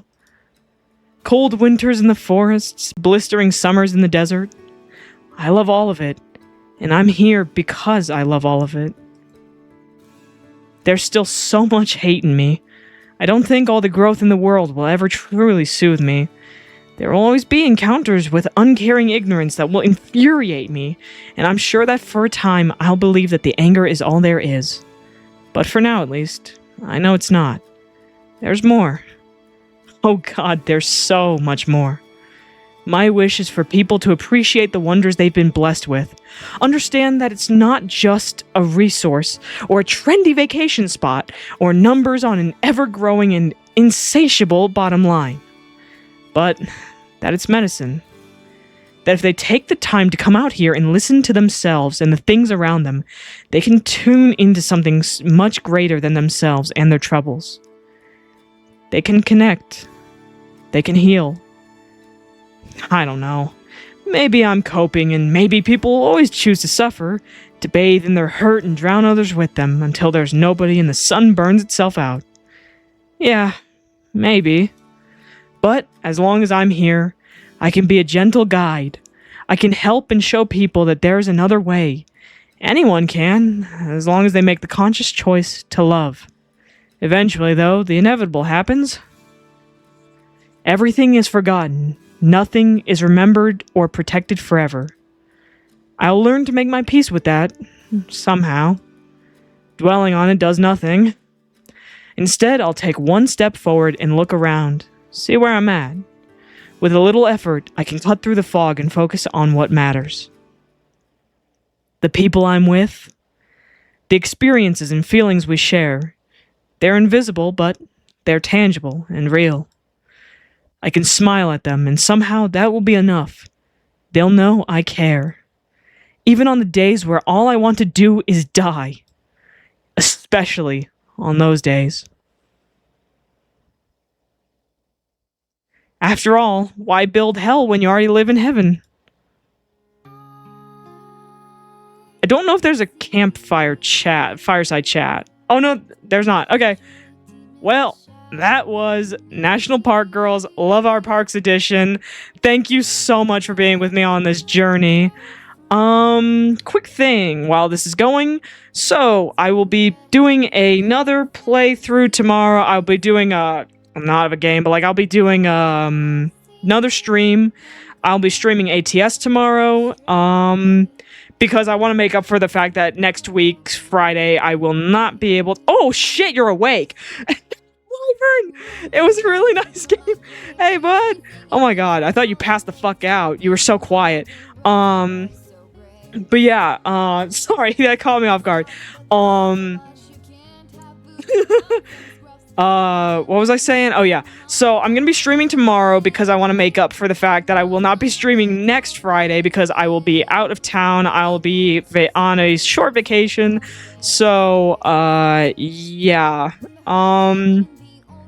And that's about all I think I have to update you on with that kind of stuff. I will let this continue to play out because Natalie, that was her fucking name. Yeah, anyway. I'm so sorry. Okay, but anyway, right, that's all I have to say for you guys today. Love you guys. Make sure to love yourselves and people around you. Don't take people for granted. Yada yada, you know, all the good stuff. And dumbass campers. Oh my god. But yeah,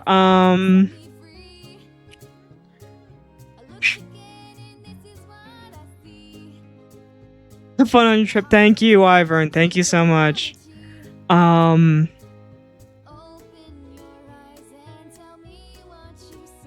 Yeah, that's don't know what much else to say. I'm not very good at this. Oh my god, I've never been good at goodbyes. But I hope you guys enjoyed this as much as I have. I truly love this game. It helped me through a very tough time in my life. Especially when I was at a certain point, very much like Eve in my thought process. And it really helped me, be a better person. Broken wings can be repaired again. Have fun in paradise. But yeah, I know that this game can kind of be an... Oh shit. There's game out. I'm so sorry. I did not remember. I don't think I ever made it to this. Oh my god, my bad. Doing goodbyes to the fucking game. You're okay. Anyway, as I was just saying, what was I saying? I'm so sorry. I forget. You know what? Fuck it. It's gonna. You know, if I can't remember, it clearly wasn't important. Eve, guess who? Come on, open up. I brought some jerky for you. Okay, that would be enough to get me to open up. Okay. I'm letting myself in then. Oh yeah, Don't she get went on a sneaky trip, with me right? now. So she wasn't at the cabin. Huh. Guess she isn't here right now. Well, looks like all her things have been moved back in, though. Oh well, that's fine. There will be plenty of other opportunities. Phew. It's a little stuffy in here. Guess spring has finally sprung, huh? Maybe I'll just go ahead and open up the window for her. If she gets cranky, she was already going to anyway. I like the new paintings in the background. Although I did like the original ones, nothing against them. What are these? Eve, don't tell me you took up painting while you were away. No, she took up picking up more National Park girls. Well, I guess she'll tell me about it eventually. I don't know where these are, but I'm assuming that the one on the bottom left is...